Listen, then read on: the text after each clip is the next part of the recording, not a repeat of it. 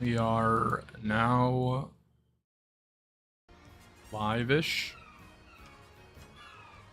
Let me actually, I should have changed some of the stuff on the back end first.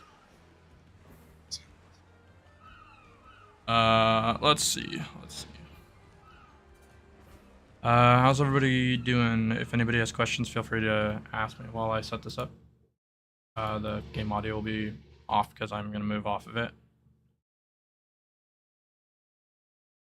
But, my bitrate says it's a little low. Okay, it's fine. It's jumping back and forth between being good and not good, which is unfortunate. Tragic bitrate problem. Hopefully it's fine though. Let me update this.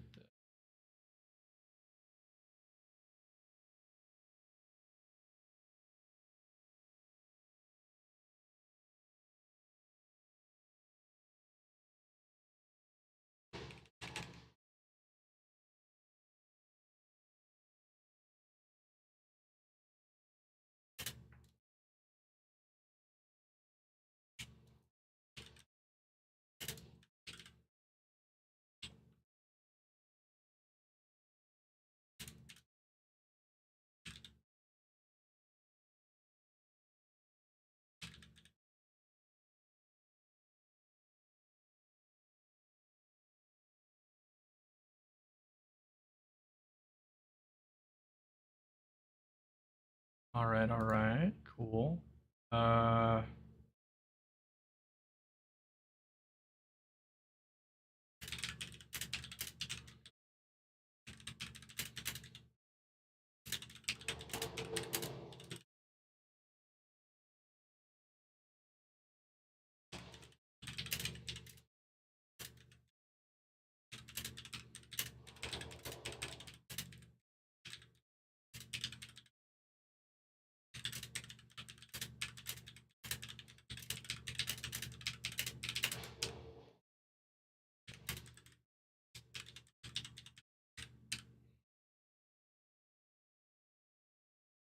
All right. Okay, sorry I didn't finish all the stuff before starting going live. I just forgot this one particular thing, and my keyboard acts up all the time, so it takes a little bit longer than I would hope.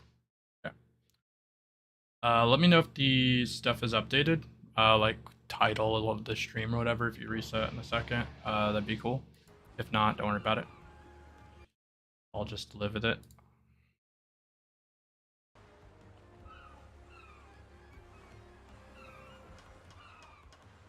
Okay. I'm just gonna warm up a little bit on like strongest creature or something. Just move around as Whitebeard. Oh. Okay, let's double check our stuff. Yes. What's good? I'm doing great. How are you doing? Bit, you know, weary, but I'm fine otherwise. 1.4, good. 1.0, 2.4, 3.8, 3.2, 3.6, 3.8 currently. I really wish I could equip Top of the World into this build safely. Kinda can't. Current patch, I'll have to wait until next patch. But it shouldn't be an issue.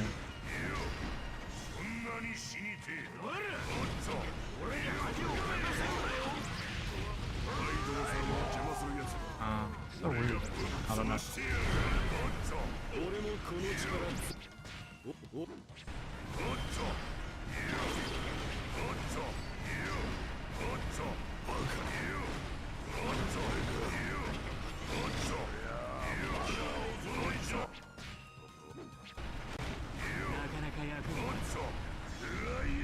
I was gonna start the cutscene. Okay. Whew, that was barely in time.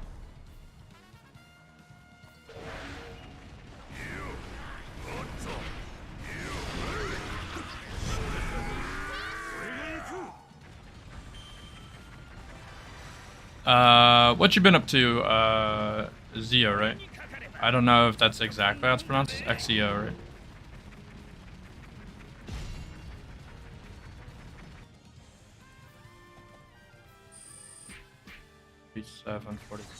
I don't remember the good time on this stage. I mean, that didn't feel great because I could have skipped more dialogue and not get knocked out of Jack's attack.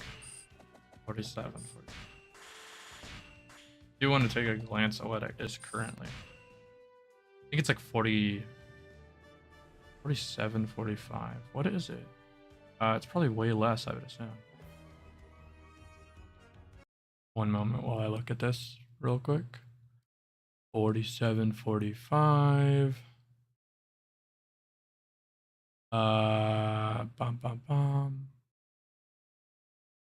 Ba-dum bum bum bum bum.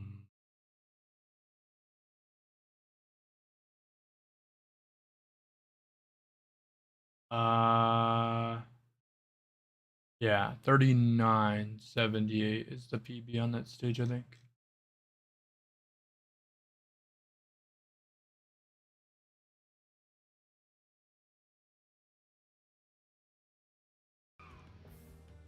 I was thinking about making a new save with low HP and defense since the game is 2 easy now. I mean, you can. Are you on PC? If you're on PC, I can, like, offer... I think it still works. Actually, I'm not 1,000% sure. Yeah? It's a beneficial way for cheat that. Yeah. I would create a save, just copy your current save, basically. So, like, you know, you just go to system and then save. Like this. And then just save over a blank slot. And then what you should do is I have a code where you can like click a node on your growth map and you can change the level to whatever you want. It's a bit annoying to use, but it's good. So like if this says 1 out of 9, for example, then, or it'll say 9 out of 9 and this will say 9 out of 9, you'll activate it and you'll move between these two nodes and it'll make both of them pop up. And then you just change the numbers on them to a different number from 9 to like 1, and it'll disappear when you move again. It'll go down to 1.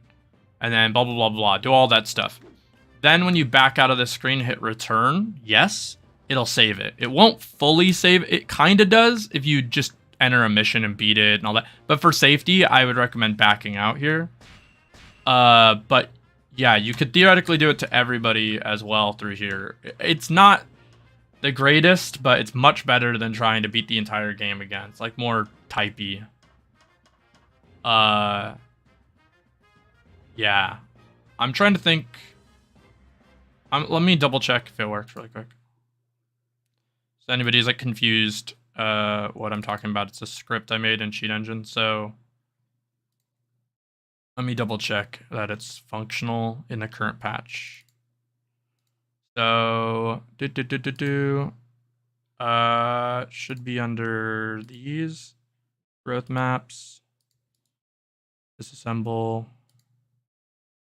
Wish these things would be easier to show everybody in chat, but it's not really plausible. Okay, yeah, so I moved there, it dumped 1111009, which I don't know what a lot of these extra nodes are, to be honest. Maybe they changed the way the nodes on the map work, so there's like blank spots for other characters. But that's different. Either way, one of these is 1 out of 9, and the other one is 9 out of 9. Normally, moving between them would be good enough, and it still is. It raises it by 2 instead of by 1. So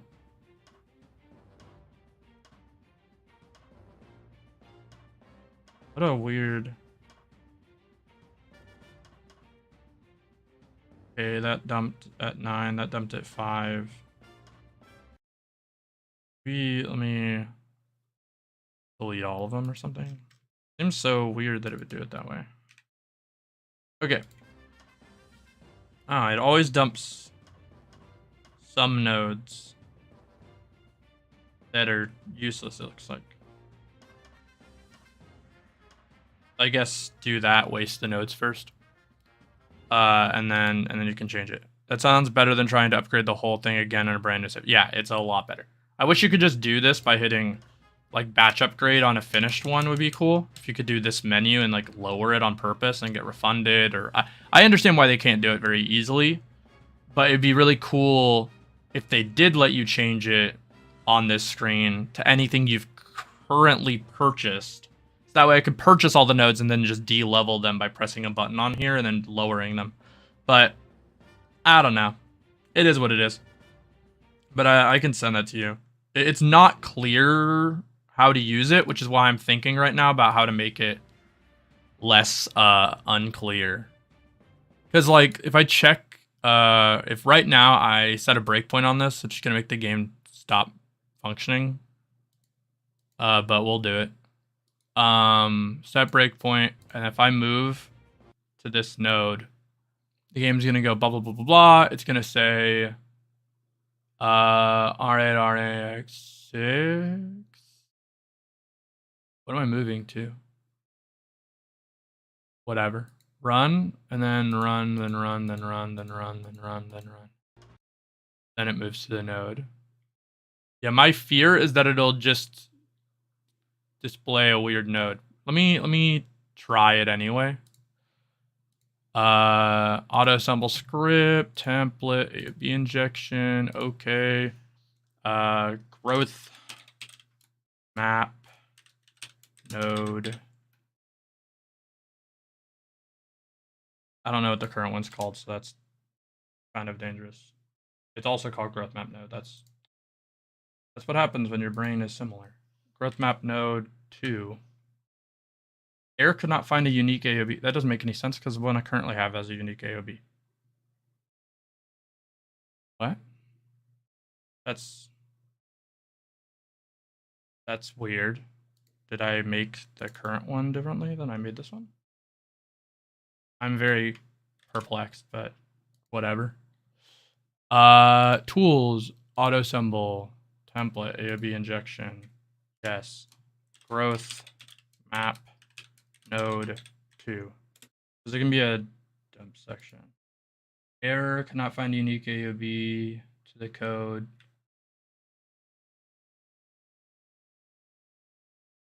4 5.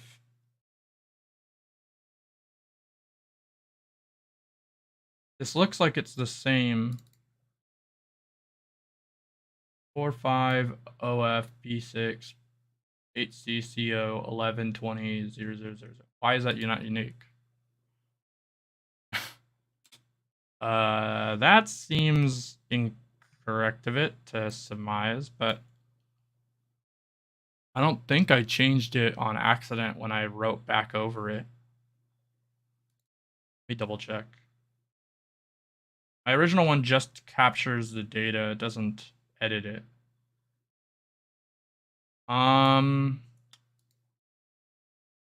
Whatever.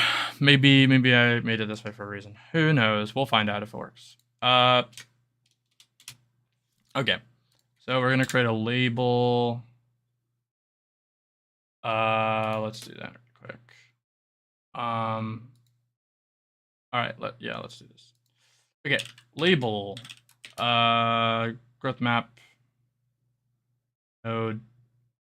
Jumper is what I want to call it. Jumper. We're gonna copy this name and we're gonna reuse it here. HISDD. It's not. It shouldn't be a DD though. Actually, this might be a line. That might be why I never made one, because it's dumping the byte pointer, but I only need the byte from R8 plus RAX plus or times 8 plus 2011. This is pretty weird. Well, it is move 0 extended to R9D, which is address. So the actual value that I'm looking for here is stored somewhere else. Not very easy to work with. RAX. Because you need to be able to modify the value of the address that I just moved into R9D. So I need to dump R9D here. And then it's a pointer, I guess. So that's probably fine. We'll just put this DD0, 0, and we'll test it. Move R9D. And then I can see what it's like.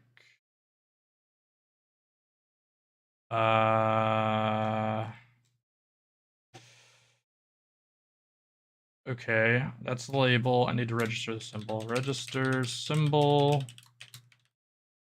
That's good too. And then unregister the symbol. Okay, and then I can do this and then see if it crashed my game. Always the fun part. Growth map node dumper. Oop. And then I have to create this object and put it at 1 byte and place it beside this. And then move over a node.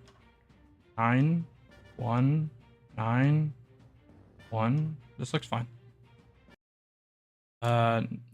Currently selected node.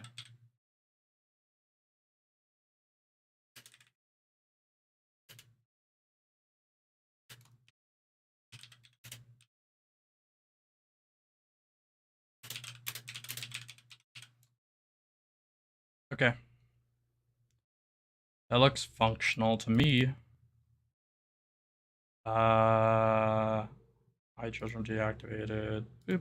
And we'll move this to here. And I'll copy the script and I'll send it to you, Zio. Yeah, there we go. So how you're gonna use this is I'm gonna send it to you as a message file. What you're gonna do is you're going to expand this message file by clicking view whole file. You're gonna copy all of the weird text and stuff. You're gonna right click in your cheat engine on the bottom section and you're gonna paste it. And that's how you're gonna do it. And if all goes well, you will have that working as it should. Let me know if you come up with any issues. Yo, how's it going, Twitch? How you doing?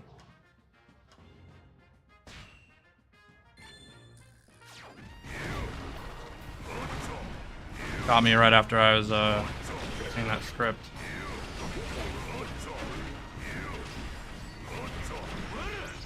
That's very unfortunate. How am I doing? I'm doing great.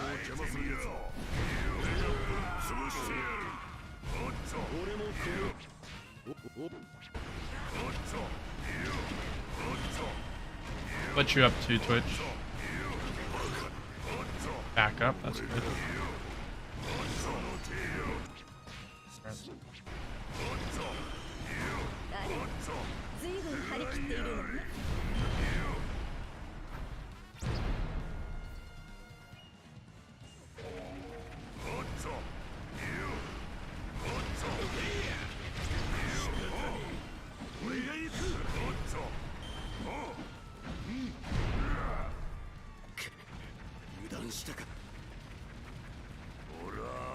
I'm chilling right now watching your streaming, Glod's sick. Glod's still live for a bit, right? I had to peace outside. I didn't get to see the end of it, if it's happening right now or not.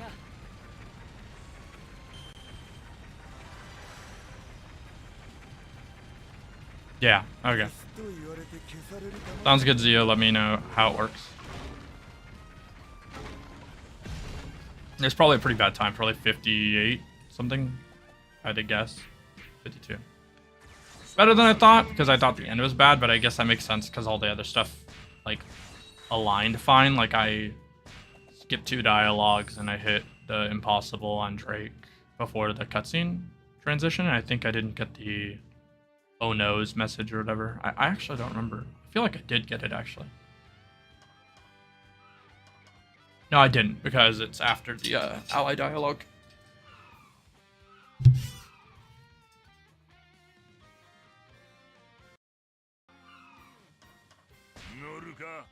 I'm just playing this stage to warm up a little bit before I do True Pirate Warrior runs. Helps me iron out any kinks in my movement because I have to drift a lot on this stage and I have to have good smashes like that early on. Yo, what's good? How you doing?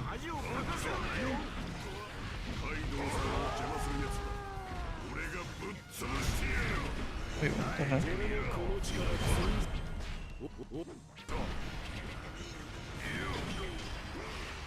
Good, how about, yeah, I'm doing well. Honestly, having a good time. I hate the mission after seeing all this. Especially hate that mission. Oh, True Pirate Warriors, yeah. What games has never seen it? This is One Piece Pirate Warriors 4.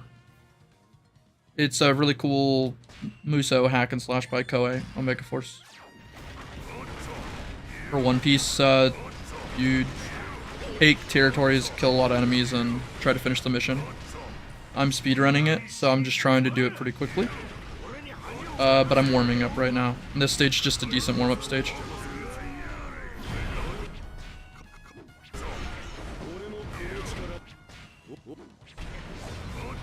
I know there's Jolly Roger behind you. I love that. Yeah, I have a One Piece Jolly Roger behind me.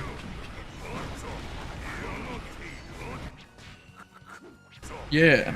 Do you generally check in on like speedrun streams or what? Like, did you just stumble upon this on accident? Get that sick Twitch override or whatever? I don't know. Popped up in my rec. Oh, that's sick. Do you watch like a lot of One Piece stuff or something? Or not at all? Anime guy. Never seen this game, so I joined. That sounds good to me. I'm glad to have you. 4602 is pretty good. Would you say you watch any like anime or speedrun content normally or no? Okay, I have everything open. Where do I put it? The text and see. So you copy it to your clipboard and then you right click on the bottom section of Sheet Engine and you're gonna paste it. Yeah, big One Piece Jujutsu Kaisen fan. That's great. Who's your favorite character in both? I mean, you don't have to pick like a favorite. I'm not gonna like roast you at all. Just like, you know, general favorites. You're like, oh yeah, I really like this character growing up or such and such to that effect. For both shows is fine.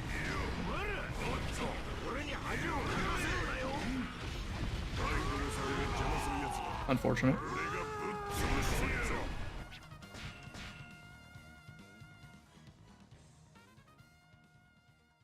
For me, it's probably I like Silver's Rayleigh and Koala. I know they don't get a lot of screen time, but I just like the characters in essence. And then for Jujutsu Kaisen, it's a tough one for that one comparatively. I would say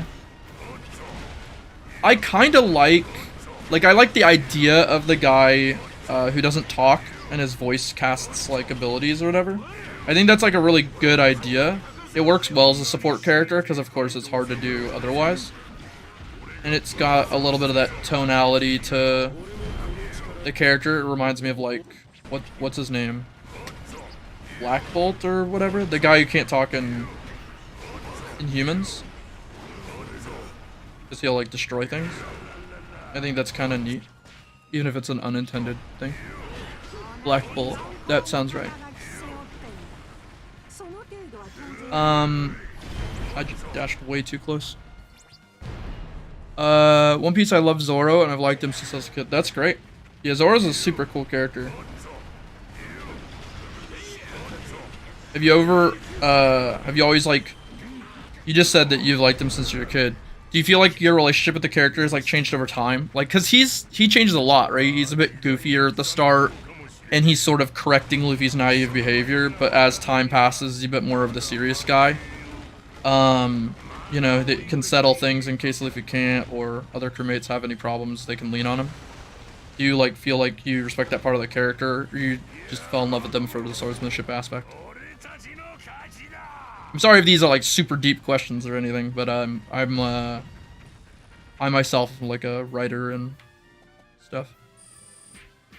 We didn't see how long the message was. I got it to work. Awesome, fantastic. Yeah, I left as well, but I have to give it.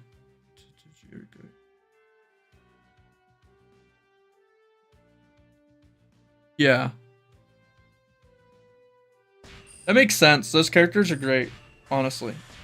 Like, Jujutsu Kaisen as a show is a bit. It's trickier because characters have very specific moral philosophies.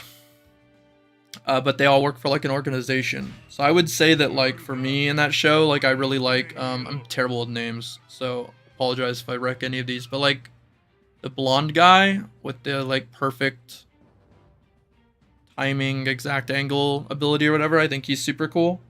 I respect his whole hustle. I think the gimmick of his character is super funny. I think he's probably Nami or something like that. I don't know.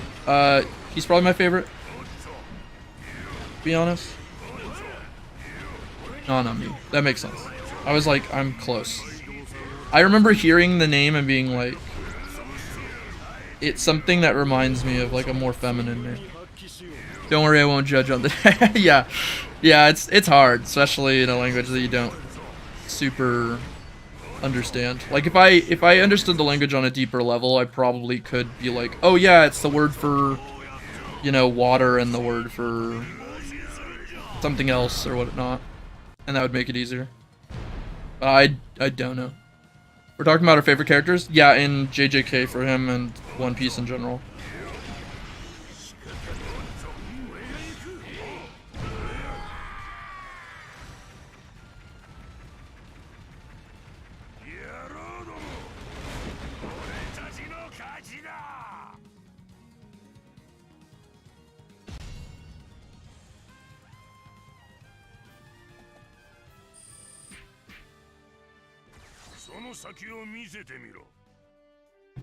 Alright, I'm back.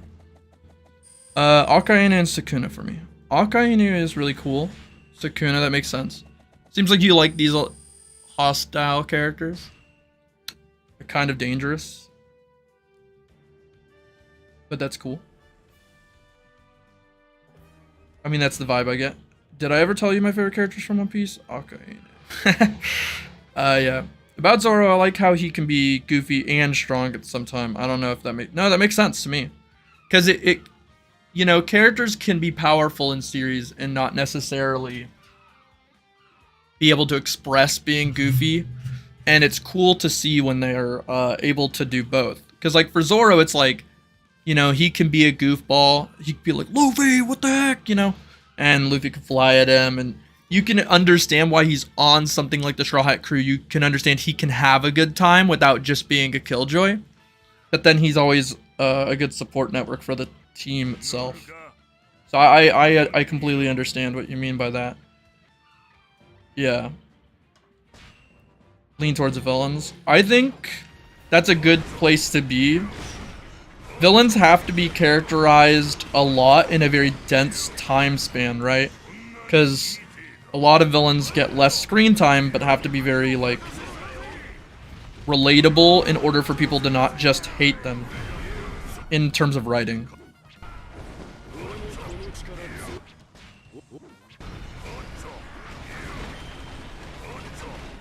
Goku's the only good light. You love light. Well, that makes sense because he's very straightforward, I guess.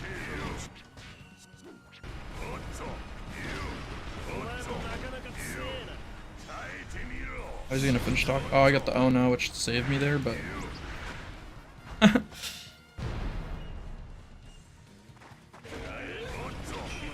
If it's because I got a bad message. I didn't get enough health loss.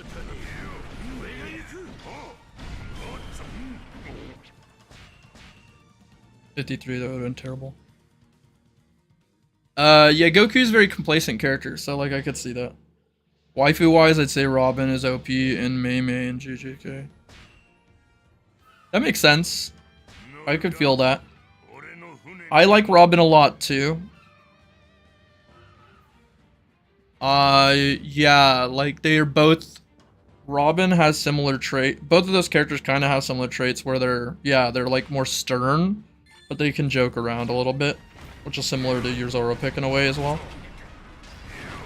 You like when characters can get things done, it seems like, but they're playful.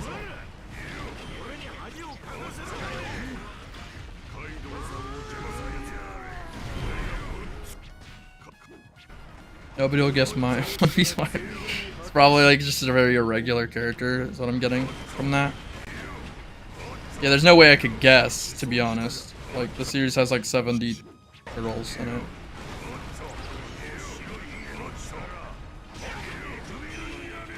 I let him talk for too long. Not even regular. Nami. Yeah, get him with the Nami pick.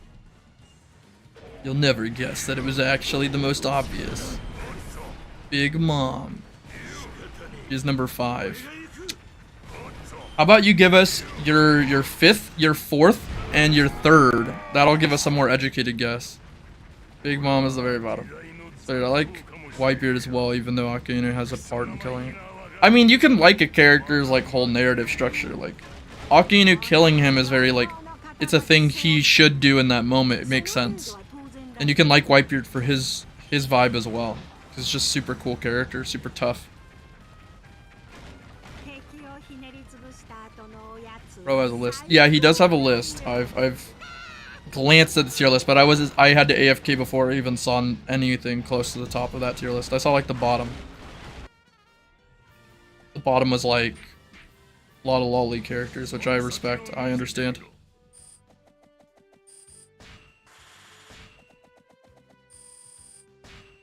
I apologize, but I'm gonna eat a little bit because I'm starving. But I'm here for everybody in the chat.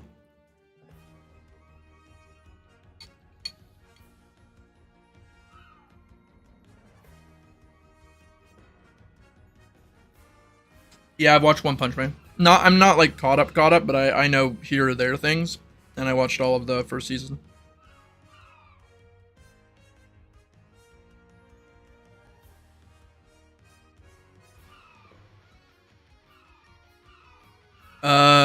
You can do 5, 4, and 3. You don't have to do 2 because that maybe gives us too much information.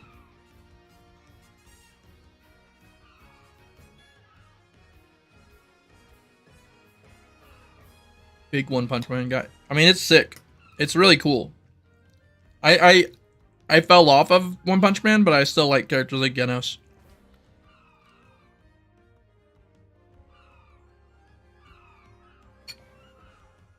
I like Whitebeard first, which is funny. That makes sense though. He's introduced kind of first. Yeah, that's fair. Yeah, exactly. That makes sense. I feel like if you haven't seen it, Psyche from Psychic Disastrous Life of Psyche K would be a character you'd find funny then too. Maybe not directly just Psyche, but like he would come off kind of like that.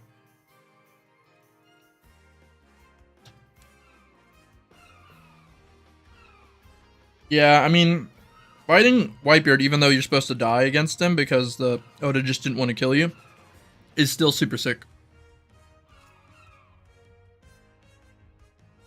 Yeah, it's Disastrous Life of Psyche K. The Funimation dub's super good, but they only dubbed the first season.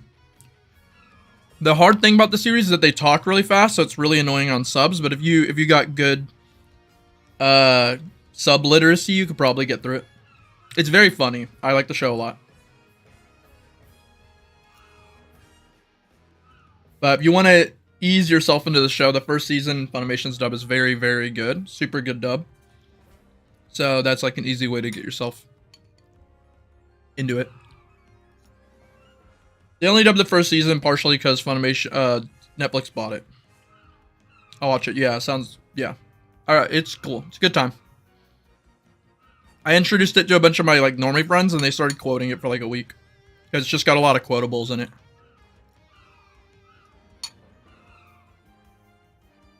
I still to this day quote the whoa, he chopped him. Because it's just so funny. There's a lot of like gags in that series. And he chopped him is like one of my favorite gags. It's like in episode 1 or 2.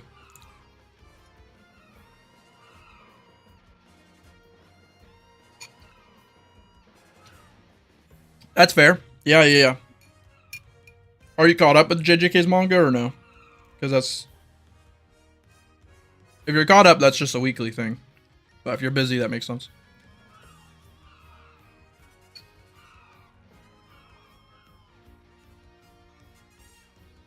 What is this emote or whatever from Ultra Instinct? Which? I can't even tell what that is. I assume it's a Kappa with a pirate hat or something. I barely see it.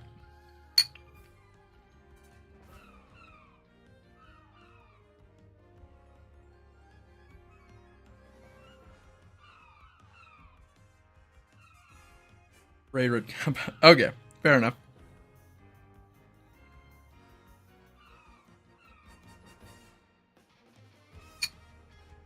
I'm gonna also jump into this. Don't love this stage, but just to kind of flex it a little bit, get warmed up. Actually I read the manga before watching the animated series, and then I watched it when season 2 dropped. Yeah, that makes sense. That sounds good. Yeah, I just wasn't sure if you were caught up because of the way you were talking about it.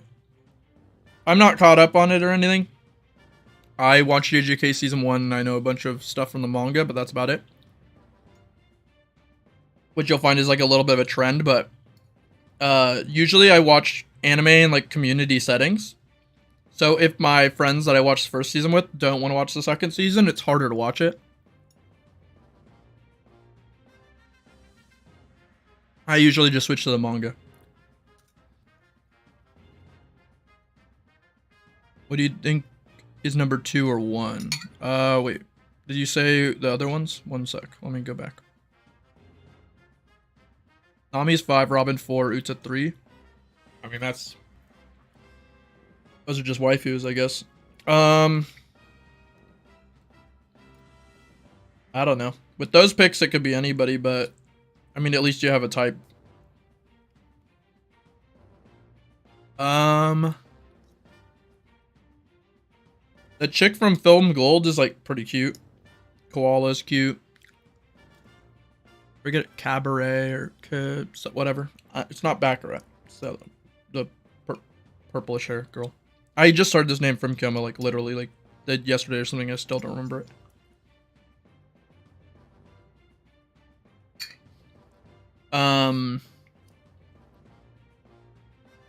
I'm waiting for season 3 to drop, but that's gonna take too long. Yeah, it's gonna take a while.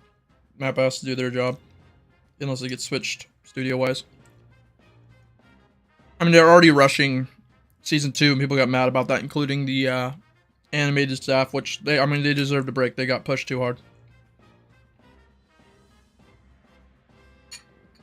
Boa and Smoothie. Boa and Smoothie. Is that your guesses, Zio? Or are those your favorites?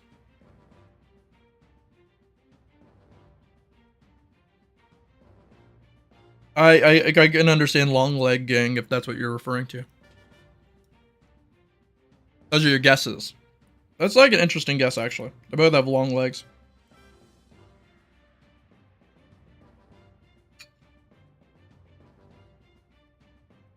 Yeah. I mean, the animation is just so good, so I totally understand. That'll drop at the end of 2025 because they're working on Chainsaw. Yeah, yep, that makes sense.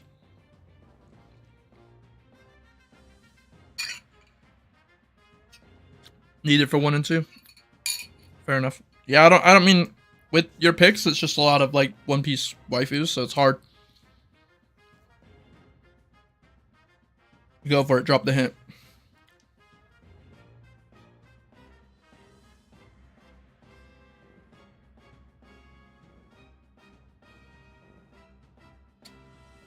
Garrett or Vivi. Interesting.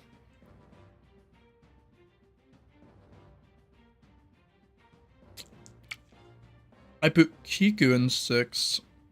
That doesn't give me anything. That's just more peeps, unless you're talking Yamato or something.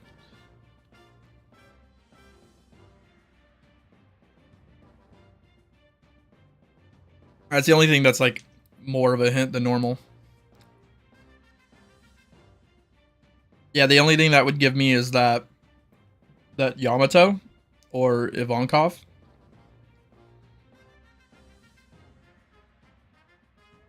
Anybody from Dressrosa? Yeah, Rebecca, JK.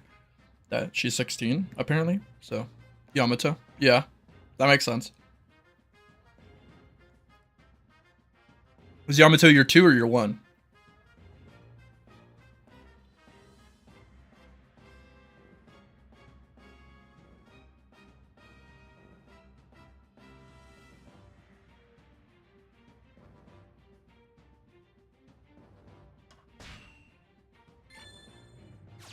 There's 2 and is 1?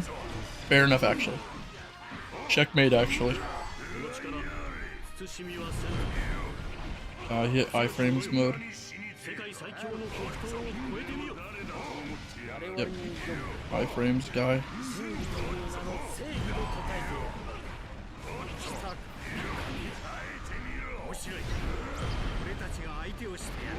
Damn. I was curious if that would kill straight up, didn't. She's number 1 and 2 is probably the cutest wife in One Piece. Cutest. These guys and their moe. No, I'm just kidding. I don't. Cutest? I mean, people would say that's like Carrot or something. Funny girls rejoice, I guess, but.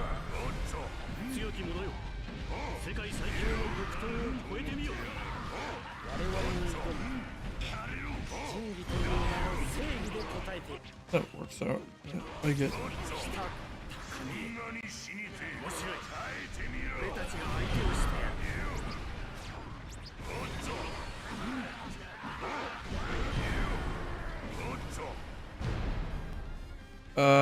Have you seen Curse Clash? Yeah, I've seen Curse Clash. Damn it. I thought that would guard break, but she slipped past me. Someone cuter than Carrot. I'm sure there is, I'm just trying to think. Without them being just younger.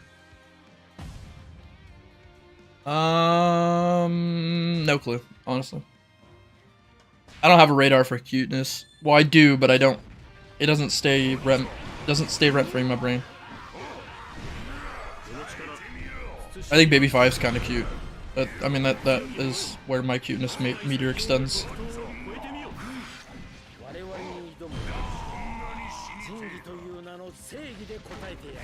Can't wait for Curse Splash. Yeah, my buddy is planning to speedrun it a ton when it comes out.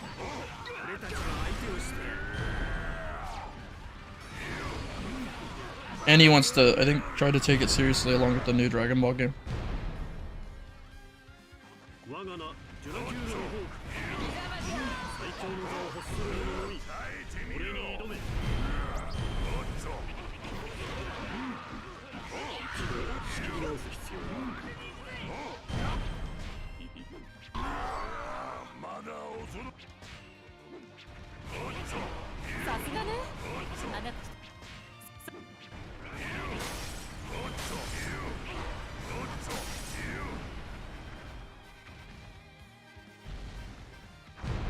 In this game's Whitebeard.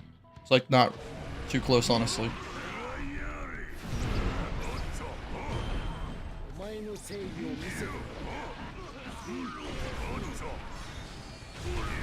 What the?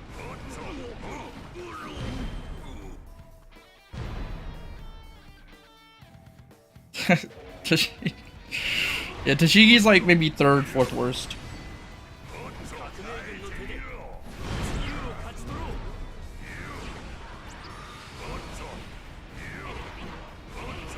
She is very bad. He was like made a little better in the patch, kinda.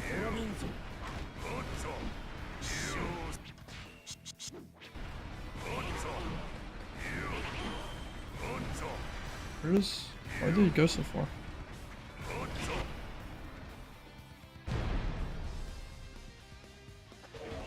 Do I know Bounty Rush? Yeah, I do. very unfortunate. He's gonna power up before I kill him. Okay, barely killed him. Okay.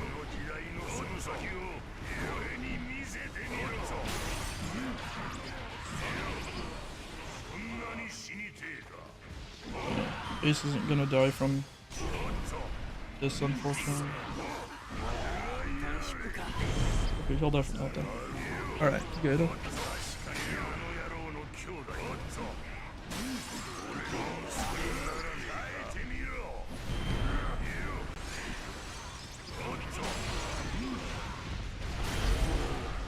I died. That's insane.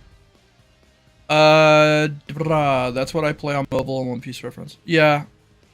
I mean, Bound Rush is a fun game. Super nice. That and, like, Fighting Road or whatever, the Chinese game. I can answer a question you have about her. About what?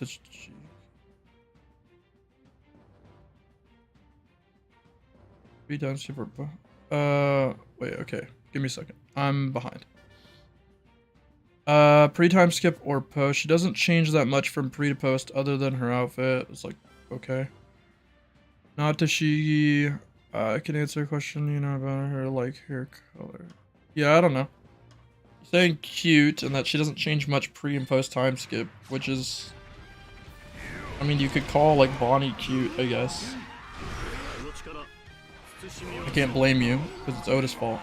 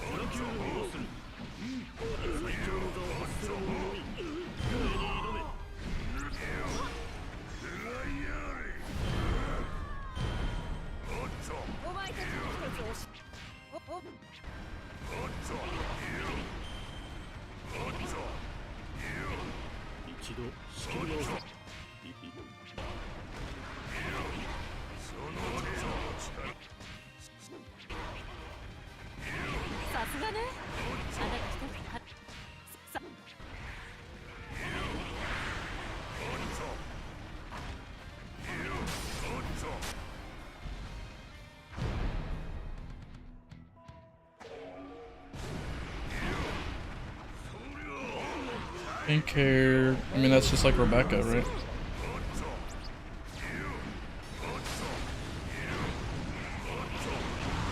And Rebecca's hair's not that hot, pink or anything, though.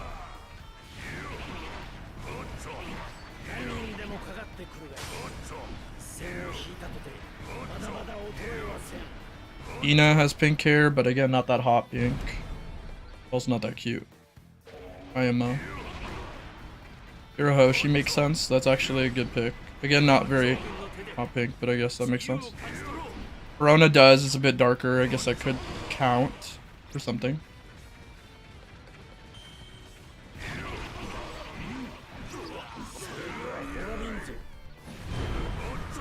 Damn, I skipped it too.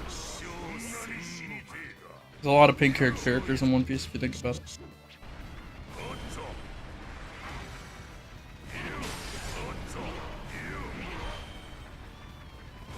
Yeah, I killed Saba too early.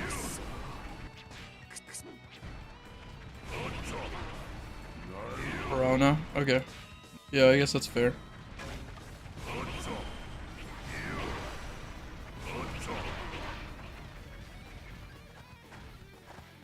Call her more like a brat than cute, but I understand people calling her cute. Because brat isn't necessarily a visual application of her.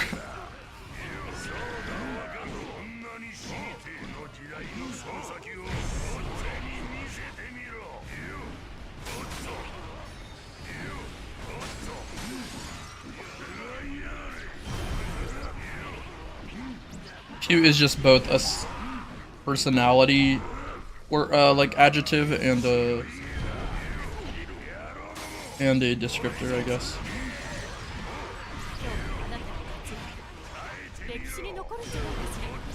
How the heck did that not kill him? He cheated. man. His ice go crazy. Oh, that was a heal. That's very unfortunate. That explains why I didn't kill. I was like, wait, how the heck did she live that?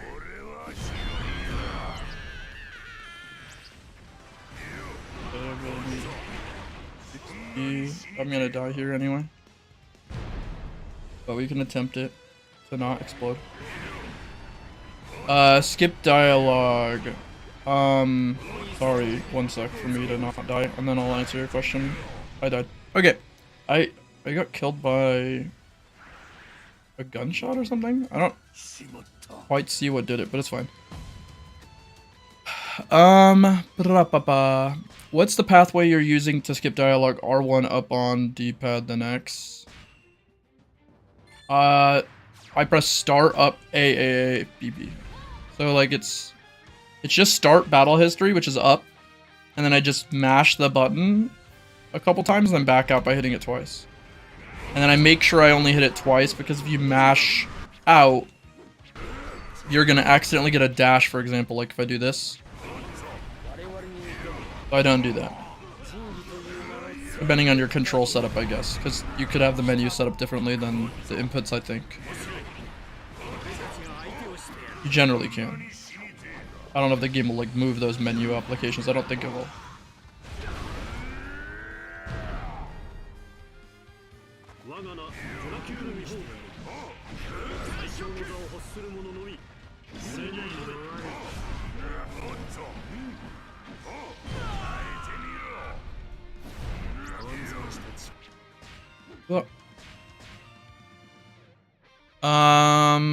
Who's your favorite non-waifu character? You're talking to everybody else? Because for me, it's my favorite and my favorite waifu are like in my top 2 anyway, which is Koala and Silvers, really.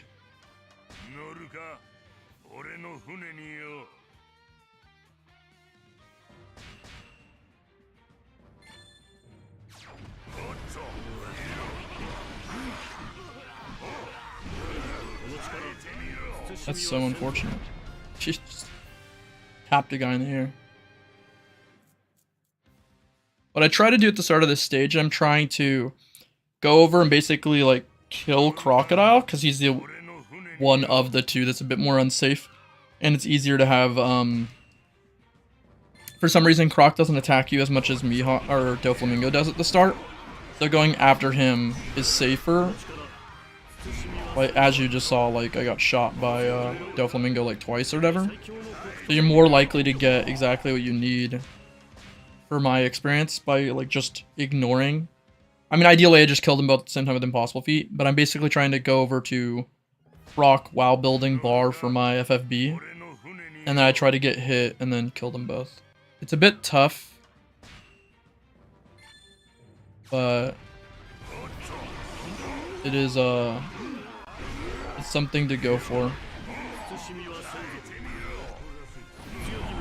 Like, there's a great example of like, this is like how you could do it if you're not damage boosting, but then you have issues with Law here. He could FFB like here, and you can get a decent chance of him screwing your run there. And then right after this, you want to dash into her, and then just do this. You can get a double hit on Mihawk, that's good. If you can't, it's fine. You have a backup, which is this, which is very small. And the hope is also that he dies instantly. All of this can happen if you get your stat capped out. But again, without cheat death, I can't really get enough damage. And I don't have access to some skills that could be used, like Heat Up. Like, I can be using Heat Up or Resilience or Top of the World or like a lot of these types of skills on this stage. Probably, most likely, I would just be using Heat Up, maybe Resilience. For this run. Because the Resilience means I don't have to FFB as often or as much at all. And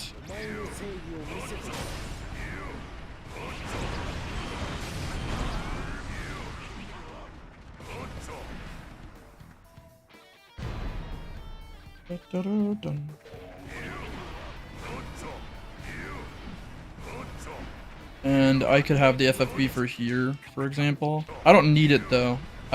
Here I need to basically use this time to build bar and to lure them. So at this point in the stage, I need to effectively just skip dialogue and then kill Ivankov without killing Sabo until this cutscene plays here. There's like a small window where you can also kill Sabo there, but generally you either lure them so that they're next to that's crazy it took like no damage that way. I hate that shit, dude. These rocks are so unnecessarily bad for me. Luring them over to this spawn is the best. I didn't break his armor, so he's living, maybe? Question mark? Oh. He gave himself some armor. And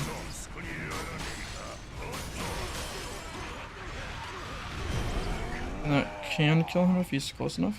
He didn't. Yep, he did that cheat shit by touching that dumb crystal. Yeah. My bad.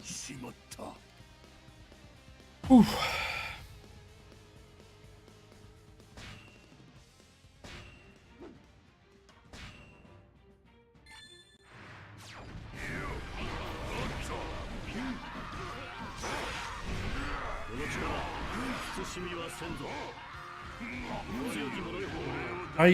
How did he reset that? He, like, touched that scale wall. So there's a glitch in this game. I'll try to show it off. It's kind of hard, honestly, with this character. I could show it with redacted instead. So, like... So these walls... I might need to build a bar to show it off. We'll hope I don't just explode into dust. Okay, so I can't use these moves in the air, but if we attack, you see how that top skill is flickering? Even though I should not be able to use this in the air. And you can see this with launcher cancel sometimes too in this game, where you'll do like a launcher like this. And you can like launch on the wall over and over again. So you can see that skill flickering, see? On that wall that he touched. It happens on these walls too. You can see it's even more on this wall. This wall's like hyper dangerous. I could actually pop a full skill up there. And these walls are coated with this all over the place. You can see my skills are flickering. Unfortunately, this bug exists all over this stage. And it honestly does screw you up quite a bit. Because, like, see?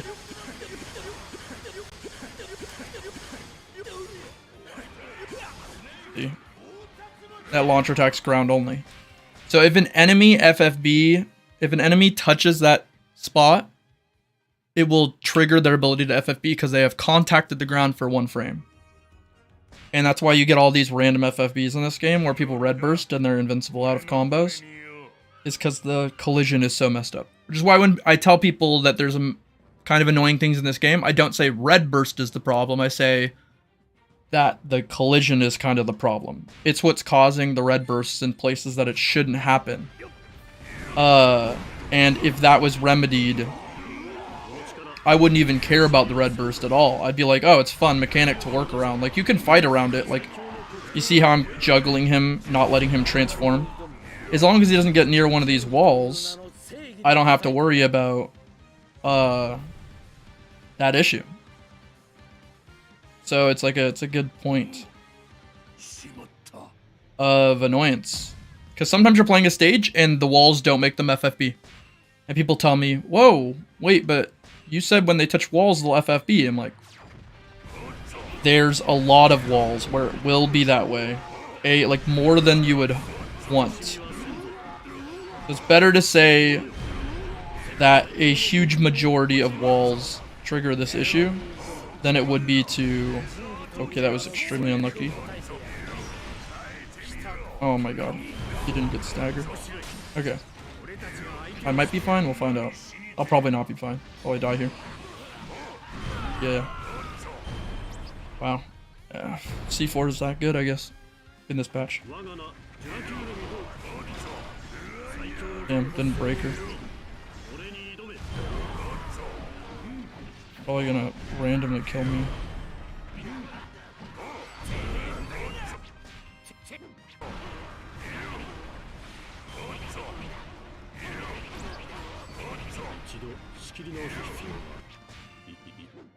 Does that mean Hawk have Undying? Yes.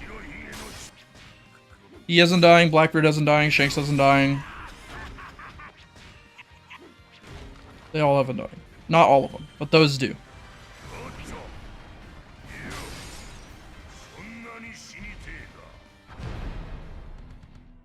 Okay, let's see if we got the Aang. We do not have it for Fuji, but that's fine.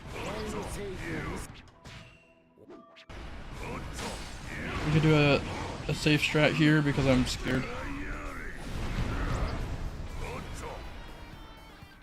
of this cutscene and them killing me.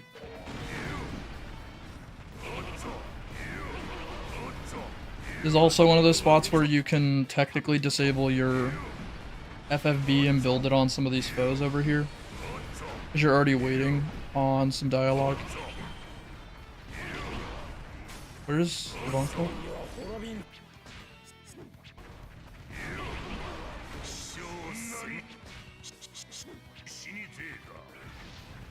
Yeah, I knew it. I got too close to him. I'm gonna try to deload Sabo's buff. I'm so mad at myself.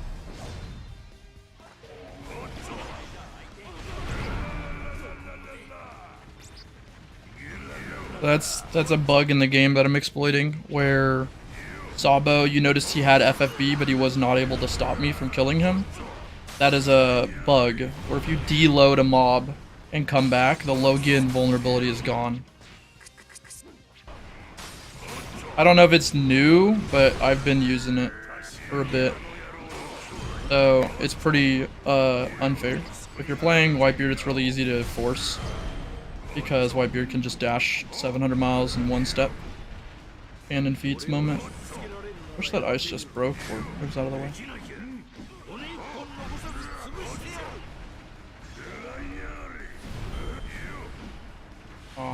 Why she lived from that, because Prominence Flame or whatever is crazy. Okay, let's skip this dialogue and then I'll try to build the bar on these guys. Alright, good. And then we can go over here and die.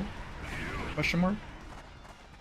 I'm just gonna gamble. We'll see. I probably will die in this animation.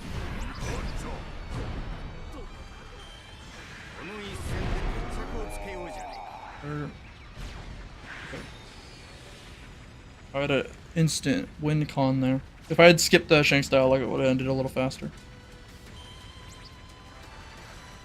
The stage waited for his dialogue to finish. That glitch is useful in the Coliseum map. It is very useful in the Coliseum map.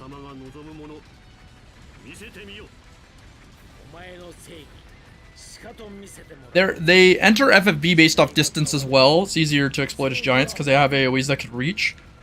But there are also some contexts where you can, let's say you launch an enemy away from you.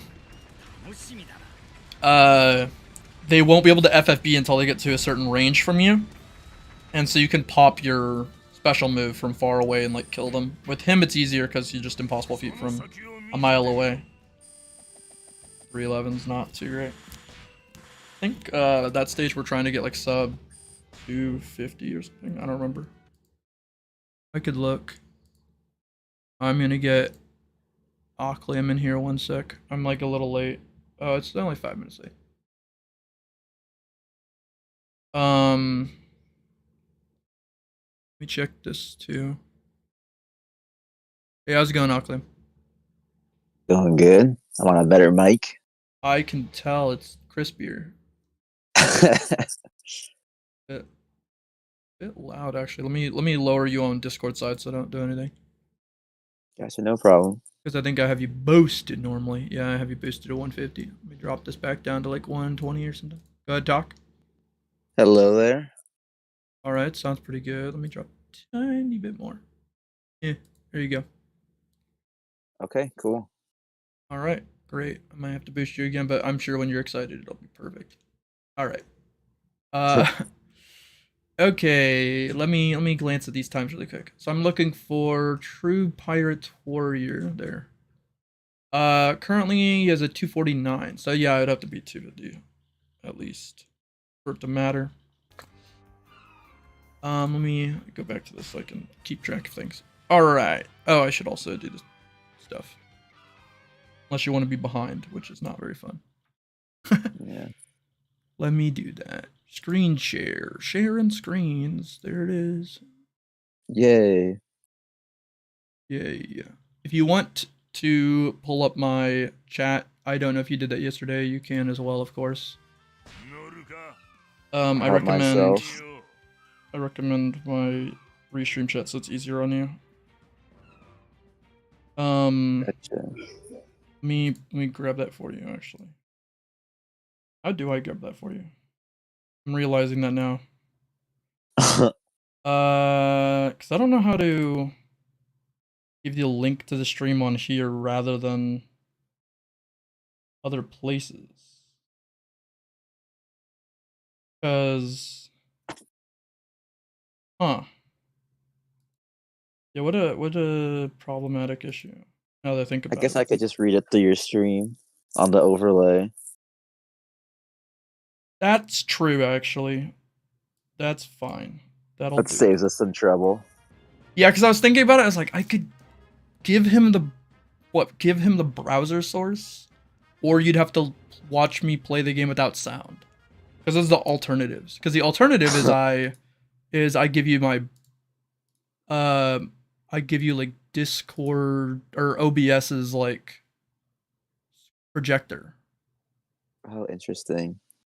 So that would be like a virtual camera, I think. Let's see. Like this. Let me do this. Boop. So if I did this instead, virtual camera, go. Be like that. I see. Yeah, that's just your stream straight up. Yeah, but That works. that has no audio, right? You don't hear anything. I do hear it actually. It's just quiet. Oh, you hear it. Oh, okay. I guess that works. Better than expected. Yeah, as long as it's not giving you double audio or something from my voice or yourself. Yeah, I don't know if don't you pick can. up any of that. Okay, I didn't think you would because it would be silly. All right. Yeah, that'll allow you to see the chats like on a very, very slight delay instead of a 10-second delay or whatever. Cool. And then you can see me hog, JK.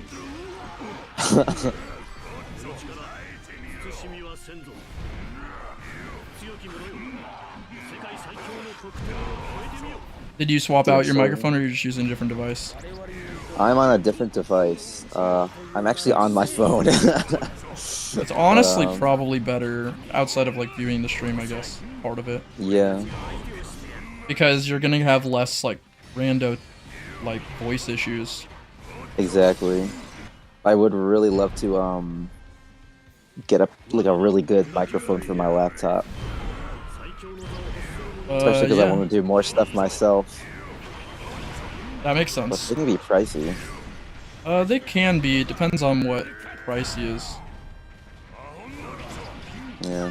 What is the region you hail from? I'm on the east coast of America. Okay, so you use the U.S. dollar. Yeah. It's probably not too bad. If you get like I just use a Blue Yeti or whatever. Like I don't use anything special. I just Yeah. have some machines on it. You know, some AI. I see. Yeah, I have a friend who uses a Blue Yeti too. They're very affordable and like they're the cheapest low end like of that market. So it's like, well, you just do it and then it'll be good. I will look into that for sure. This isn't gonna kill him. I'm gonna just cry. I knew it. Killed 2? Let's It see. killed 1? Where'd the other one go? Oh, it did kill 2. It just didn't say that it killed him for a second. It was Where you at? processing so many spawns. Yeah, it was like, appeared, defeated. Like, okay. That'll double because of the slowdown from killing Garp. Nice. Unfortunately, Garp geared up for battle, which is tragic. He was getting ready. Yeah, the geared up for Like, battle wait. message happens if you injure somebody. It's like, I swear I got him. Doing a true pirate warrior run, I see.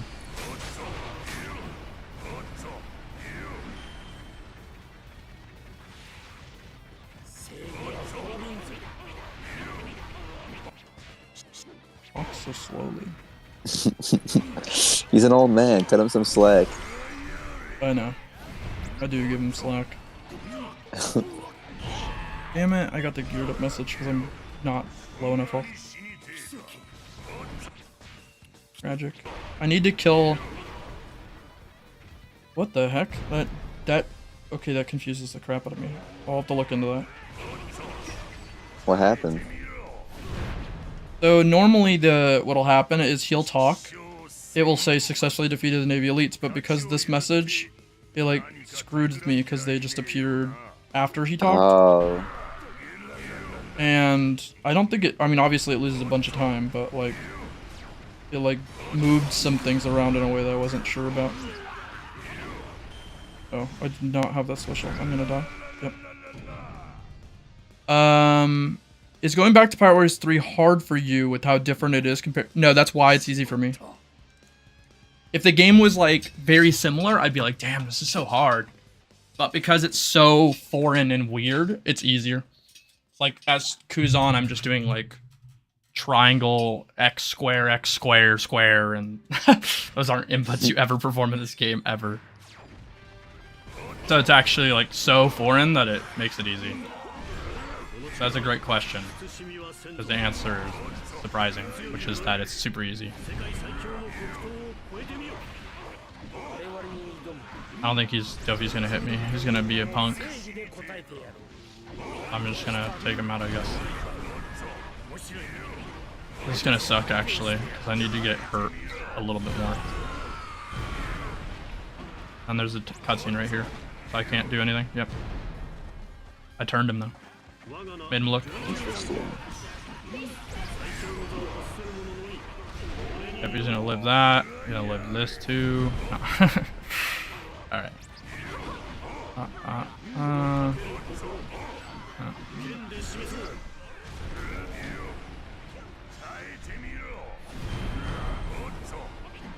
Buggy got a geared up message. This is a really bad one.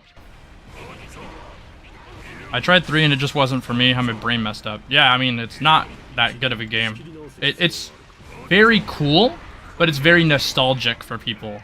So a lot of people's opinions of the game are kind of old, and they can't separate their nostalgia from, like, the game's quality. Because, like, there are a lot of really annoying things about that game. It's built on the Dynasty Warrior Gundam engine from, like, 2010. So, it's just not all that in a bag of chips. It's very good. I'd never say it's a bad video game overall. It's not a good speed game, which is unfortunate, and it has some other big issues that I think people overlook because of nostalgia. But I appreciate the game, as it was really cool in 2015 when it came out. It was one of the best Warrior games ever made until this game came out. But that doesn't mean I'm gonna like avoid that it has problems. Like, I've had long conversations with people over, hey, you know, like Redburst in this game is horrible. It's worse than anything Pirate Warriors 3 had problems with. And I'm like, what game were you playing? Like, you played some modded version with like some fixes in it or something? Like, I don't think that exists. Like, the version you have in your mind, that is, like, because that's not how I experienced the game. How I experienced the game is a very cool casual game with like other hilarious, insane problems. Woo. Yeah, that game has its own version of red bursting. People like seem to forget that. It's like more severe than this game. Like in this game, I can avoid the red burst. I can do a lot of things to make it not happen. But in that game, I cannot.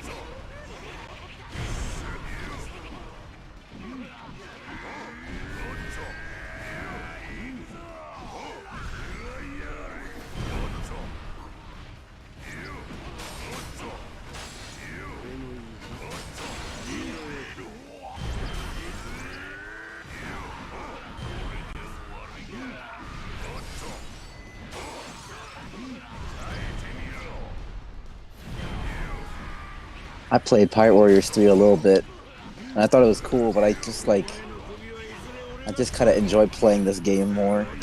It's just, I think, a more fun experience.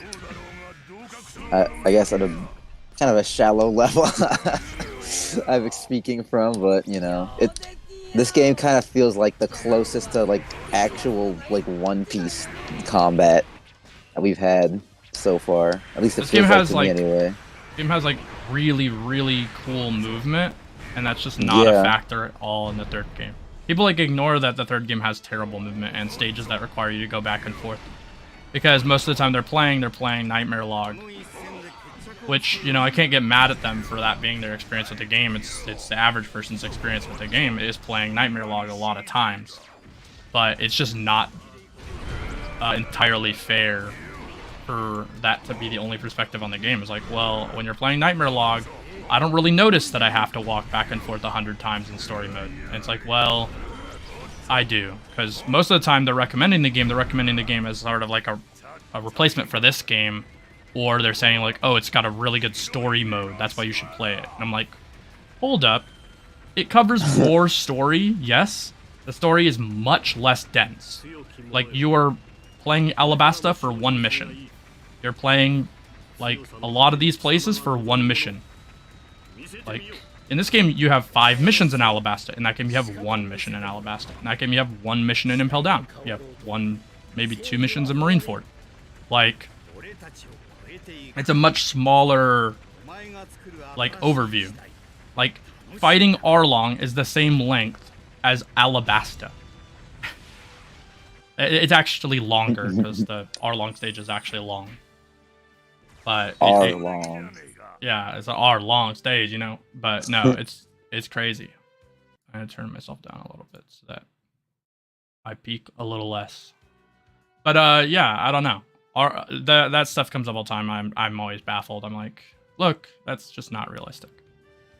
Like, it's a fantastic game. If you want a quick overview of the game, super fun to play, but it's a lot of escorts. There's like 30% escorts in that game, and that's not fun.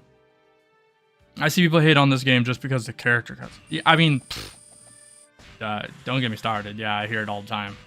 Well, Perona's gone, so this game's garbage. Oh, okay, well. Pirate Warriors 3 it doesn't exist anymore. Perona's a bottom tier in the game, but I guess, sure. Perona is to like Beige in this game. Would you rather have, like, the way I look at it, right, is like, would you rather have your favorite character and them suck, bottom tier? Or would you rather have somebody else in their place that's like high tier? And then people will be like, well, I just care about Perona. I'm sorry, give me Odin over Perona. Yeah, that's what I'm saying. I understand people are very character loyal. So to them, like, one of the biggest reasons they're buying these games is because, yo, my favorite character's in the game. Super understandable. I love the characters in this game too. And Enel was one of my favorite characters in One Piece. So still is, like, top 3, top 5.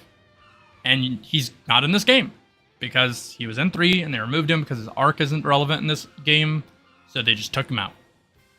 And I loved Kuma, also not in this game, removed.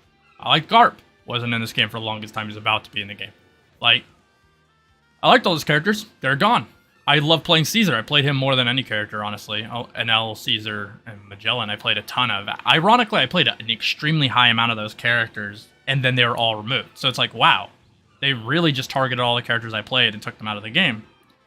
But on the other hand, this game has a lot of cool characters. It has a way better version of Whitebeard to play as. Kaido is really fun to play as. Ace is super fun to play in this game. Like, Katakuri's super cool. The Zoro in this game's way better. Like, a lot better. Like, it's fun playing Kobe now, and Yamato, and Gear 5 Luffy. The transformations in this game are super fun. Like, it's just an extremely vast game with tons of content, and gameplay characters are super fun in this game. The majority of the combos in that game were like, does your character have a broken thing? If so, use it.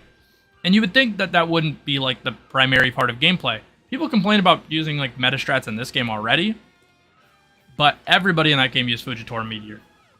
Like, everybody. So like, if you're gonna complain about something, complain about Fujitora Meteor or something. Like, I think it's so weird that people come to this game and be like, wow, it's so annoying that Whitebeard is like the best, and everybody tells me to play Whitebeard. It's like everybody said Fujitora more. Yeah, there's always gonna be like an OP character. Yeah, just use it or don't.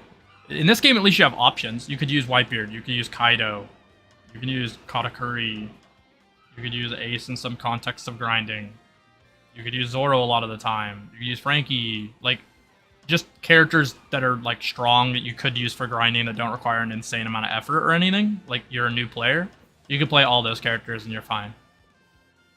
You'll have a good time, you'll do good. A lot of people play Mihawk in this game, and he's a lot easier than he used to be, like an insane amount. So like, I get it. Yeah, if you just want to clear this game, just pick Kaido and C3 over and over again. If you don't want to use anything super OP, use like Katakuri. Like, that won't feel as OP immediately, but it is. You can use Frankie. That you'll probably get smacked out of a lot of things, get annoyed. If you don't like OP things, you'll probably not spam C1 with Zoro, so he'll actually be not that good. You could use any Logia and just kind of press square with Croc or something. Like, you can press any of his moves and you're not like messing up. So like, that's like a good one. Like, there's a lot. Akainu, of course, but he's harder to play. So I would agree. I don't know. I think, like, just look how stupid this move is. Like, I don't even have full skills on him, but like, I don't even need top level. It's not going to do anything, but it's actually kind of usable with this character. Never mind. I forgot he has like full air combos. Let's just shatter here, I guess. Don't have Rage of Lion, but I can use, I guess. So like, look at this. Look at this meter build and everything. Like, I'm obliterating with this thing. It's like pretty straightforward. And now I have all my stuff. And then you can do things like, with this, the recovery is so fast.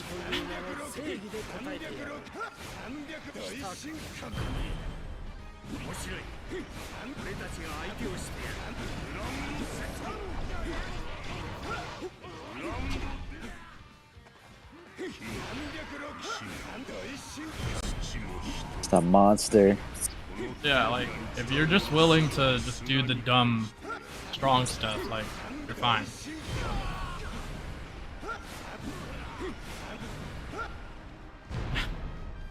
Like, His greatest foe.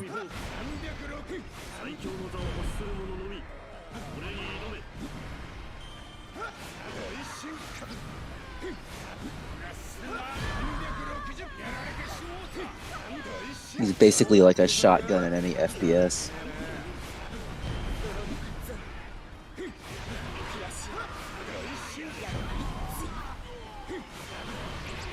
right, so it's pretty straightforward.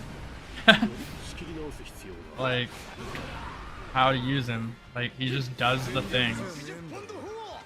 And if you want to use this in the air, you kind of can. Like, he has it here, I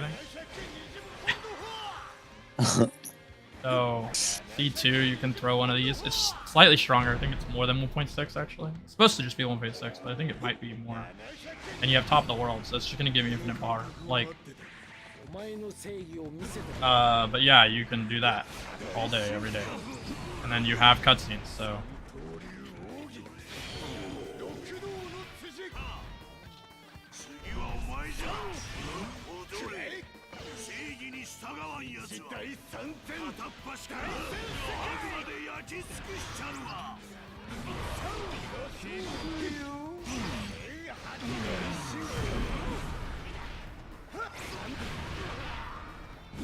Yeah, just everything about him, just good character moment, right? Like,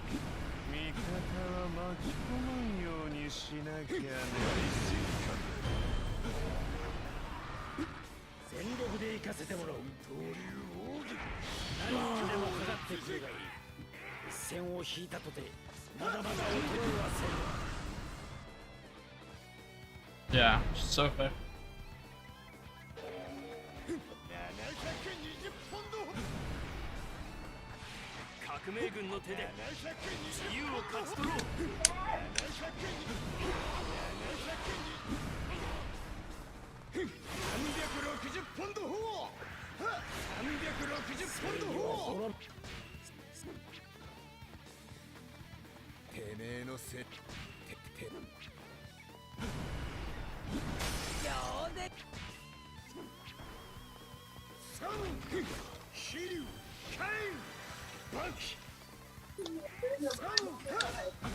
And I'm like, alright. Yeah, it's like pretty good character. Seems they handle everything pretty easily.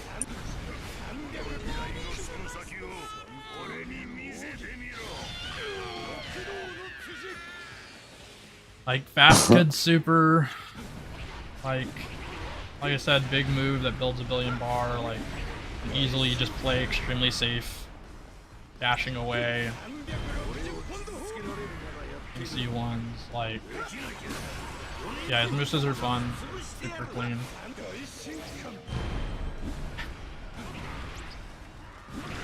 Unfortunately, it only has this Dragon Tremor in time skip, but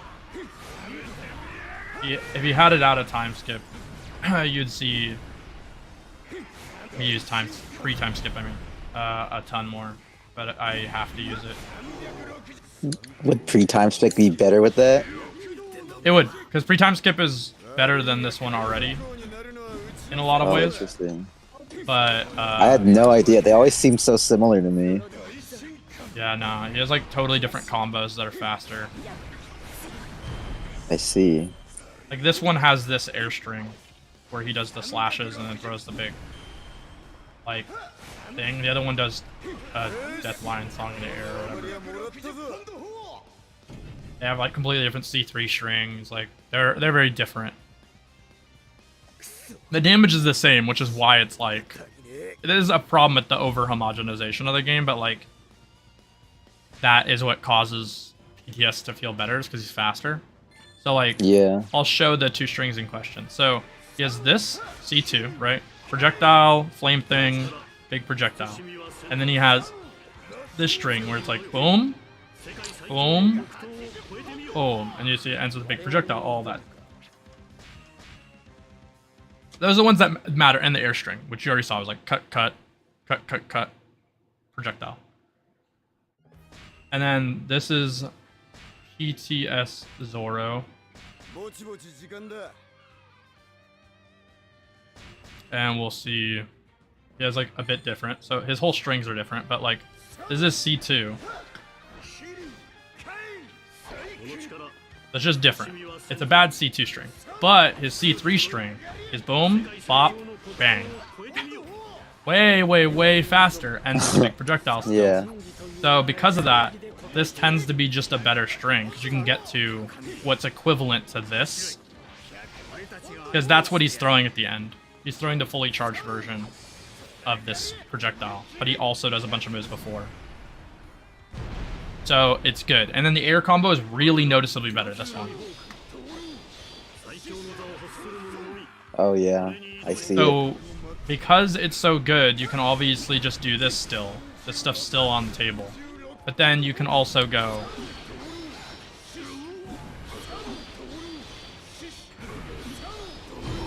Yeah. So it's just very clean, very big move. Deceptively, the last hit. Huge smash. It's easy to juggle people because of that uppercut on the third hit. And then he still has access to some specials. This one isn't like trash, and then this one's like fine. And they're the same multipliers as the time skip ones.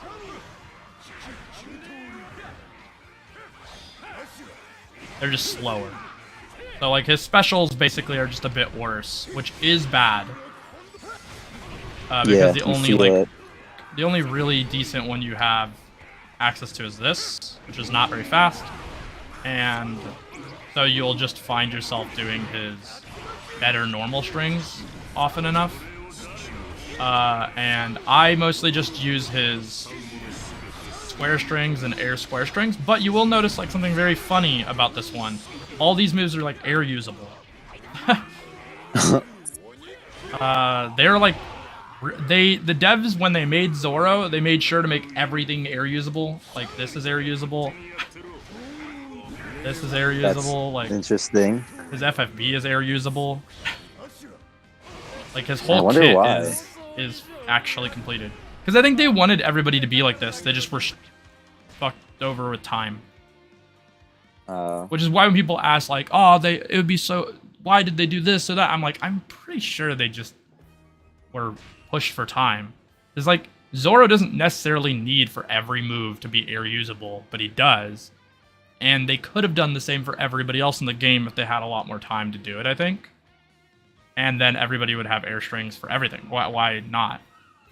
By not everything, obviously his doesn't make sense to drop a mech in midair and then like shoot in midair.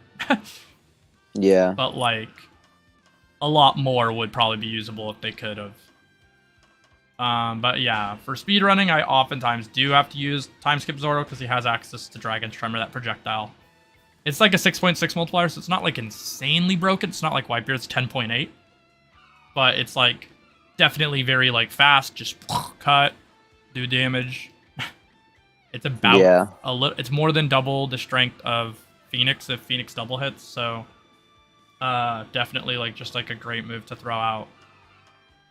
It makes the characters really good. Like flexibility matters a lot. Like Smoothie's projectile is the same multiplier as Zoro's because a homogenized multiplier is meme. So like. It's a great example of something that's kind of tragic, almost. Let me... Kind Fist even on? Probably not. Okay. But like, this is the same multiplier. And it's really slow. Yeah. And it rarely double hits. And it's chargeable, and the chargeable one is also kind of similar.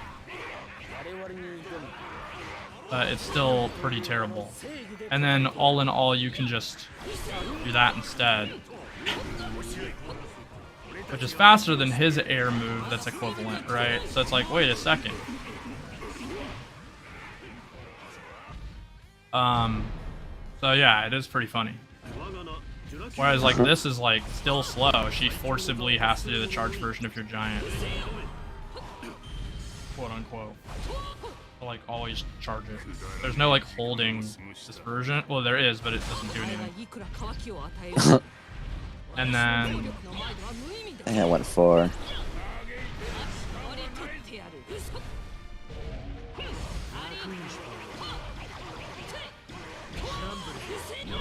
Law says no.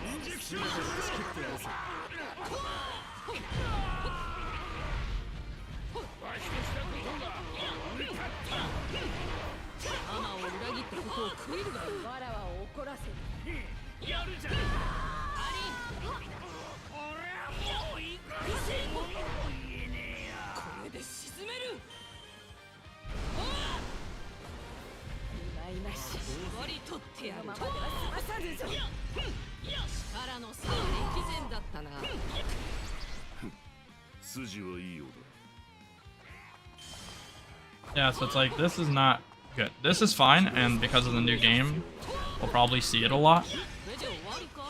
All of these moves are good. in the new world that is Top of the World. I see. Because you can use these to build bar if you wanted to. Not that I would probably use it all that much, but you could.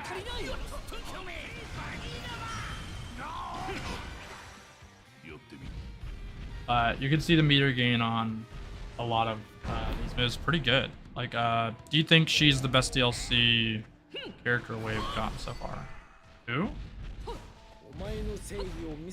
The best deal. Do you think she's the best DLC character we've gotten so far? I think they're talking about Smoothie. I would say super no.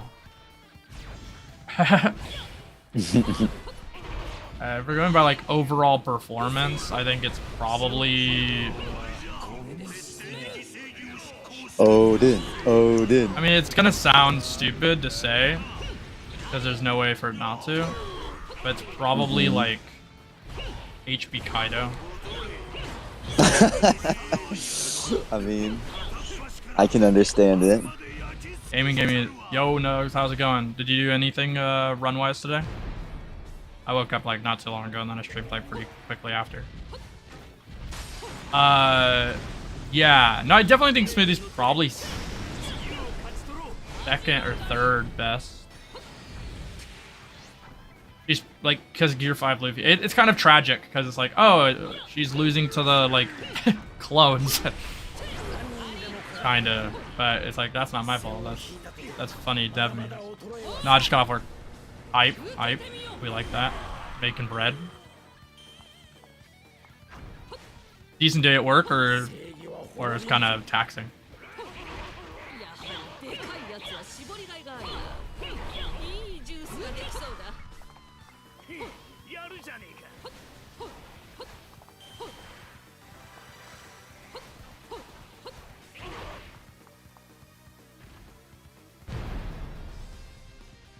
Pretty ass I'm trying to pick up the shark or another. That sucks. The slack is real.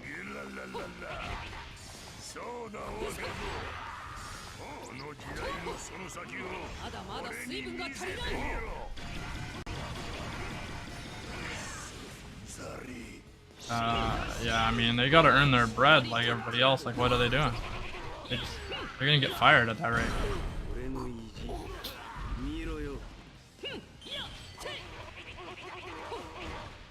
You saw how glitchy that move looks? Yeah. It's like... I know it's supposed to be like a bunch of bullets, but they just didn't care. They just create a giant wave in front of you and just say, yeah, it has infinite hitboxes, don't worry about it.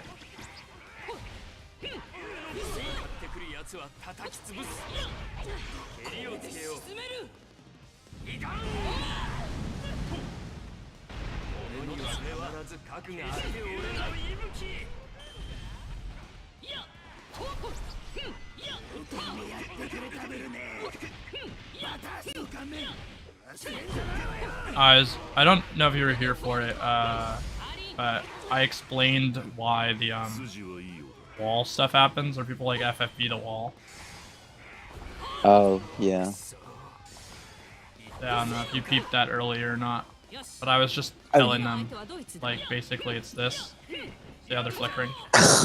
Yeah. It's that meme, but it just happens with certain walls. So, like, on some of the walls in this stage, it doesn't happen, right? See, we're safe.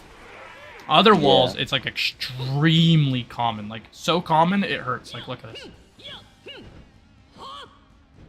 The whole time I'm in the air, it goes, I guess you could use this. Look. Like, that's crazy. I mean, you can tell because you can do launcher attacks in the air.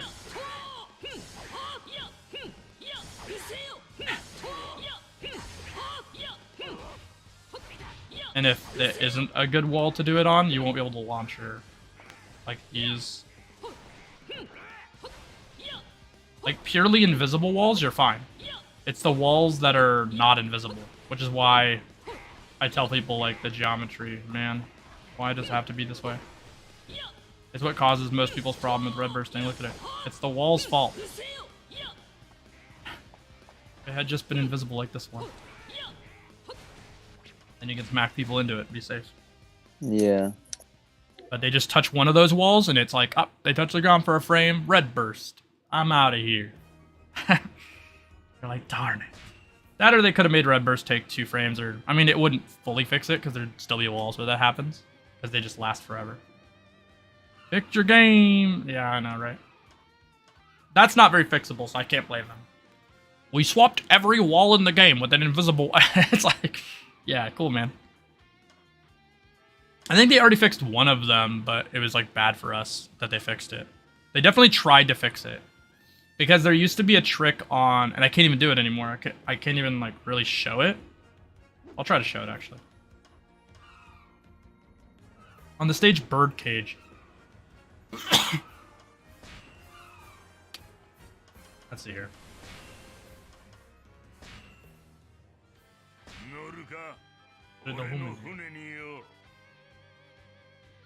Damn. Okay.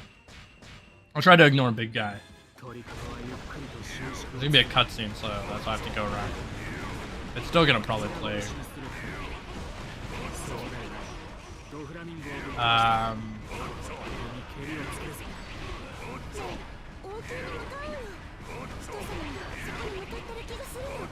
So right here,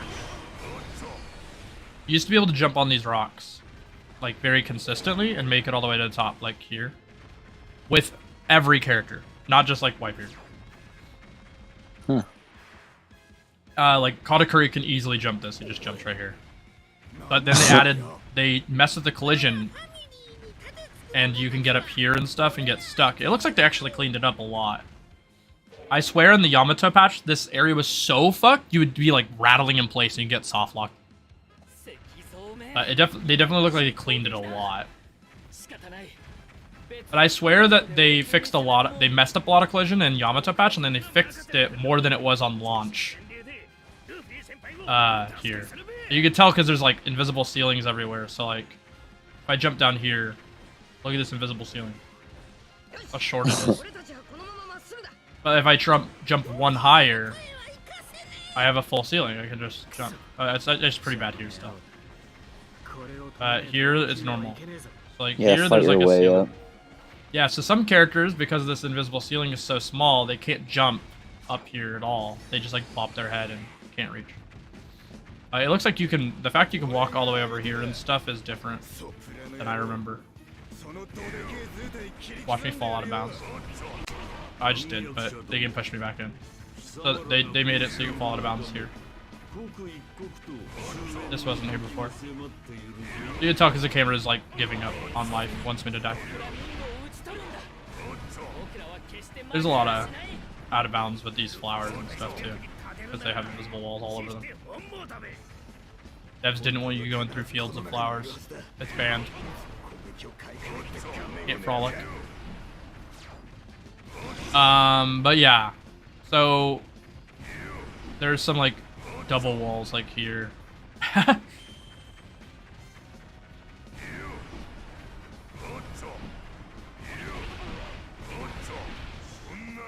That vibe when Whitebeard go down.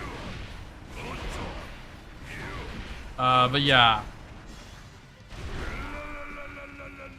Well, the flowers shake though.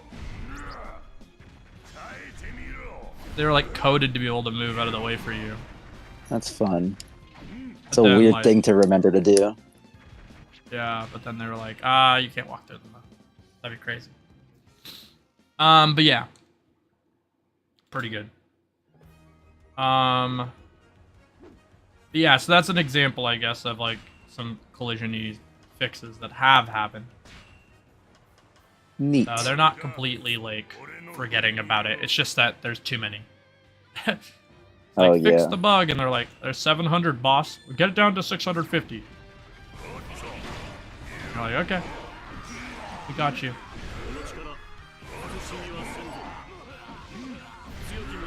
Why can't my guy beat me up already? He's gonna transform because of the hit stun. Yep.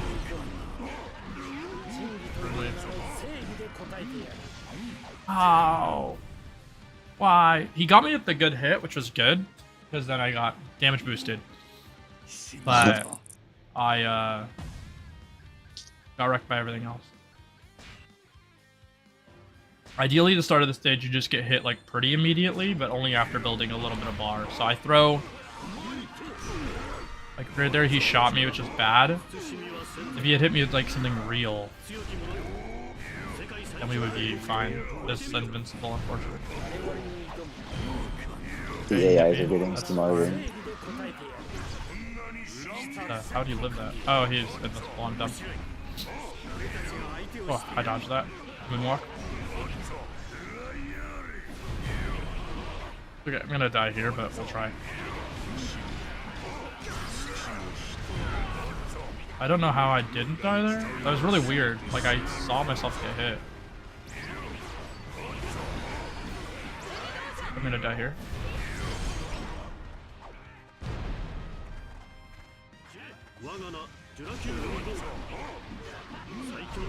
I don't know why these guys are living this. Hit him with 2 specials, I think. What the heck? What the heck? They're getting too good. Getting boosted up.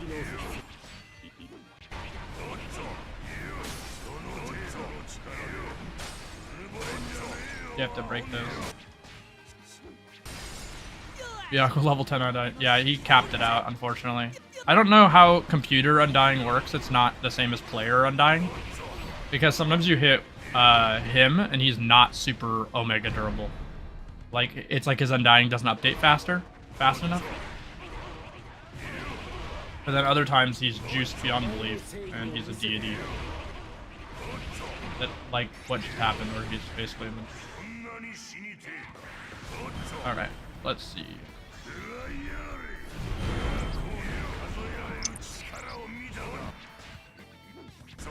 I think I could C4 to kill here too. Ah, didn't happen. It can happen sometimes.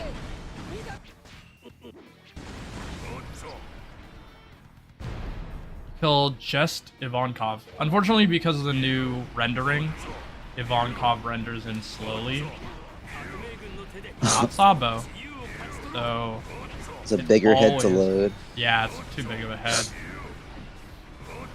So we can see it here every time. It's 100% chance that it does it. So I just end up dashing past. And then waiting for Eva to just coexist. There we go. I have to wait for that message to end, and then I have to basically be ready to hit this impossible right as the cutscene finishes. It's fine if I time it before, but it's like really annoying, so I'm just not going to.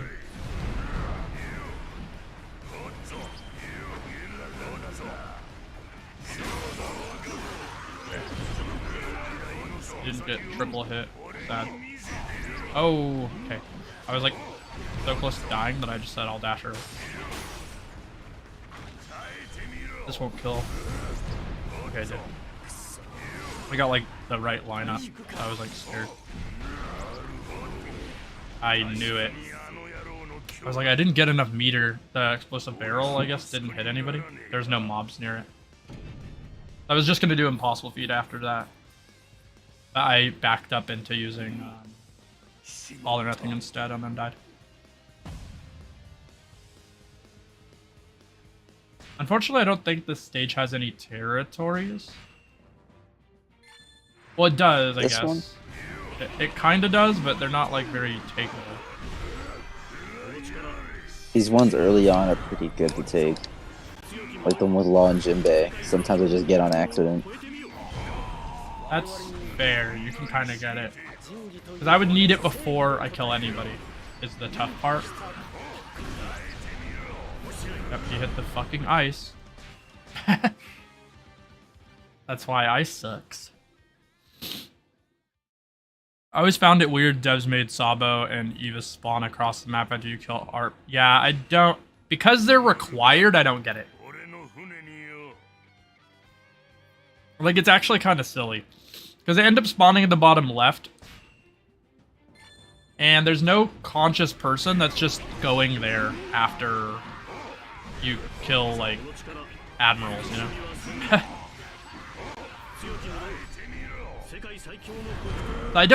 I actually don't know 100% if if he spawns.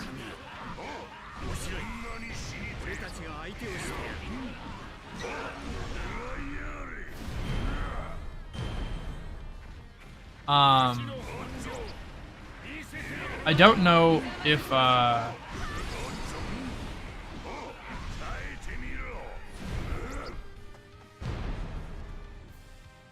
don't know if he spawns after you kill Sengoku or Admirals, or just Admirals. I haven't really looked into it that hard. It's certainly my fault.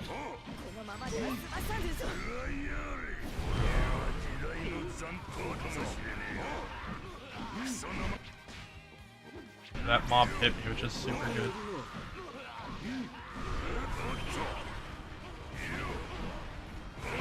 Yeah, see, like, there's this leader here, which you could snake for sure before the Admiral spawn. You would just take him outright during the final message, I guess, and then dash over. So during this message, you would dash over here. You get the bonus from Might of the Great Pirate. And then you would have 5.0, so you have the same as cheat death, and you would kill all these guys the same way I normally do. I was gonna test it just now. I guess killing me is a good bet here. I was gonna literally test killing Fuji and Garp, or sorry, Sengoku and Garp instead. First, to see if it spawns Sabo. So yeah, normally what happens here is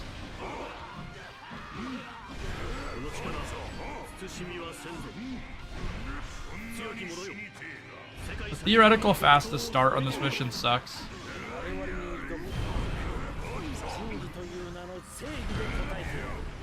Because you have to get like injured. So it would be hype if you didn't have to. The fact that I missed is sad. So yeah, there's the territory here, and there's the territory after here that you might be able to take, but then you would, so instead of using, I don't know, you'd have to use one of your you'd have to use both of your skill slots ideally for leadership and Might of the Great Pirate, which is fine, because those are worth more than what we currently have, and it's enough to give us max. Like if I removed cheat death right now and replaced it with those,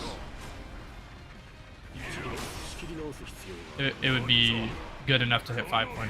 So I plan to do that for my route when game's on final patch.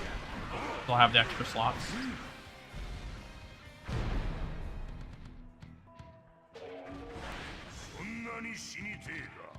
So what it'll basically be is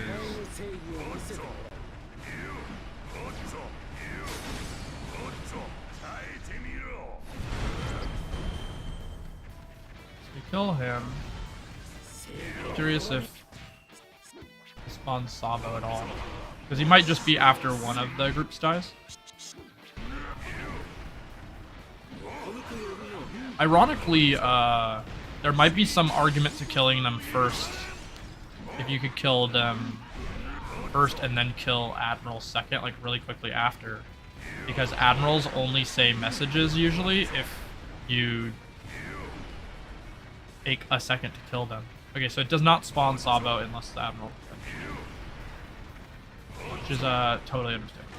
So then I use this from far away, and unfortunately, these are our gears up for battle message. I was gonna test if they have any messages. Looks like they basically don't. I'd be curious what that's like in a full run. Is it gonna spawn Sabo here, but then there's no messages for Goku?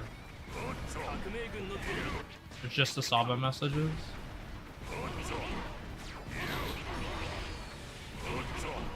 And that should spawn. Yeah. Huh. It's like weirdly fast. I don't know if that's actually faster. Unfortunately, standard's all about removing dialogue, so it's Right. I always find it weird, blah blah blah, Sabo. Yeah. Why Why is Law invincible in full force burst? Is there something I missed? It's unlikely to be a mistake at this point because they have never patched it and it's like built into him. But he can swap places in the anime or whatever and kind of phase through attacks on paper. So that might be their reasoning. Because Law's Devil Fruit allows him to use Op to like warp and like displace things within his room. You would think it would basically only give him invincibility in his room, but it was probably too hard to code. So they just gave him the Logia buff. They were like, yeah, he will just be invincible. And that's why. But that would be the logical reason. Is supposed to be that like while he's in his room, he can basically evade any attack. Similar to Ob's Hockey on Katakuri, but not that way for some reason. Because again, the more accurate they make it look, the more annoying it is to make work in the game code, right? It's like if he actually like switches places with his enemy when they try to attack him, that's kind of annoying and would create a lot of out of bounds on accident. It's very disruptive, yeah. So even though that would be more accurate to show what's happening, they don't want to do that because it's just like that'll be really annoying for the player. So they just decided to opt for one that's less annoying. I don't have low health, so I do want to try the strat as much as I'm not going to actually be able to get the 5.0 out of it. I'll try it next time. I'm just messing with dialogue now. Because I'm basically going to let the stage play without skipping as much dialogue because I need extra time to truly test some of this stuff. But the idea would be to build bar, pass through here so that you're over here instead, pop FFB, kill Garp, and skip his dialogue, turn around and kill them. Like this. How that tells beyond me. Okay, you do that. He said to show a brand of justice, which he basically always says. And then you would build the bar off of the guys, I guess. It's kind of unsafe because of this, but whatever. Then you would shoot this, and you would kill them. Okay, good. I killed the two that mattered. So he always says Sengoku the resourceful or whatever. Okay, moving forward with the plan. What is this message? I've never seen that before. Oh, it's my ally. I just forgot Sengoku is, or Sentamaru is an ally. I'll spawn him. This seems like it's less dialogue, but I can't be certain. And then you would, I guess, go over here because.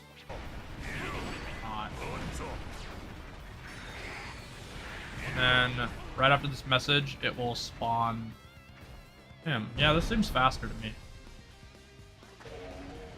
Because normally get cheesed by the freaking bug from this patch.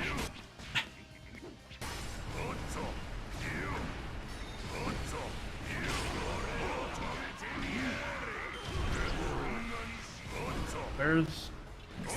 Oh, I wanted to pop my super on.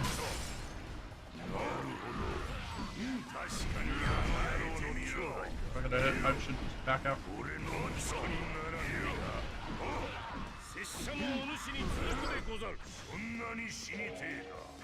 Alright,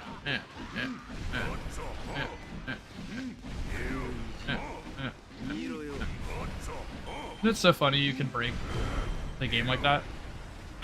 Or they are in FFB but they're not invincible anymore, and then they just can't activate FFB because they're in it.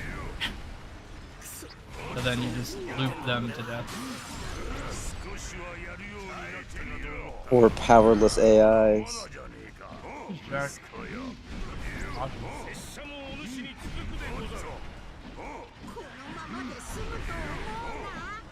His stupid lightning gauge is making him invincible. The double hitting from that. Okay.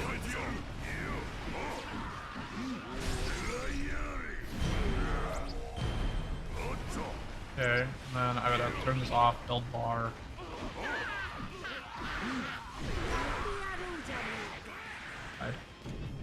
It happens all Oh, the time. man. That's why usually we dash around and use moonwalk. But darn. Yeah, if I had full defense, so I can but cannot in a way test this. But if I had full defense, I could. If only Whitebeard's she went at the whole screen. Yeah, that'd be crazy. It's pretty trash in this game because they didn't want to give him his Pirate Warriors 3 UA instead because it'd break the game, which is saying a lot because he's already so broken. But so my skills, I think that I would switch on in exchange to make the stuff go crazy is I would probably have to. I'd probably do Rage Alliant off because it's a 2-slot skill.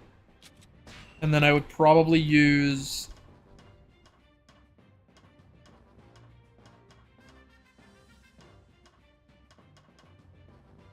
maybe FFB enhancement and light.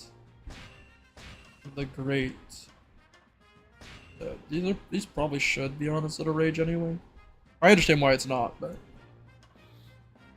because this maths to roughly the same. As long as I'm in FFB, it's the same as rage. And then next patch I'll have 2 more slots. I could use Top the World Resilience. I could use a lot. I could use Heat Up for extra bar, but I think this is mathematically really close. Let me see. 1.2, 4, so 6, 10, so 2.0, 2.4, 3.4, 3.8, and then this is 1.3, so it's like 5.1. So this should be capped, as long as there's a territory taken. I need the right now I need leadership, but I don't have it. But like, let's jokingly assume we have leadership here. And play the beginning as if we had it. This would be slower already, because I have to take a territory here. Which is terrible.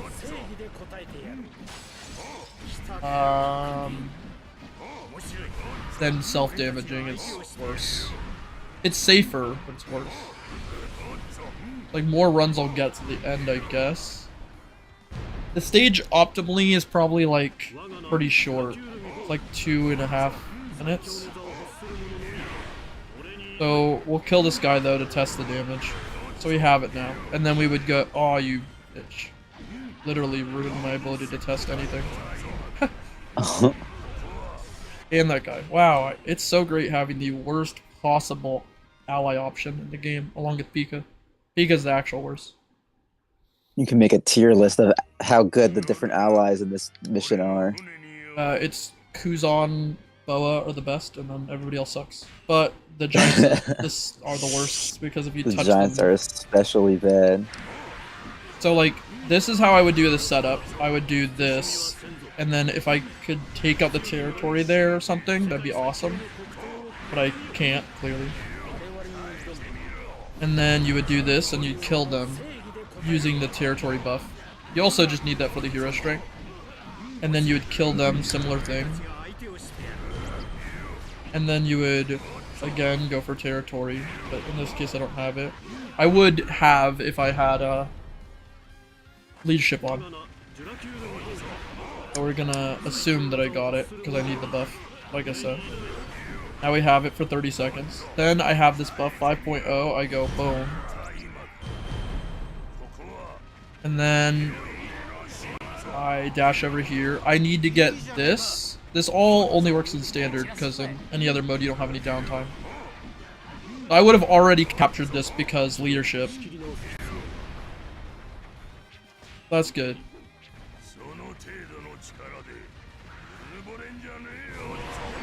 And so you would basically try to...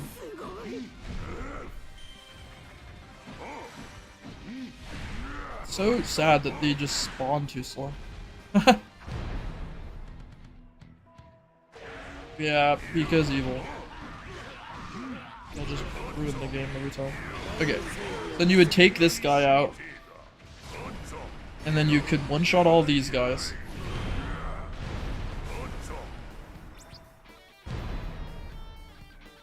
Because I have the same as max cheat death right now at full life. And then because I still have the buff for a bit, I would kill these guys. And then I will run out of this buff, but we can see settlement's almost taken, right? And we're already gonna have to wait for like the Sabo ones. This one's kind of tricky actually, because you either have to time this and then like run to the bottom of the map and like kill them while you have 30 seconds of buff here. But because I need the leadership buff from the other depot, I can't take it right now. And then you could take these guys out. You could take this because you didn't take it at the beginning and it changes hands anyway, I think. And then you would take this territory because leadership, you would just already have it to get the refill. And then you'd use this either to the end of the stage or till the second to last part, is my thought process. And then I wish you could see the buff from Way of the Great Pirate. You can't, just tragic. You have to just pause the game and like check the last time you killed a leader or whatever, you know? It's like, it doesn't even tell Yeah. you. So it's like, I can't even use that. There's a leader here, which is free, so I should take him out instead of taking the big mom one, maybe? It's actually weird, because you could take so many, I guess. Because there's a leader here, too. Because we were talking, you could take this one, but I wanted to keep it for the end, but there's actually, I didn't realize the like, pathway with Blackbeard on it is one that you could take instead, and it's so easy to take. This one's kind of slow. I see. And then you would get the buff here. You would do this, and then you would dash and try to kill the rest with this. Okay, good. I was like barely in the reach. And then you can move away or you can kill them. There's a leader here, ironic. And then you're good to go. He's just refusing to die. Undying memes, yeah. And that would be an option. I think that's like the best on paper option. The annoying things is like calculating the amount of true time loss that brings. Because you're trying to skip dialogue, but there is some amount of stuff happening, right? Yeah. Like, you're going from A to B, but then you're still waiting on some dialogue in a couple places. Namely, at the very beginning of the game, you're effectively waiting on no dialogue. You want to speed all of them up and kill everybody, and then the Mihawk cutscene plays, ideally after everybody's already dead, if you have perfect execution. There's not many ways to test this, unfortunately, in the current patch, because I'd have to remove something like Moonwalk or something. I would probably still use Moonwalk even in optimal version of this, but I'd have cap damage with what I have right now if I had the extra 2 slots. Like, let's imagine we have the 2 slots. So if we have the 2 slots, I can equip leadership and I could equip something that doesn't give damage if I wanted to. So like, I could equip a leadership and a defense skill. I could equip anything really. Worked up, resilience. Those are all the ones that make the most sense. I'd say resilience or deadly cadence. Probably resilience. And then, yeah, I would, because like I said, right now I can't test it without losing the 5.0. Cheat death at half health is like a little bit higher. Like, cheat death final patch will be 0.1 higher, so it'll be like, I'll have 5.2 remaining here. But Right. it won't really matter. I think,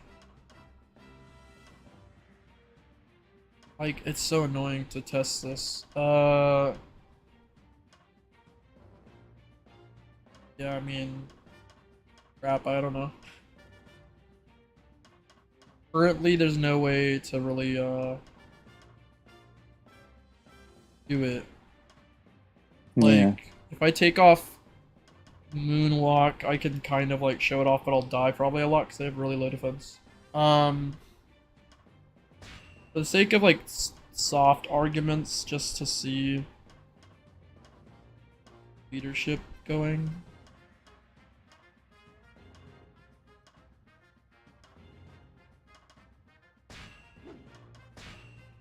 So, you dash back, or left it looks like. You kill all the enemies. And then pop FFB, I guess. I'm surprised this is not already taken. I'm not gonna cap. However durable this place is, it's insane. I have leadership on and it's like super alive right now.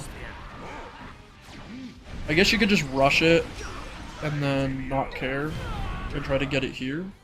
Why is it? I'm so confused actually. Why is this this feels like I didn't boost it at all. Did they break leadership in this patch? Huh. That vibe when they break leadership. I can't tell, but I think it's not working. 'Cause this doesn't look any faster than before.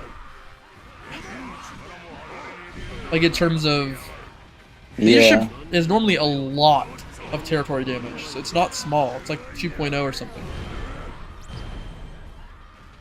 That's why I'm noticing it not being enough. Like here we're going to shoot this and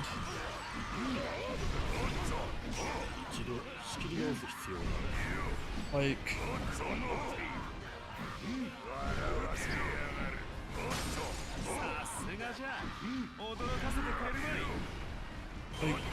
this definitely doesn't feel like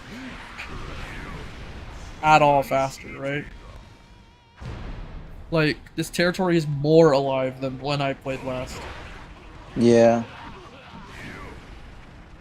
Like look at the respawns on this and look at how much I'm getting. It's like nothing. Yeah, they might have broke leadership.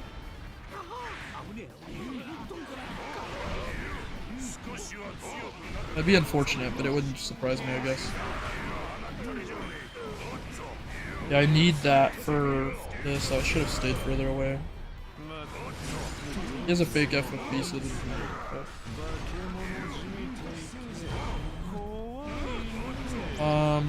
Huh. It certainly feels, like it's not functioning. Because if it was working, I feel like that would just take the territory right there.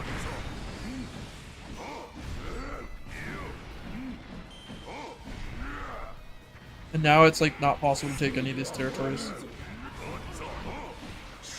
It's really weird.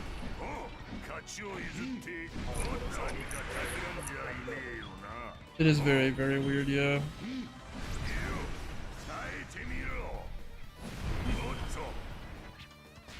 I don't know. Definitely didn't feel like it was doing anything. Watch the game have like a weird bug where like leadership has to be on one of the like non-new slots. Like slots 1 through 6 or something.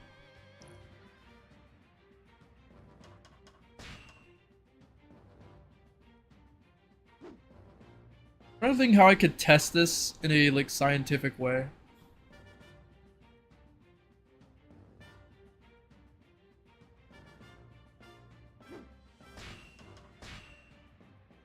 Because it's hard normally. I could just kill this bushel, I guess.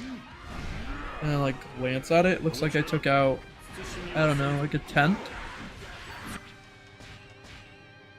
8? Probably an 8. It's really hard to tell.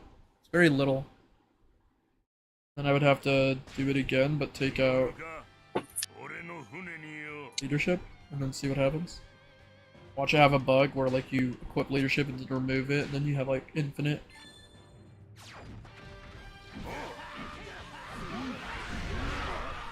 It looks the same to me. It definitely does not seem like it's working. Uh-oh. Yeah, I might have to chalk this up as broken. I'm gonna switch the positions of Cheetah and this as a meme, but like knowing full well it's very weird.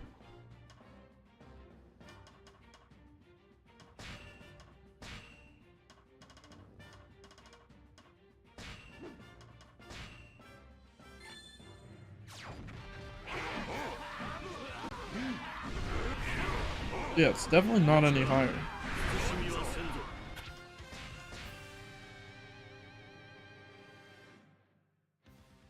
Yeah, this is a pretty bad bug. Changes everything, honestly. Leadership malfunction. Just does not make a entire skill work. Yeah. Maybe it's a that's Whitebeard thing. I don't know why it would be, but it's very likely just like the skill broke when they changed stuff. I don't know why they would break it so hard, but they did on accident. I wonder if this is affected. I feel like it can't be because I set a record with this. I think they just broke specifically leadership on accident. I don't know if I have a script that has territory HP. I don't think I do.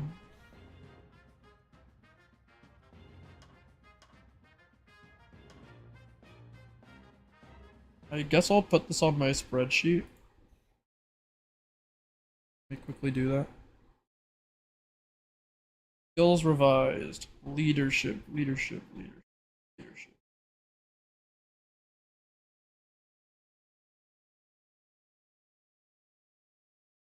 I am blind. I cannot find the skill. Maybe I didn't put it on here.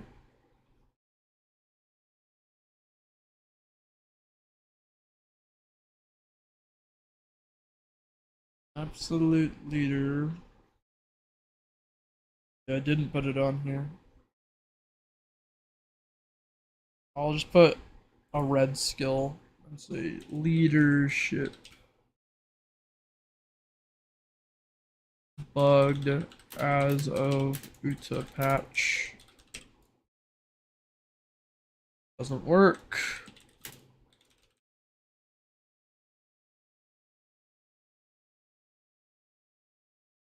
Text red. Gold. Alright, well, I'll keep track of that, I guess. Another air expert. Got him, boys. We get collecting them all. I hate when that happens. Well, that's really bad, since it literally is the only skill that does anything like itself.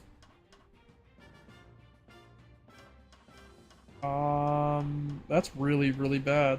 Sheesh. not every day entire skill just seems to suddenly not work. Yeah, it's really bad because it's so important for that to work. As intended. Watch them have done something where like leadership 5 doesn't work, but like leadership 3 does.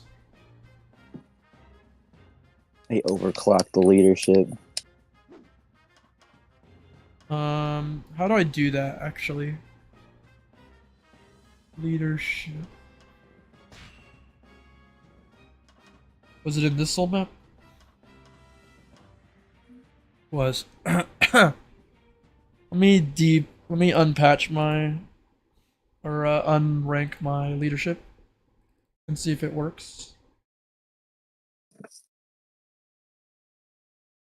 Cause I don't know if I tested how good this was in the Yamada patch. The level 5 one. I feel like I would have documented it. Let's see here. Soul map stuff. I might my soul map stuff might have broken. So let's find out. Usually breaks every patch because, yeah.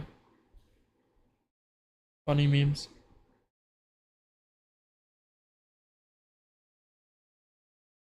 Yeah, it's broken.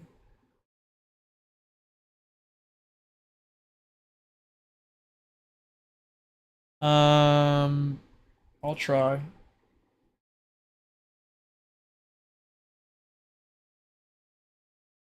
Usually the way you would do it is you'd go over a node and you would raise it or lower it, and then you could like scan for it. Kind of scary, but as long as I don't save, it's fine.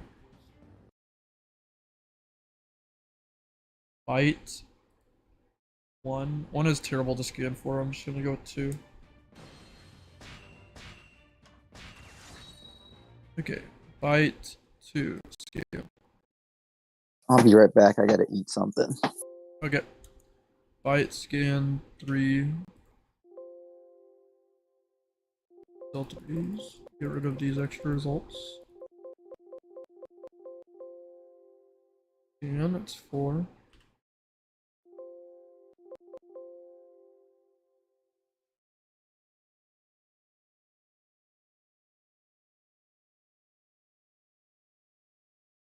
One. Okay, it's back to one. So find out what instruction access is.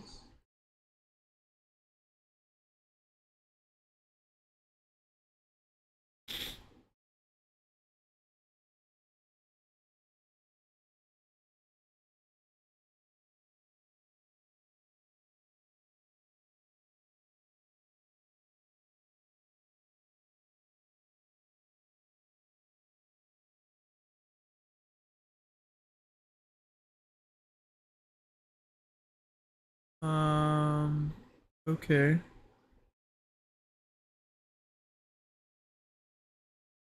Looks like it's like almost identical to the growth map code now. That's interesting. I wonder if I turn on my new growth map one if it'll work. For this. It doesn't. Huh. They're just similar, I guess.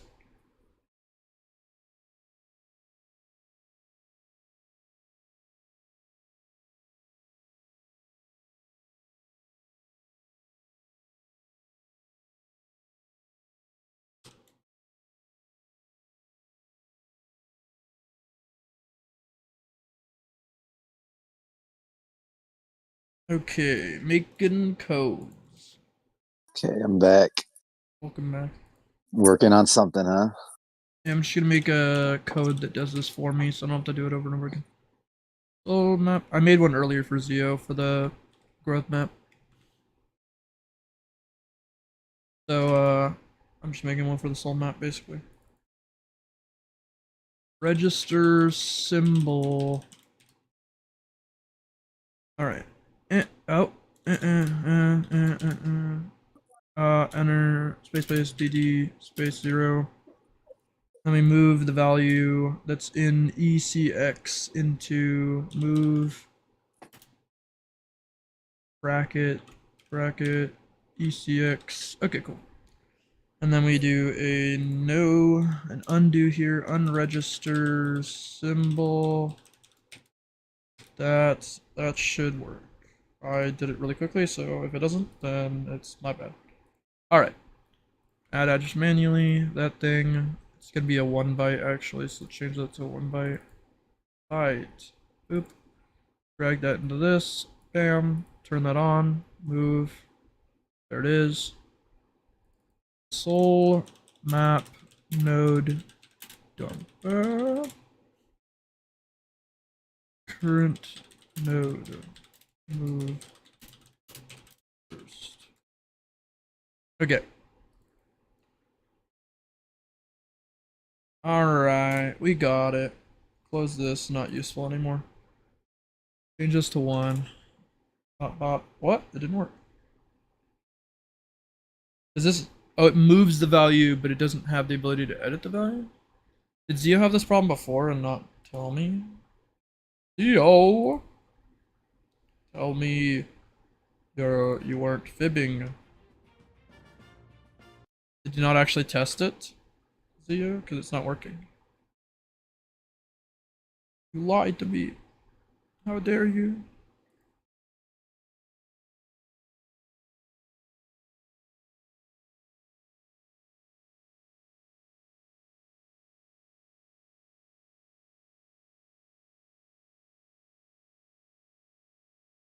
Watch it be like, I didn't lie. You can't catch me, coppers. No, okay. Wait, why does this work this way? 766. It moves the byte before it moves it back in. Because it just dumps the location. But I just want to edit the location. Let me think. It moves this into ECX. I grab ECX and move it here as well. ECX should be an address. And I'm moving the address. But maybe it's moving just a value and I'm grabbing the value. That seems incorrect. I want it to give me the location. But it's the only thing in this location is pointer. I need it to give me the location of the actual byte. How do what do? So the location of this should be the RDX plus RAX, blah blah blah blah. The address, it's moving the value of that into ECX to be modified for later, and then I'm changing it, it doesn't matter. It makes sense, because I'm changing a dumped value. Unless I move it back into ECX after.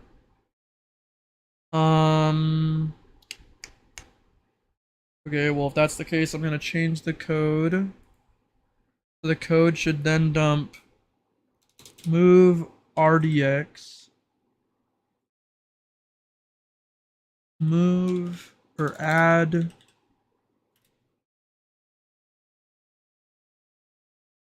RAX.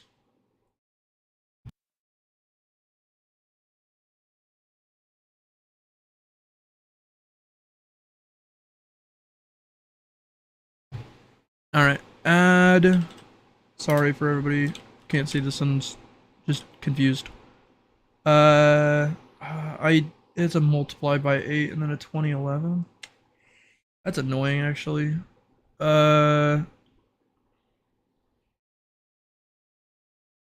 RAX times 8 plus 20. Maybe I could do times 8 here. I don't know if it'll let that happen. It might be like, nope, dummy. Yeah, it doesn't let it go. It says, that's wrong. You're stupid. Okay. That's annoying. I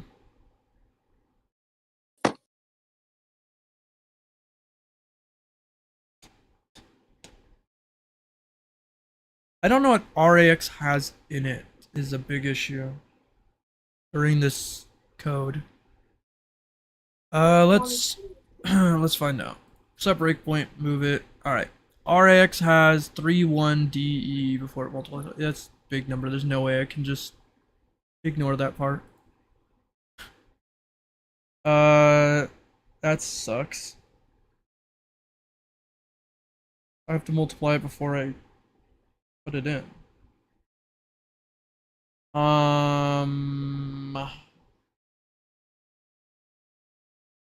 don't know how to do this. Cause I can't multiply RAX actually, cause that's bad. An ECX E20. Isn't that the location of the vibe?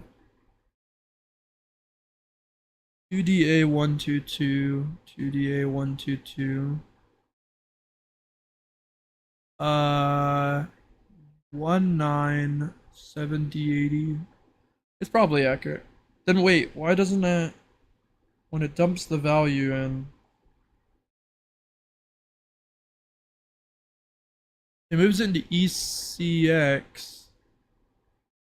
ECX is an address, and I'm just trying to get the address. But it's the value that I'm grabbing and not the address. How do I grab the address? I have to put the address in. You can't move an address into the register, it's like too big, I think. Let me think.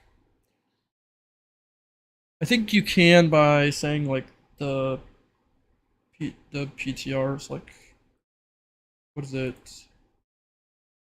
Instead of byte PTR, it's like int PTR. I don't think so. I forget what it's called. I don't think it's int. It's another word for it. There's other words for these things. Not float. Word is 2. Maybe it might be int. Or double word or something. Which is annoying. Okay, let me erase this part. Okay, let me try move. It should be ECX, but it should be pointer. Is it int PTR? I don't know if that's an option. Int PTR.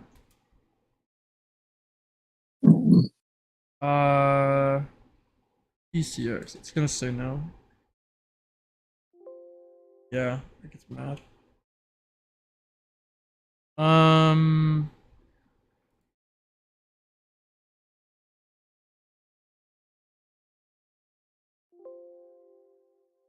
Not be completed.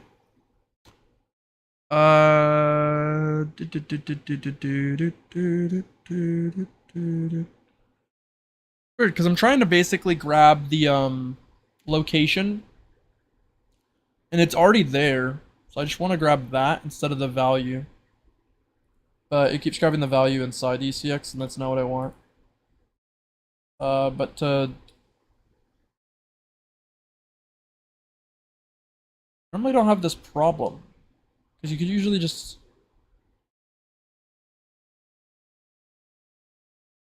move it. I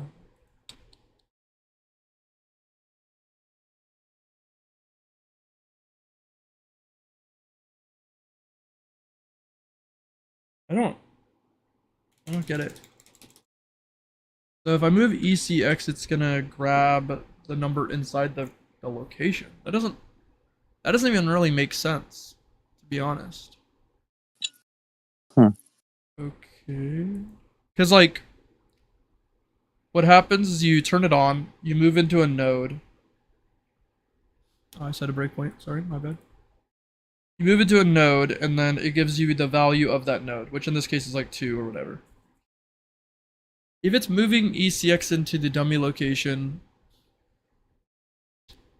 this problem shouldn't occur. Let's see here. I only did the copy paste part of cheat digital law. I didn't do any of the growth map. Yeah, that's fair. Yeah, because I think it's gonna have the same problem as this one. This grabs the actual address and it puts it into ECX move 0 extended. And then I need to move ECX back into... I need to move that into the jump location, but I want that to be a pointer to the actual thingamawhat's-it. But to get the pointer... Normally I feel like normally you can just do this and get the pointer. You just add, or you just move it in, but it's not... Despite the fact that ECX currently is like the exact location, it's not giving me the location, it's giving me the bytes inside the location. But I didn't think that it would do that, because what it is. And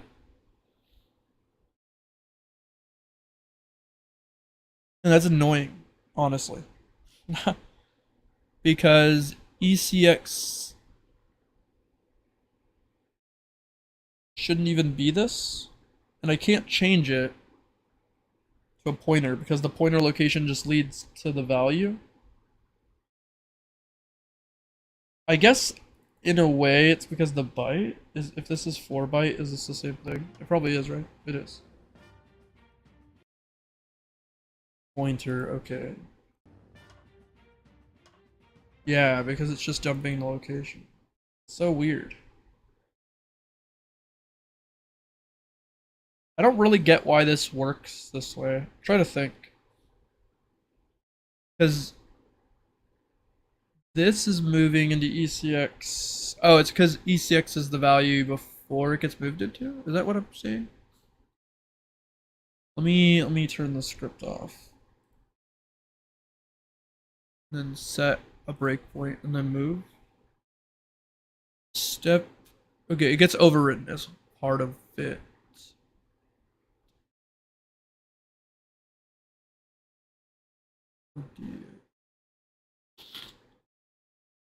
So if I do it before it gets the value moved into it, I guess it's okay, but so if I move, let me see. What is this value? This value is okay, let's just try it. So all I'd have to do is move that. Let's do this. Okay. So I just move this line of instruction to the top.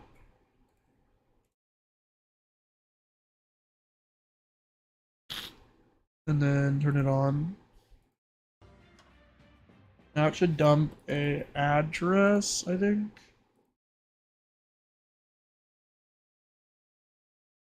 Okay, well this is bad because it's not adjusting at all to where I move it. Let me do this instead. Yeah, it doesn't adjust it by the value necessary. RBX kinda does.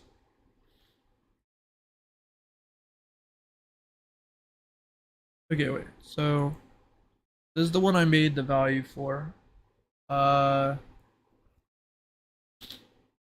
944. What does this one say? Okay, 1D CD1. 1D 1D CD1. Um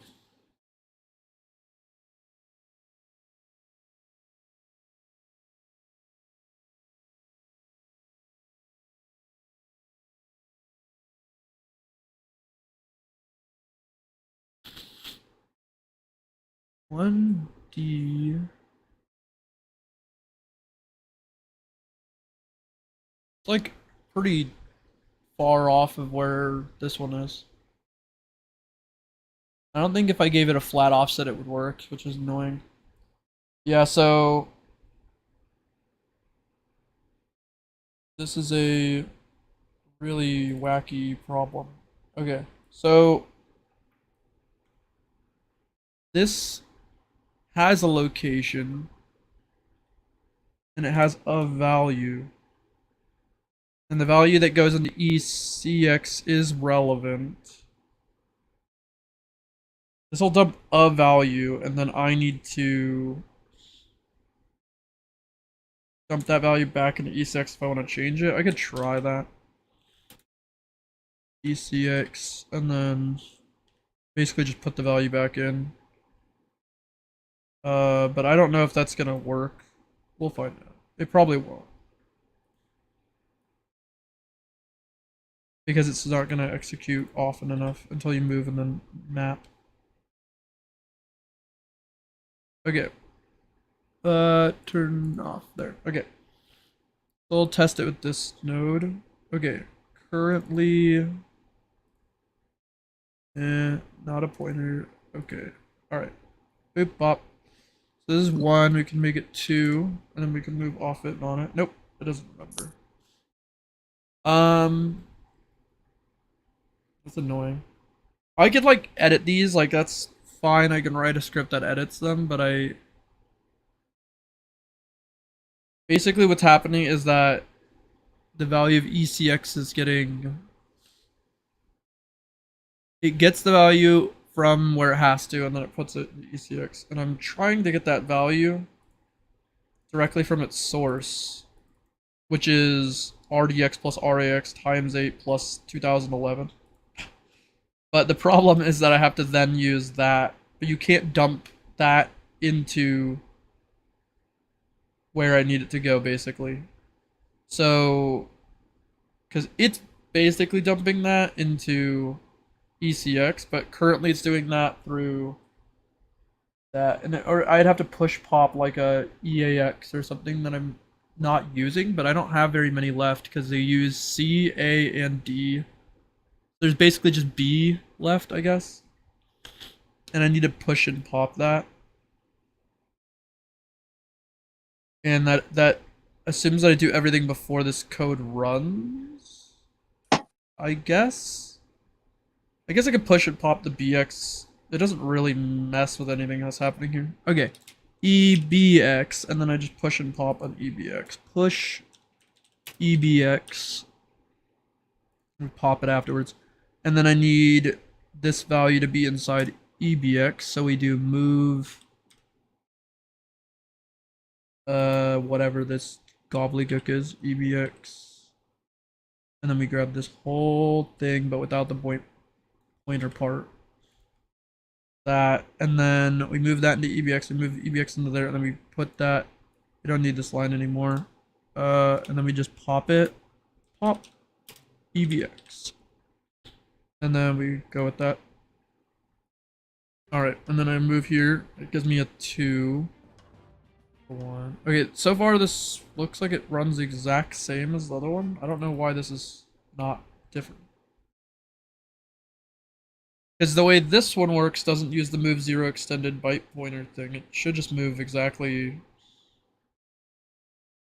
what it is. What? Let me, I guess I'll set a break pointer here and then I'll walk through it.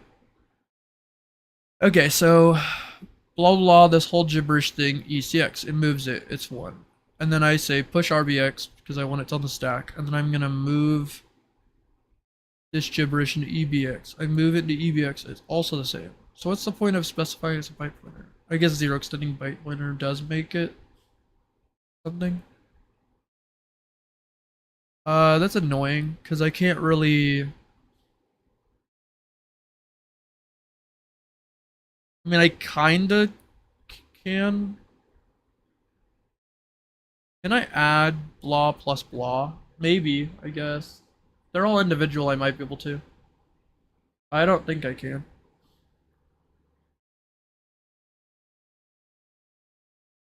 I don't think actually I can, because it'll always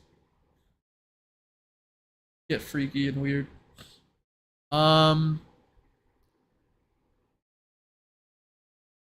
Yeah, I don't know how to move this at all. Run. Okay. What an annoying problem. Yeah, so like my issue here is that this times 8 part is a big pain in my side. Because it's timesing RAX by 8. And I can't actually do that part on my end. Because I can't just multiply the whole of it by RAX unless I move... I guess I can move RAX first.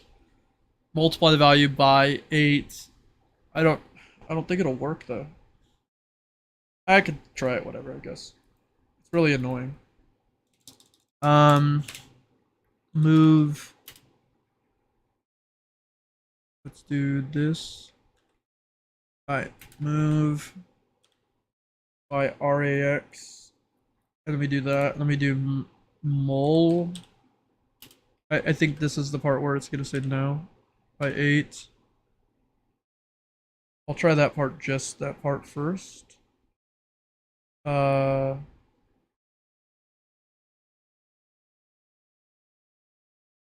then I'm gonna click OK. Oh, it's on right now. Turn it off first. Click OK. Yeah, it says error, cannot do that. Yeah. My issue is that I think it will never allow this multiplication to happen. Because of the way multiplication works. I forget what there's like an instruction that times is 2 a certain amount of times. It's like shift. I could maybe do that instead. If it'll let me. But I can't use multiply. It's annoying. I'd have to multiply the RAX value like somewhere else, and that's super annoying. I'd like move RAX into like a XMEM register and then like multiply it and then move it back. And I don't want to have to do all that. But I might have to.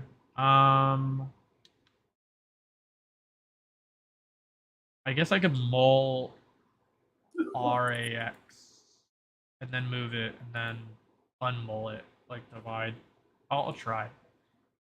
Mul RAX 8. Move it. Divide it. Divide RAX. See if it lets me do that. No, it's not a compilable instruction. Why not? Why would it not? Can you not do that? That doesn't sound like a problem. It's mad about that. It's mad about divide as well. I guess I could understand the problem. How do I get this to not be an issue? Darn.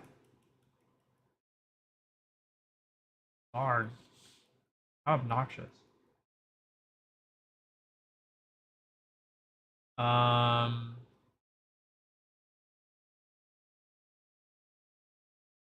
Like I can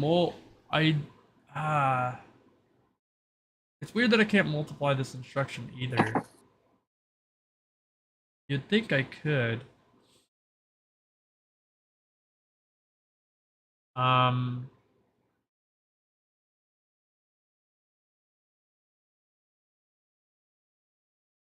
way to like.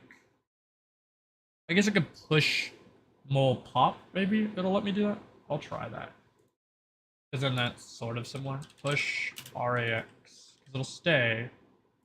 Mul it. And instead of dividing it, I just pop it. Okay. I don't know. Okay, allowed some of that. I don't know if it'll work. We'll find. It sounds really sketchy and bad, but add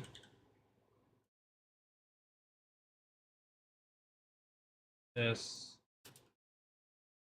and then it's RDX, and add 2011. Whoa.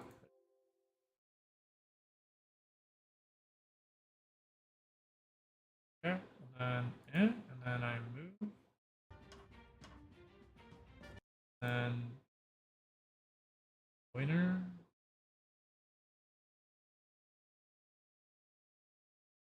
Okay, okay. So far, so good. Then I could change this to what, one? Whoop. Okay, it worked. Okay. Whew. We did it. We did it. We found it. The way to make a script extremely badly. We're goats. Okay.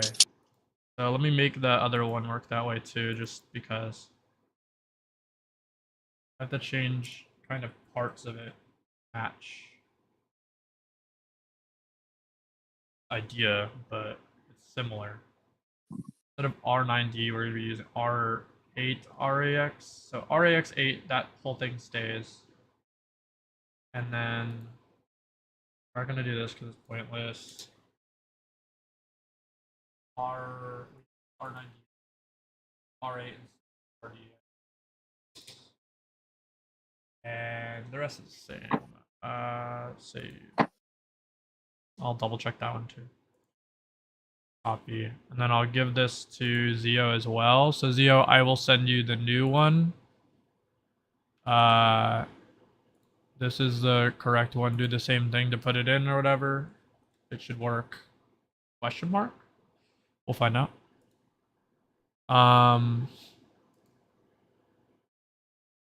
Alright, yeah. Sorry for everybody who's watching and tragedy as I do this.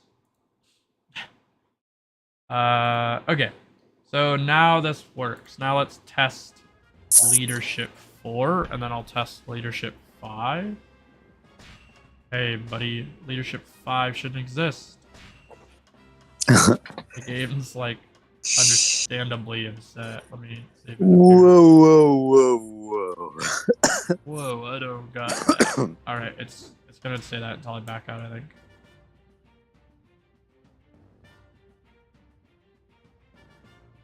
It doesn't like save a lot of that stuff like instantly. It does when it goes up, but not really when it goes down.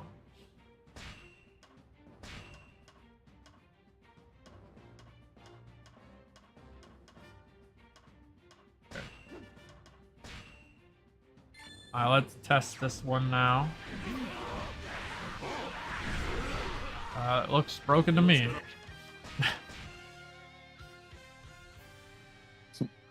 Alright, I'll try to de-level to 0.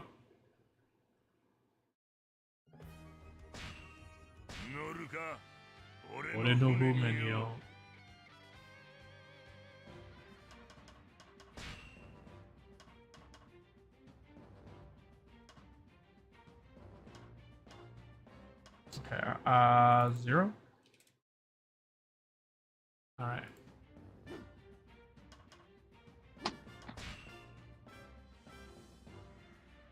Alright. We got this. The secret sauce. Sorry, I'm stuck saying that. I indoctrinated it in my mind to get records.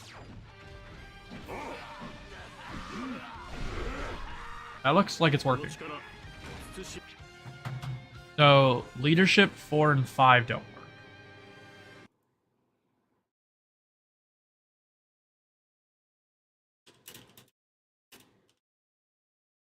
Still. Okay, I posted that that's a thing, and I guess people will have to take that L. This is definitely working, I think. If we look at that rate, it looks a lot better, right? Yep.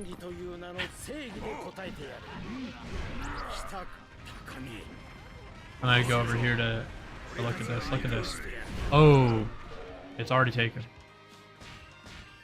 So don't use 4 and 5. I will post that in the other place as well.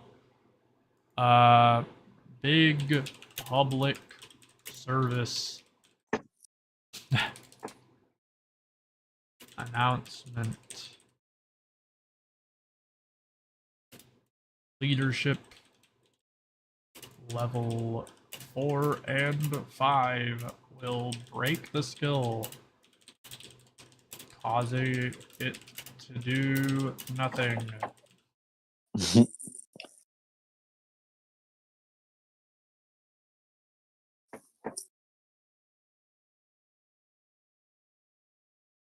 Hopefully fix next patch.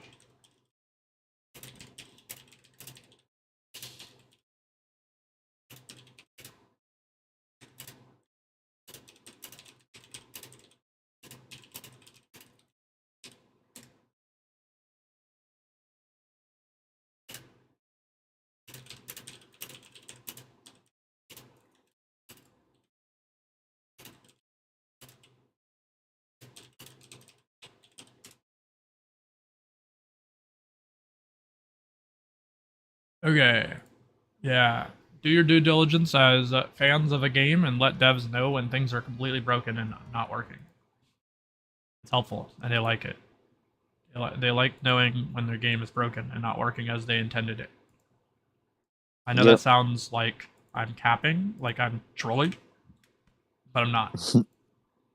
They do actually care and want the game to work, and they don't like when they don't know why it's not working, because that means that people are not enjoying the game, and the company doesn't know why. But it's better if they do know why. They can go, oh, we didn't know that there was a game-breaking bug that caused like the end of humanity, and they're like, yeah, that's pretty bad.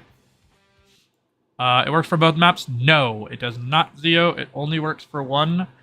I have another one that works for soul maps I just made. Let me drop that for you too.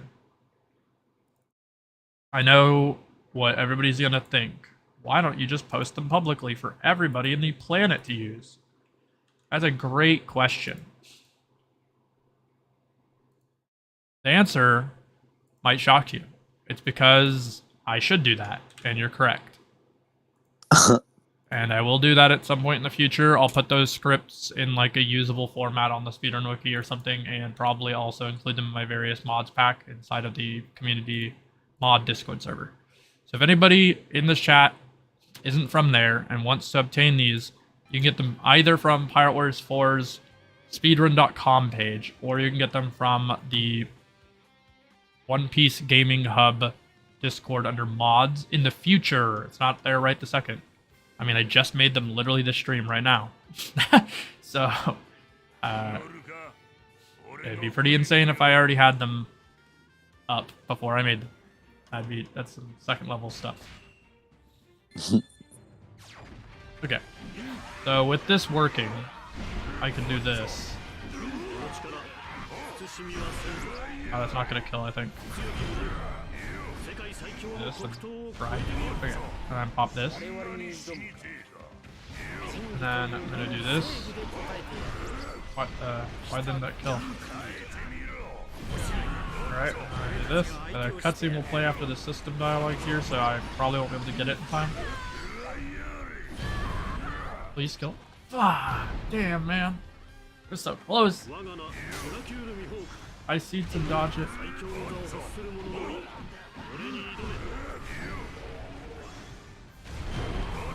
Okay, there's a leadership that's... Or there's a leader right there. Ah, it didn't break.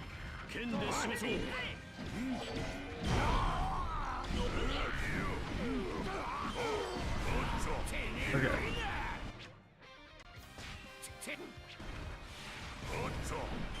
There's nobody to murder for Peter. Bad, but I have to take this path anyway. If I'm gonna take this method. Keep my leader's strength up too. Or heroes, I mean.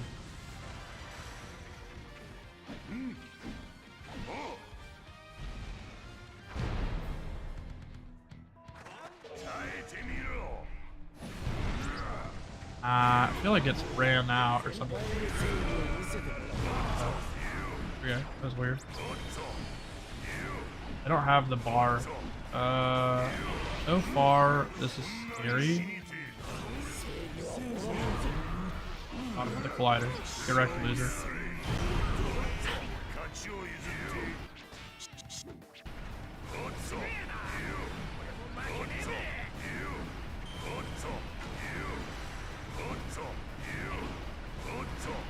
The leader already here. He's like waiting for me. Wait, he disappeared. Oh, hey.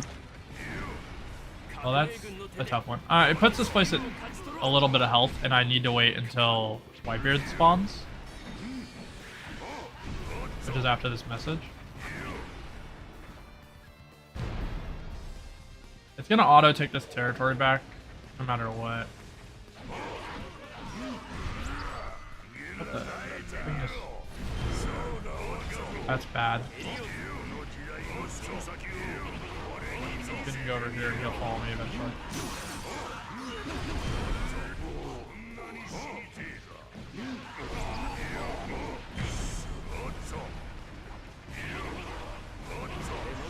What are you doing? He just won't even play the game anymore. He quit.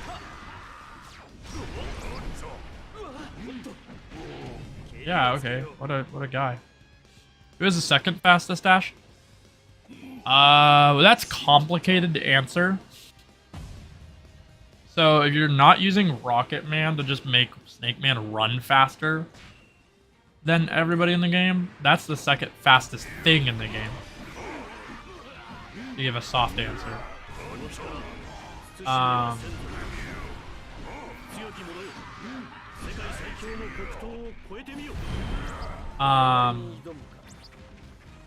Yeah, I hope that answers all your questions. No, I'm just kidding. But where's this leader? He's like here. That's so annoying. It's too hard to like easily make sure all these guys are gone without losing time. So as much as this route's like really cool to do, it doesn't require lower health. It is very scary. Where's the leader?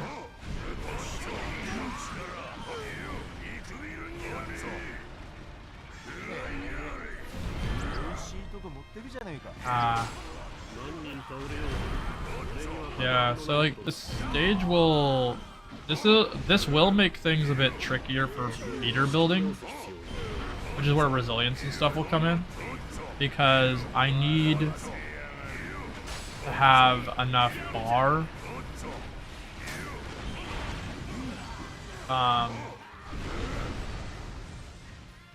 more often. Things really screw with my buffs. Okay, cool. Thanks for taking that away from me. Oh my gosh, he lives.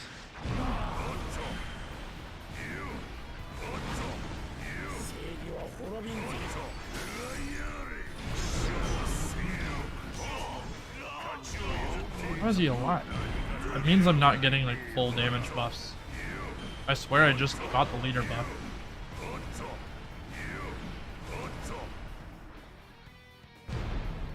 I should have had heroes there too. I don't know.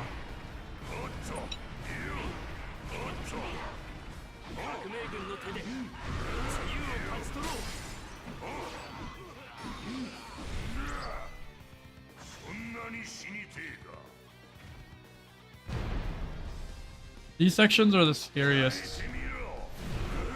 Because, like, you can see he's, like, living because I don't have it for whatever reason. I am a little lower than normal damage-wise.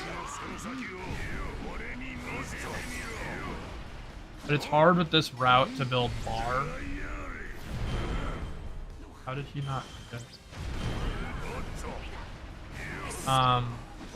but it is weirdly easy to get enough units to give me the leader, the territories over and over again.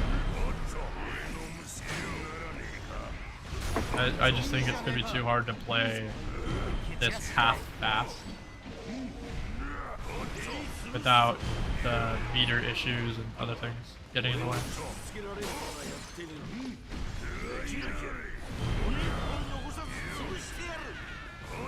Like, cause I have to kill these guys and then have bar, but by killing the leaders I'm basically despawning all the mobs. And that's gonna affect things a lot.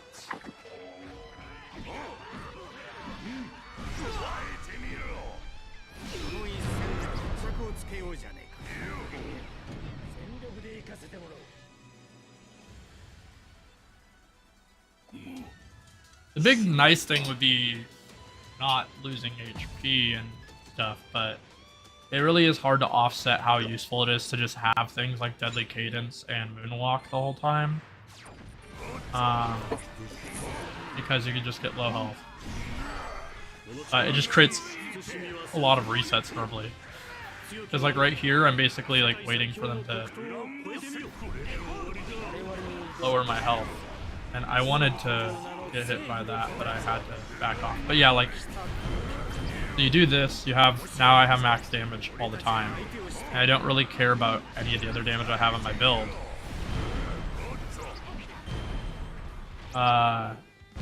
Because it's not relevant. You just get low health.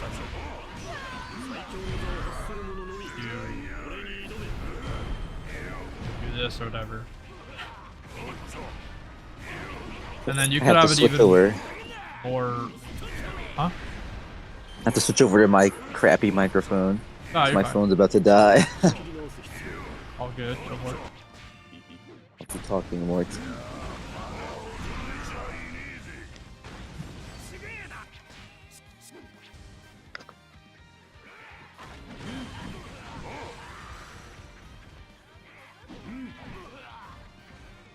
All right.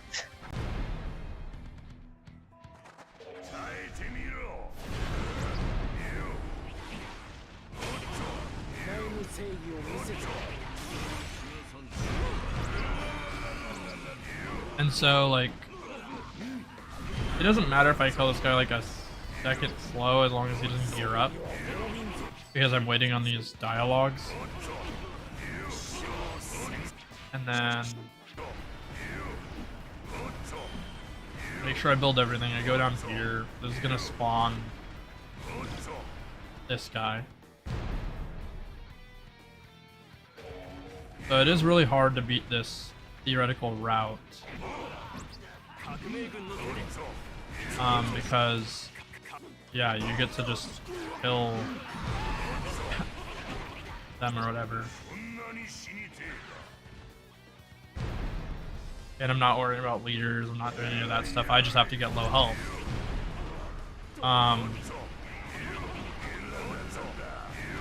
And then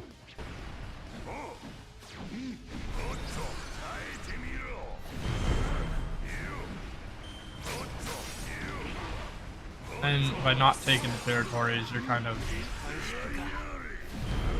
better off.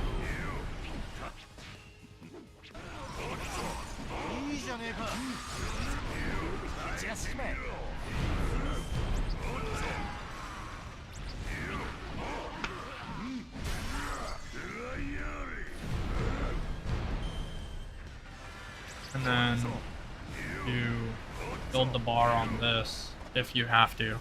You tend to not, but I mean you need the bar, but tend to not do it. And then that. Get him. And Sabo memed me, but yeah, like with Deadly Cadence, I would be invincible there, so I wouldn't get killed by him. Sabo like, really is like the flame emperor there. Yeah. But yeah, like that's a good example of like Sabo too strong. Yeah. But that's a good example of like the way you would do the route kinda with low health and why it's not that hard to go for. The problem is how many resets you get at the very start, which is kind of a frustrating thing. Because oftentimes what happens is you dash start like this, you try to do damage while not necessarily like killing these guys, but in this case I am, because they'll become invincible and otherwise annoying and unruly. And then you want to take damage from them so that you get low health like this, and then you want to pop FFB and basically kill them.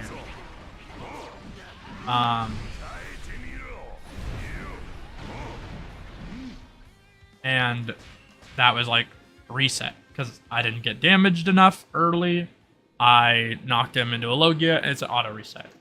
Whereas like in the theoretical benefits of this is you can go full defense, you have no chance of getting hurt, you don't have to rely on any RNG factor in that regard, and the only thing you would theoretically rely on is getting this leader here at the start. So you would kill these guys or whatever, you'd shoot this forward, I guess, and then you would take out units. The problem is as good as it is to try to take this squad out, you kind of can't. Now, what you can do is kill them straight up, and then go for this territory.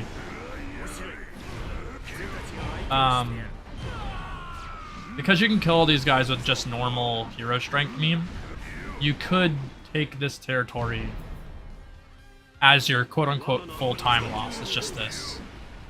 And then from here you have the same strength, technically, as if you have cheat death. And then you I guess you accidentally take the leader here too. Where the heck is he? He's like in the previous field. So like, you can't really take everybody out because you want to ideally be here. But again, you need meter, you need all of the bells and whistles. And you want to be juiced, but it's only 30 seconds long. So it's really annoying to keep up. Like if you think about how much time in the mission is spent getting this bar and trying to manage your KOs, like I don't know why that would just have killed, given that I had the buff from the leader I just had killed. Like, but they lived. It's weird. It's almost like cheat death is stronger than what I have, but that shouldn't be the case. It should cap pretty harsh. But it doesn't, it sometimes feels that way and then sometimes doesn't. And I don't quite know why that would be the case. Like, Giant's Fist, Peerless in Shatter is 1.2. And then, so we're at 2.2, 3.2.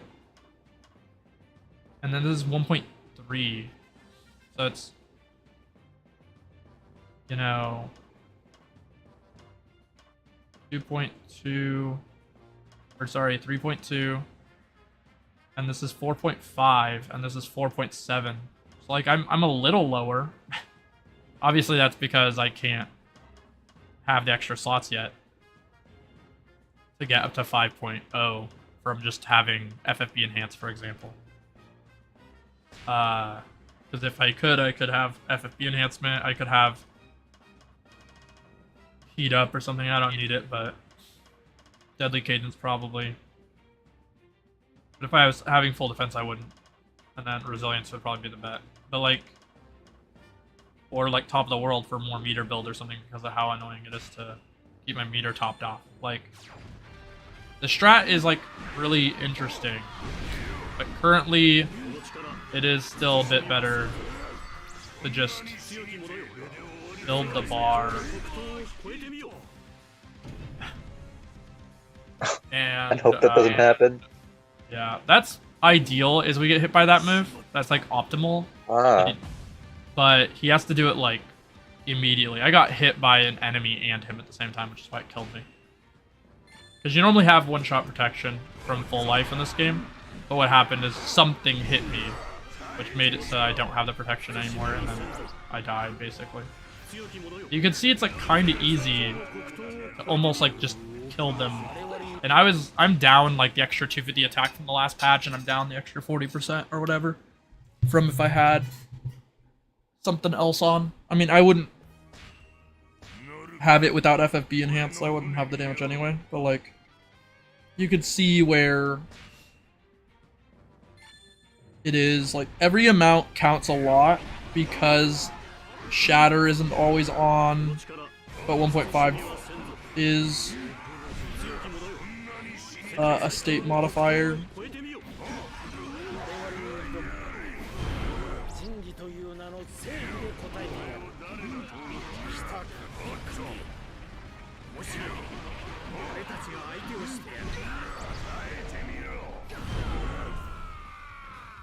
That's crazy. Didn't reach him.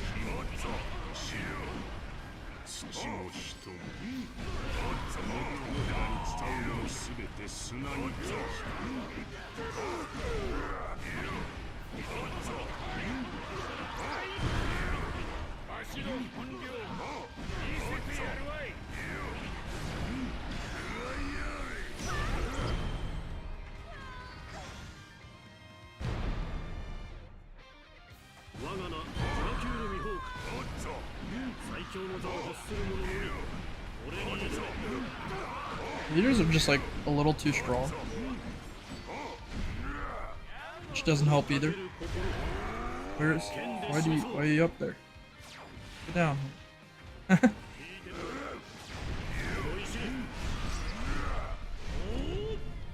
Yeah, so you can see it's kind of annoying. It's just like, it's really hard to maintain above 5.0 multiplier without cheat death, because a lot of the other stuff we're using is very conditional. It's like, hey, if it's a smash move, you get, you know, if it's a smash, you get 80%. Well, if it's not a smash, I don't get that.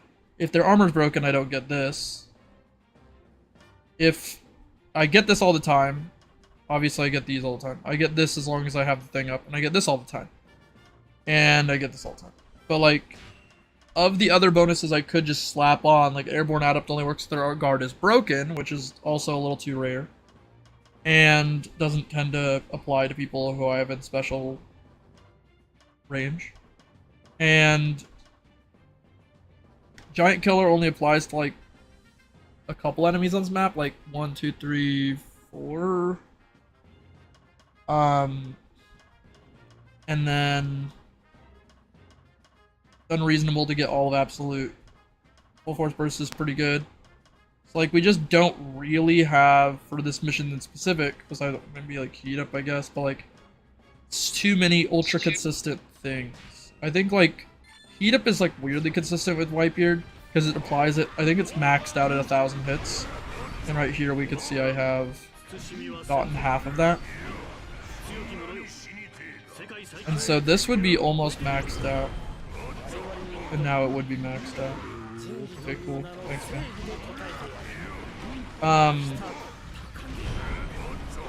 And so I'd have maxed out right here, but unfortunately the number on it is just kind of like, you know, it's 1.4. It's not like the biggest thing on the planet. It is nice, and it is consistently active as soon as you get hits.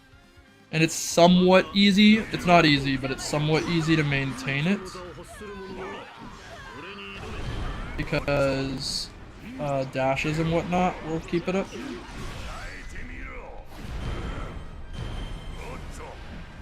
Like, here's a good example where it's like, oh, well, I'll dash some people with me over to Garp or something to, like, keep it running while I'm waiting, and then I will, yeah, I lost it there. So, like, it's kind of annoying. Because in this fight, I need to FFB, I need to, like, hit this and one-shot them. And they'll just be alive because I just don't have the hits. Now I have all of them. So now when I go over here, I could pop this, but again, it disappeared because it just doesn't last that long. It's like good when it can be good, but standard makes it really hard to maintain effects like this. So like, I happened to kill some guys on the way, but then I'd be like, oh, let me touch these guys really quick. And then this cutscene, I think it ticks against the combo timer. Okay, it didn't. That's good. And then I have to fly over here and hit people and get...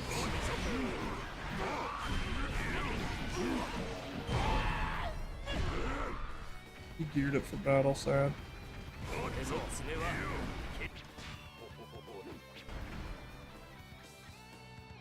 There's an old route where you don't kill Sabo early, but the thing is it saves so much time to kill him early, like right after this cutscene plays,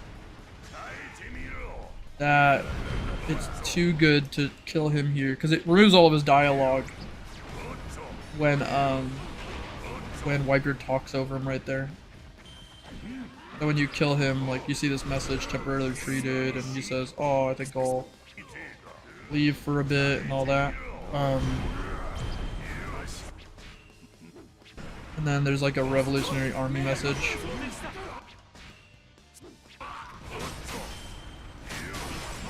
Yeah, that one. But these messages are all playing while I'm killing these guys, whereas normally they're playing when I'm killing at the end, and there's normal. Yeah, what?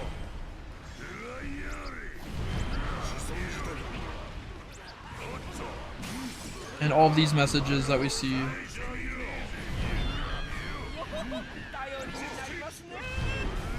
are happening, right? But once this happens right here, you can see that the game says that message right here. If we look at the timer on a lot of these messages, they're actually grouped. See? 250, 250, 250, 250, 250, 250, 250, 250, 250. All these 250s were skipped by the game. It logs them in case you want to read them, which is great. But see how many just the game skipped over? That's why killing like it buffered all the Garp messages, all these, because I defeated Kizaru. It just does all that. All the way. because I did the Saba thing. And normally what it would look like if I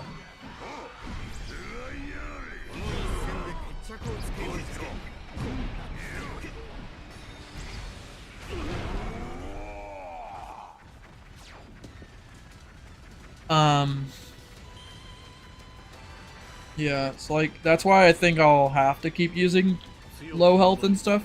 But in story mode, especially FFB missions and stuff, where in FDM, I mean, you don't have that much downtime to build meter, but that also means that you sort of don't have downtime to kill leaders, but you kind of do. It's kind of worth it, depends on the mission level.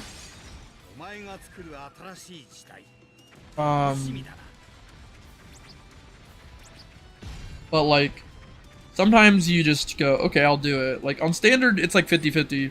If you're doing nothing, then obviously you could just have the leader be ready and then kill him, and then you just get a bonus in damage. But if you're already enough damage to kill everything with your one impossible feat and stuff, you just care about meter gain. Because of how fast you go. Level 5 hero strength only requires 100 enemies to be defeated. Well, it scales up, I believe. Like, so it's not just 100 every time. Every trigger like makes it take more. Because I know I used to route like the amount of kills, and it was like if I had like 2,200 kills, it took like 200 KOs or 225 KOs to trigger it. I'm pretty sure it goes up as you kill more units. It takes more and more KOs to activate. Because there's a spot in like stage 2-4 where we're like waiting on a gate, and I was like trying to math out the thresholds, but the thresholds are like they're programmed in by the game. They're like at X, Y, Z, you know, upward. They're like a graph. I could probably like show it off, but it takes kind of a while to show it off because I have to wait for the timer to terminate. Yeah, it's not an exact number every time, because otherwise it'd be really easy to see. You just do it at like 1400, 1600, 1800. You'd get it every time, but you don't.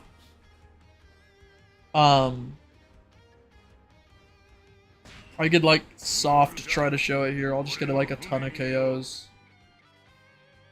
I'll like turn leadership off. I don't need this. But like.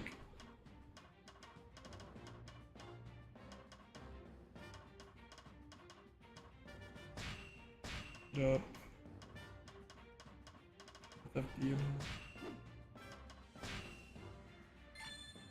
So I'll first. I killed 50 just now. I'm gonna try to be like very conscientious and only really attack like this depot. We could try to see like exactly when. We got 75, not enough. 91, not enough.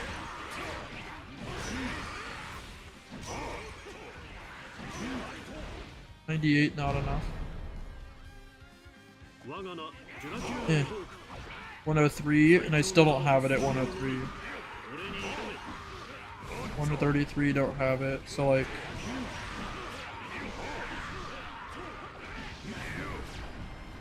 I'm gonna die before, yeah.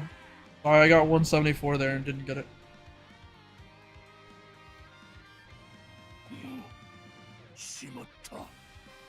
I mean, like, right now it's like... I mean, it's definitely going to be a lower number, and the graph's going to become simpler, of course.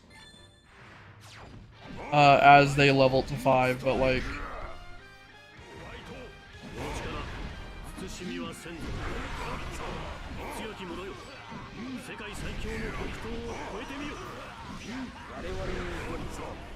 Right there, I got 168. 182. Right there, I got it. We heard the like notif sound.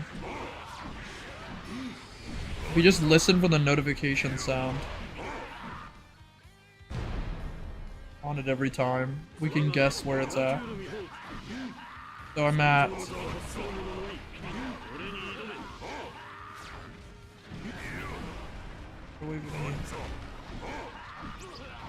I got it again.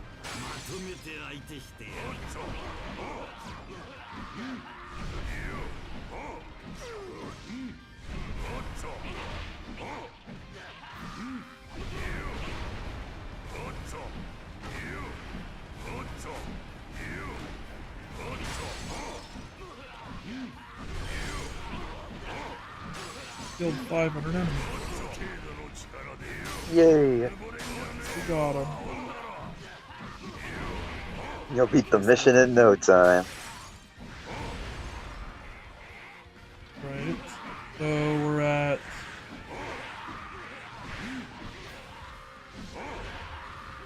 The 600 it didn't proc. It was at like 630 or 625.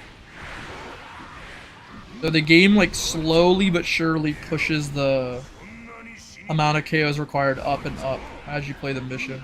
Or I don't know if it's based off triggers, but you can't really avoid the triggers, so it doesn't matter. Triggered there like 825 maybe, or 815. It's not like entirely off, but it's like a little bit more. I'll get to 1,000 here, so I'm at 98. Oh no, it's 1,002, so I didn't get it.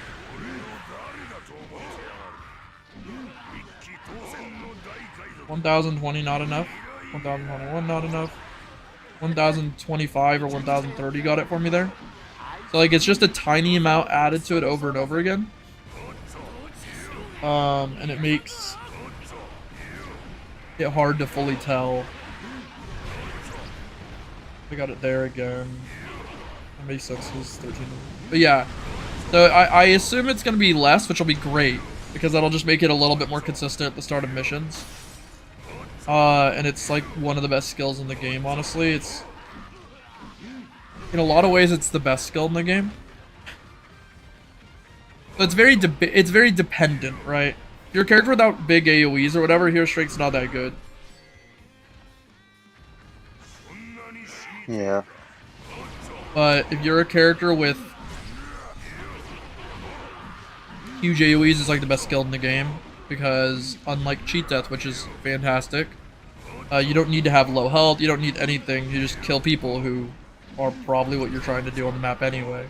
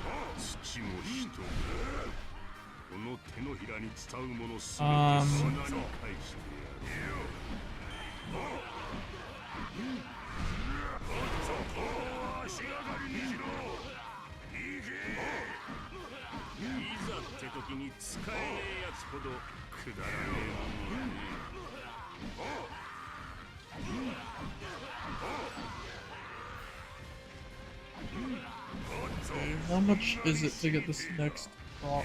Does a 30-second damage power up count to the damage cap? Yes. Well, no, wait. You're talking about the attack one, the item one? Because the answer to that is no. At least not since the Yamato patch.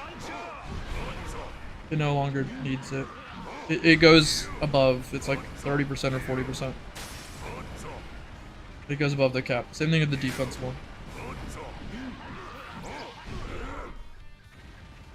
You got it there at like 2680. Yeah, if you pick it up off the ground, you should be fine. The I don't know about Urogs. Urogs might be different. Like, I don't know if that's like the item power up or if that works like the hero strength power up. They have the same visual, so it's like impossible to tell. Yeah, I'm still curious about that. Yeah, it's really hard to test, unfortunately. The only easy ways to test it are to look at the skill multiplier, which they move like every patch or whatever, and then like to try to reverse engineer the amount of damage you're doing based off of having it or not. The main way I do it is I used to just put on like invincibility or something.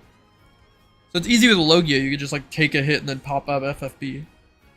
But you basically have to turn on an invincibility cheat when your health gets to 1. So you could hack your health to 1, give yourself invincibility, and then you have max cheat death. We know this good stuff. And then you could just punch an enemy and see the damage. Usually we do this against like in 1-3 against Croc or something. And then you would get an attack buff. In this case it's pretty hard to do, but I think there's always an attack buff inside the Niji level, the electric fence one. And then you can grab that attack buff and then test it, and then you see the damage is different because you can see the damage numbers. And you'd have to do the same with a rogue. You have to like punch an enemy and then see what the damage changes to and if it's like the same or not.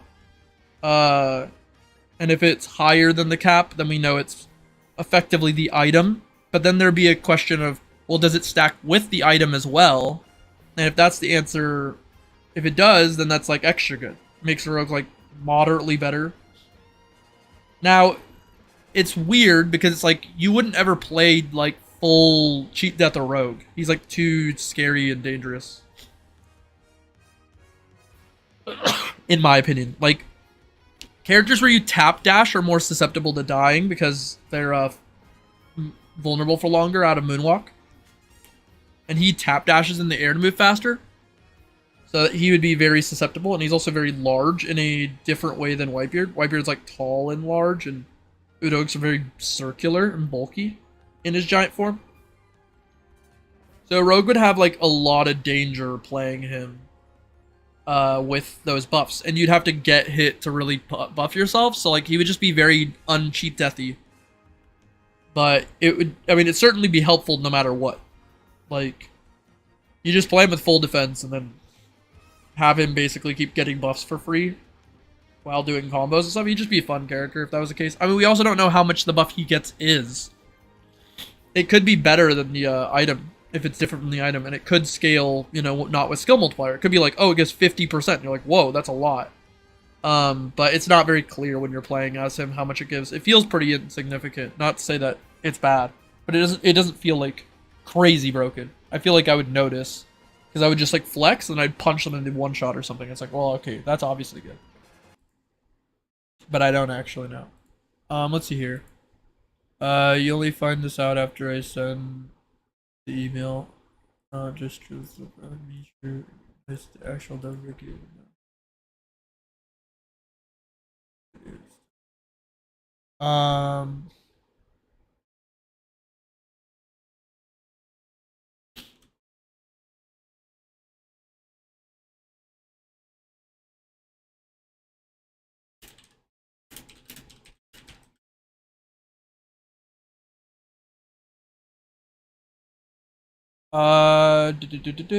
Okay. Is there damage drop off in this game? What do you mean, like from distance, or?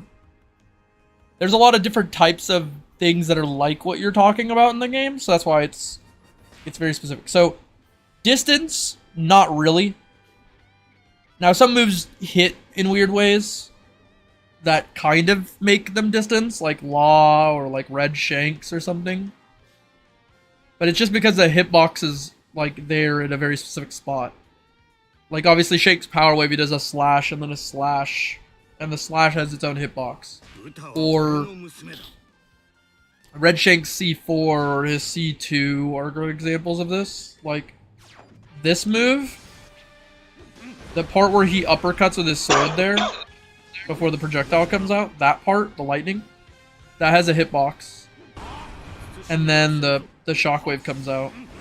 So there's like an extra part of the damage. It's mostly noticeable on, honestly, this move. That slash he does with his actual sword has like 20% or 30% of the damage of the slash. The slash is mathematically the same as everything in the game, but percentage of its damage is on the sword slash part, not the projectile. So the projectile is weaker than normal if you compared it to another character's C4. The same is true with this move. All those like weird cuts he's doing in the air, they do 5% of the base multiplier per hit, and then that last slash does 70% of it.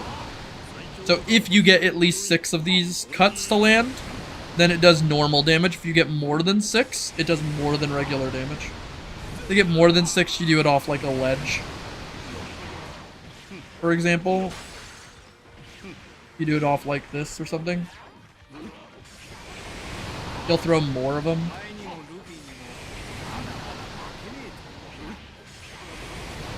And the opposite is also true. If you're doing it like up a slope, you'll do like less cuts. Into walls sometimes happens too, where you'll end it early. Like that. See?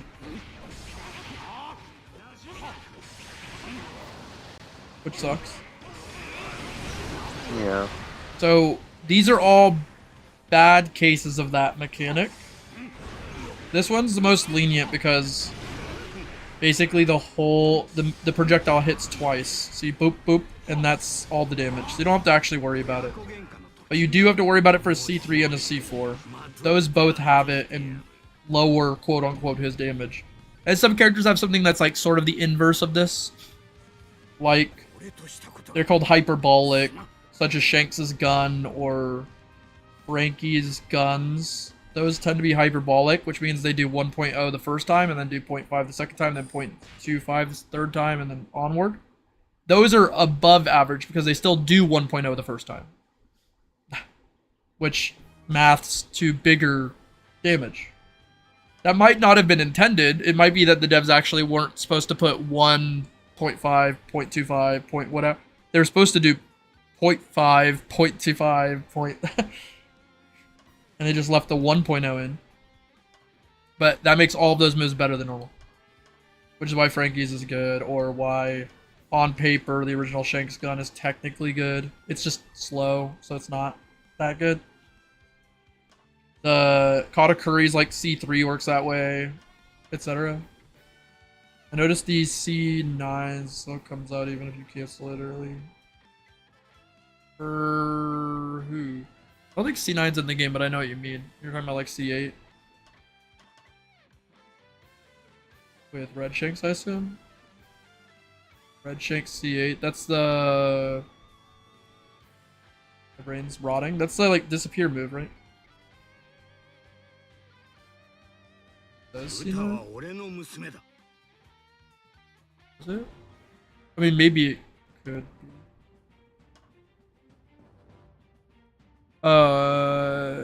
It meant C6. Okay. Fair. Oh, C6. I'm misreading you. You're fine. I saw 9 from far away. I was like, there shouldn't be one. 1, 2, 3, 4. 1, 2, 3, 4, 5, 6, 7, 8. You see 6, that's his like giant cut move, like the cylindrical one, I think. No, it's lightning. You're talking about like if it gets canceled, you're saying like it'll continue going or something.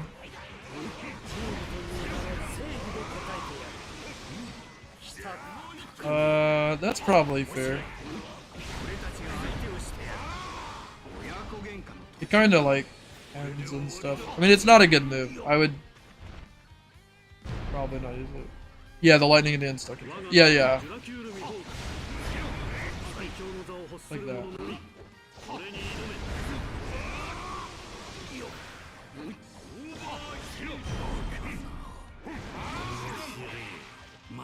You chopped me in my missing arm. Your last arm. It's like, oh, that was my good arm. My good arm's gone. Sheesh. Okay. Like I said, I would go over some like tier list memes a little bit, so we'll do that a little bit, and then maybe wrap. I do want to make a mod for PW3, but I got bodied today a little bit, so we'll see if I do. I was supposed to just remove the Kazuna animations, so I'll probably do that off stream. But maybe I'll show like one thing on stream or something, but it's kind of annoying to look that game up to stream. It'll like explode. What was I gonna say? Oh, tier list meme. Okay, so let's let's close this. All right, and then I believe we can do this, and I can do this, and we can look on Reddit. Part where he's Oh, full. cool. Tier list. Reddit. Reddit. All right, so let's look at this guy's updated for 2023. We'll glance at who we got. So he says updated for 2023. I don't see any of the DLC from like Yamato's patch. Like I would notice Yamato pretty quickly. This was 5 months ago. Yamato would have been able to come out, but I think he just didn't place them. So let's look at this. I'll zip this in for the people. There we go. So, all right. Let's killer. Yeah, I know. I agree. Let's see here. Figured to make a new tier list. I'm gonna like glance through this. Blah blah blah blah. Yeah. This is based on how a character generally feels to play, but I won't say it isn't based on mechanics and legitimate viability. Apparently, it is top post on the whole sub. Whatever, who cares? And I'm grateful for that. Thank you. Yeah. All right. Let me read a little bit of this to get an idea. So, Ace, the best character in the game. Well, I disagree, but that's fine. Logia plus speed makes for a perfect character type. I disagree. Speed is one of the worst types, like baseline in the game. If you called him a tech type, it'd be just as accurate because his FFB does all the lifting and it buffs his unique mechanic. So you could say it's same thing with Katakuri. It's both of them are not normal. They're both cheating by having special FFB mechanics as a speed type, which is not common. Drake has it, but it's like the weakest type you could give him, which is like my AoEs are very slightly bigger. It's like claps, no extra damage. Good. But like getting 95% more damage on both these characters is what does it. It's not. You should just say Logia plus broken FFB. Alright. Zipping across the battlefield with extremely high speed. This is untrue. This is very untrue. This is not how this works. Speed types do not, despite the name, they're not faster. Sorry to say. They have less stamina cost. His movement speed is bad. It is among the worst. He slows down when he gets close to targets. Out of his dash isn't that fast. On the ground, it's kind of okay. You can hop. His slow dash, yeah, it's not that good. AoE and mobility on nearly all of his attacks, combos, and specials. I think that this is just very false. So AoE on his... Saying nearly all is like silly, but like most of his specials do not have mobility, and a good amount of them also have no AoE. Mirror doesn't have a lot. Mirror Flame doesn't. Flame Fence doesn't. They don't move him. Both of them don't. I think it's like Grab One. That doesn't move very much. It's terrible. He has like the one where he does the pillars. That's like pretty good. It's not bad. Fire Fist is pretty generic. It doesn't go very far in this game. So I would say it's pretty whatever for a super. And then Konkaki has terrible AoE.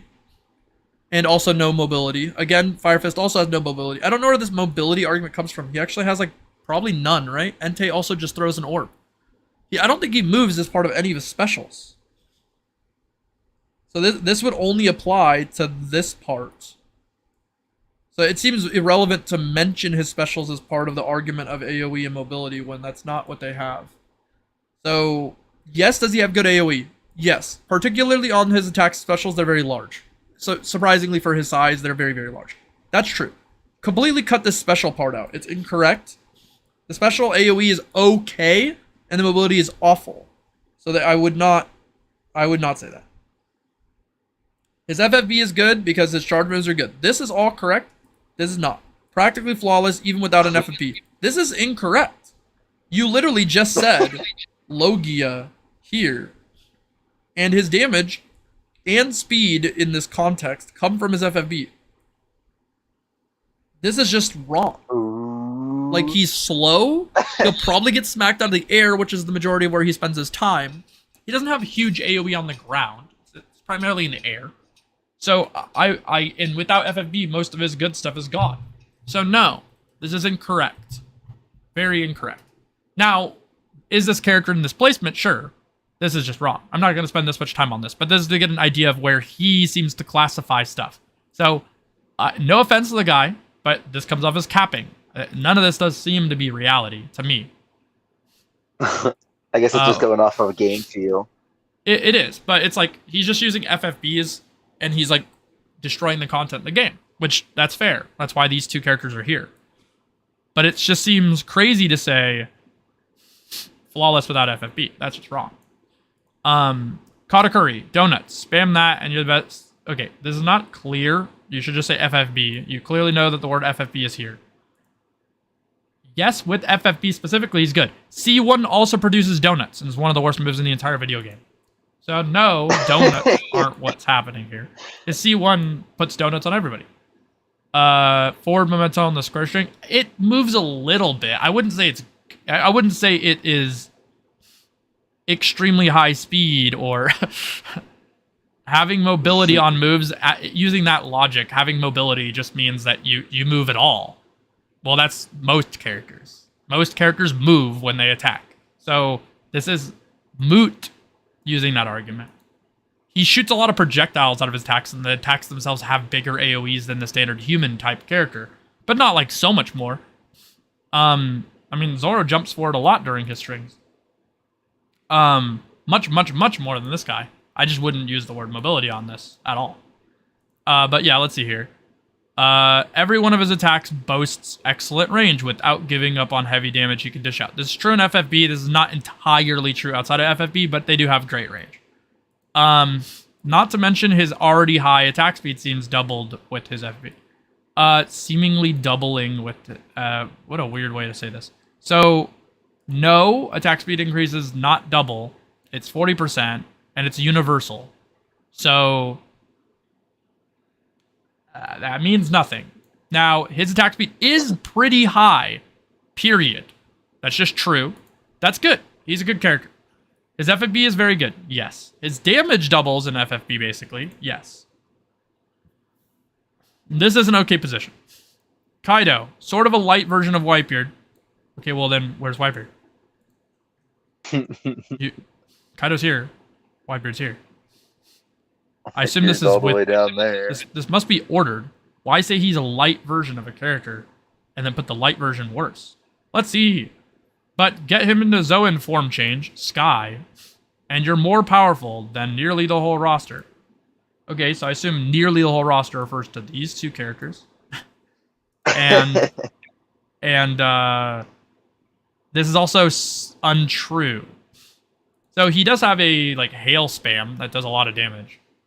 But I would never go as far as to say that he's better than Whitebeard in any conceivable metric. Whitebeard outdamages him, even in this mode. Now, you have to play pretty well to do that, but Collider alone is a good example of why. And Dragon loses the Collider for the most part, because it's so janky. Big Mom definitely doesn't deserve to be here. At all. Like, especially with Whitebeard down here. Like, that seems insane. She's way worse than Kaido, Dofi, Whitebeard, Odin. Like, I mean, she's good, but she's not that.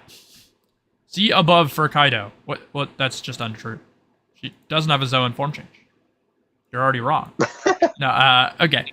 They're basically the same character with a Sky form change, honestly. That's wrong. This is so wrong. Yeah. The only downside of both her and Kaido is that the play style lacks a bit of fun. What are you talking about? What is this? That's an interesting flaw to bring The up. downside of both of them are that they're lacking funness? What? Yawn. They're too unfun to be powerful. Just go into form change and spam everything. This is just wrong. C2 is like really slow in form change. C1 is pretty slow in form change. Like, they do the same damage as every normal character. Damage is homogenized. Not a lot of people know this, but it is. Because it's homogenized, that means that when she enters form change and does C2, it does less damage than if she just press C2 out of form change. Isn't that crazy? It's because of this weird thing right here called Sky. So Power has 30% more damage on everything in FFB. That means she decides to never have that. Also, form changes in this game have level 1 special moves, meaning they lose 20% damage on all of their special moves across the board. How amazing. So, no, Dang. form changes aren't that good, generally. They have to beat the original thing by a reasonable margin, or they're not very good. They're great, they're fun, they're not very good. These Sky-type form changes for both of them are weaker than if they don't use it. Kaido does have a very good Sky-type form change, where he spams icicles, but that's really difficult to do for the average player, and he's not specifying that here, so he's lying. I doubt he's doing like fireball, fireball, ice hail, ice hail, ice hail, like loops. Like, I don't think he's doing that. And if he was, he would say that the character is number 1. But yeah, no. Doflamingo, the best Sky type in the game. Well, just these 2 skies are above him. But I guess they meant base Sky type. yeah, but it's just funny to say that. He actually benefits from Yeah. switching between sky and ground. This is controversial, but I disagree. Now, I understand people are like, dude, if I could just summon tendrils while also in the air, and it's like, there's a special move that summons them. It's not like stacking them is better. They share each other's damage minus. So eventually, they all deal 0 damage. If I swing a tendril at somebody and then drag them into a different tendril and then swing that one at them, it does the same as the other one. And they stack each other. So even if I had 150 tendrils in one spot on the map, and I press the square button, what would happen is they would take no damage. They would take the first hit, and then take half of that, half that, half that. So they take 2 times damage of 1 tendril, and then they would take 0 damage forever from all the tendrils for all of eternity. This is kind of hard to show, and I closed the game, but this does happen. Tendrils just run out of damage. So you can't really, like, you could summon the tendrils on the ground and then FFB and then summon more tendrils on top of them and then swing into them. That'll feel really cool and it'll feel really good, but they actually won't work as most people think. And that's fine, but they don't. Sending up string tentacles to cover wherever area holds the mobs or bosses soon to be obliterated. Look, yes, you have a special move that does this. The special move already does 10.8 or 6.6 on the way out. It just kills everything anyway. Nothing in the game really lives from it. You now have Top of the World, which he didn't have in this tier list. So it's even more egregious. But in this context, he's fine. You want to win the game with him, you just dash into people and mash square. He's okay. I wouldn't say he's better than... It's weird because like my tier list kind of implies this, but my tier list is also old. Dovi is better now than Kizaru, but at the time of this tier list, I would have been hard-pressed to say Kizaru is a better character. Because Kizaru has stronger combos than Doflamingo, and he moves faster in the air. So he's just faster and deals more damage. That's probably a good enough reason to say that he's better than Dovi on its own. His AoE is a bit worse than Dovi's, but Dovi has these specials to make it specifically better. So it's fine. Odin, perfect blend of Whitebeard's strength and Shanks' hockey mechanic. This is absolutely untrue. Whitebeard's strength is abnormally broken, and he does not have it. Shanks' hockey doesn't work this way either. Shanks' hockey makes it so his blade becomes a multi-hit hitbox, and it gives approximately 5% more damage. Without hockey, Odin's sword does 10% more damage for no reason. And in hockey, it does 20% more damage. And you must use hockey, or you can't play him on the ground. The only moves you can use without hockey are special moves and aerials. So, this is not the same. And it's also a lot stronger than Shanks's. The reason Odin feels so good, and why he's really powerful, is because the devs just, along with Okiku in that patch is bugged, and they just gave those characters more damage. Okiku has 20% more damage on ice moves. Why? I don't know. I didn't make her. And Odin also has just 20% more damage all the time. Why? I don't know. I didn't make him. They just gave them random damage multipliers on no reason. And they're better than normal characters because of it. It's like a dev got hit, like swiftly put that in before they put it out, and then they never noticed. And everybody's like, wow, these characters feel really good. I bet. They're almost always in power. That's like 20% is like being power type FFB without having to be an FFB. It's almost that high. It's 20 out of 30%. Then they enter FFB again. Like in Odin's case, like that's like 50%. The 20% I'm talking about is not a skill multiplier. It's a raw multiplier. So it's just better. And then Okiku doesn't even... She's not even a... She's a speed type, and she just gets the 20%. It makes her better than every other speed type of the game. In terms of raw damage, not counting FFBs that make them even stronger. So, obviously the two cheaters, speed types beat her, but like, it's crazy. Whitebeard, most of the tier could dominate the battlefield in seconds. This character already owns it the second you choose to play as him. True. The destructive power of this character is comparable to how he is in canon. Sure, this does not explain anything, by the way. It's like it's just all flavor text. Like I could read, I could go here, and like click character, and go to Whitebeard. What? Where did they put him? I'm blind. There we go. I could just read this. It's probably the same. This is Spanish. Let's go with English. Captain of the Whitebeard Pirates. His real name is Edward Newgate. After the execution of the pirate King Roger, he rose to the top of the great pirate age and blah, blah, blah, blah. He has the power of the Devil Fruit Gurgur and vibrations. The ability is said to be powerful. It could destroy the world. When it was announced that Ace would be publicly executed after being captured by the admirals, he led a group of pirates under his command to attack Marineford, sparking a civil war. Wow. Amazing. And what about this one? It can attack from any distance using short-range attacks, using weapons and long-range attacks that emit shockwaves. Each attack is overwhelmingly powerful, keeping surrounding enemies at bay. That's about as descriptive as this guy's tier list. That's tragic. We'll glance through, but the idea I'm getting is that he really cares about how good a character feels to just press their buttons in FFB and ignores the other qualities. Right. So agree. I'm not talking about their overall placement. I'm just talking about the tier they're in. Agree. No. Sorta. Especially in current patch. Yes. No. You move him like here or something. He's not that good. Sure. No. You can keep him up here, but not in this specific patch.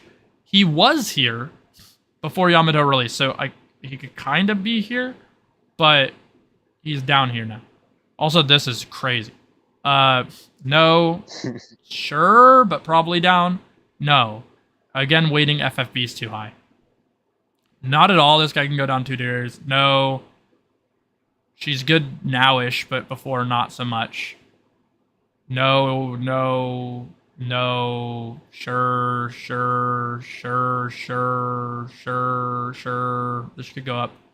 No. Maybe higher. Sure. Higher. Sure. Higher. That's a fruity Tora. Higher. Sure. Higher, but probably sure. Higher. I don't know how this happened. Higher. Sure. It could be higher. Definitely much higher. Sure. I wouldn't put them in these tiers in this way, but yeah. So that's crazy. I maxed out and tested. This is a year ago. Let's just use our brains. So it's pretty recent. Okay. So this is before... I mean, it has these, so we can assume that. So, sure. No. Sure, but it could go down. Sure. No.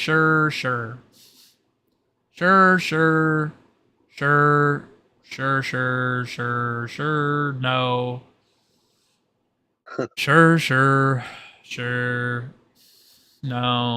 No. Debatable.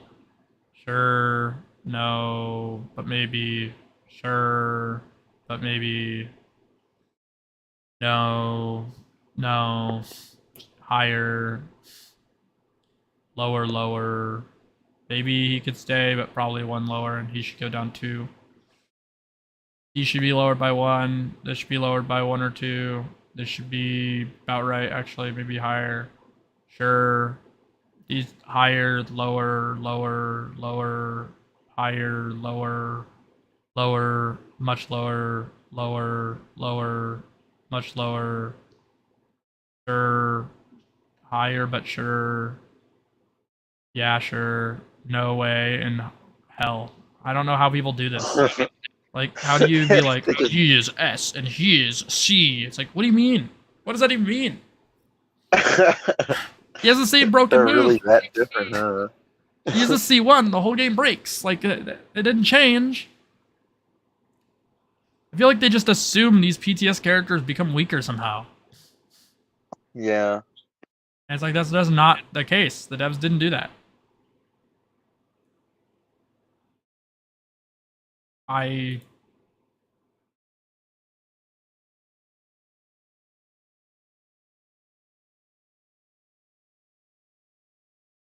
think his base form is the best of the 3. What? You're on crazy juice.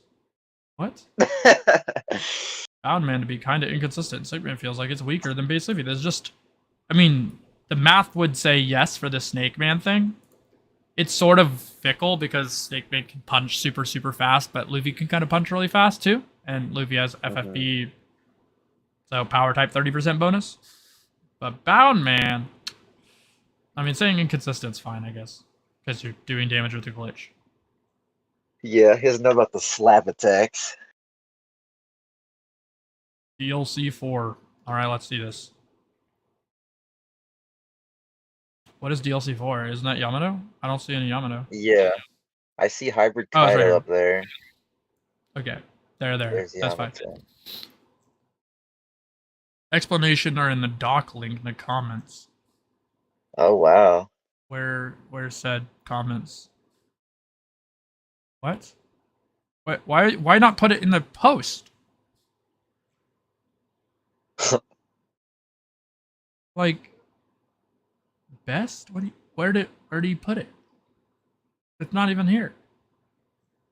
Come on, man.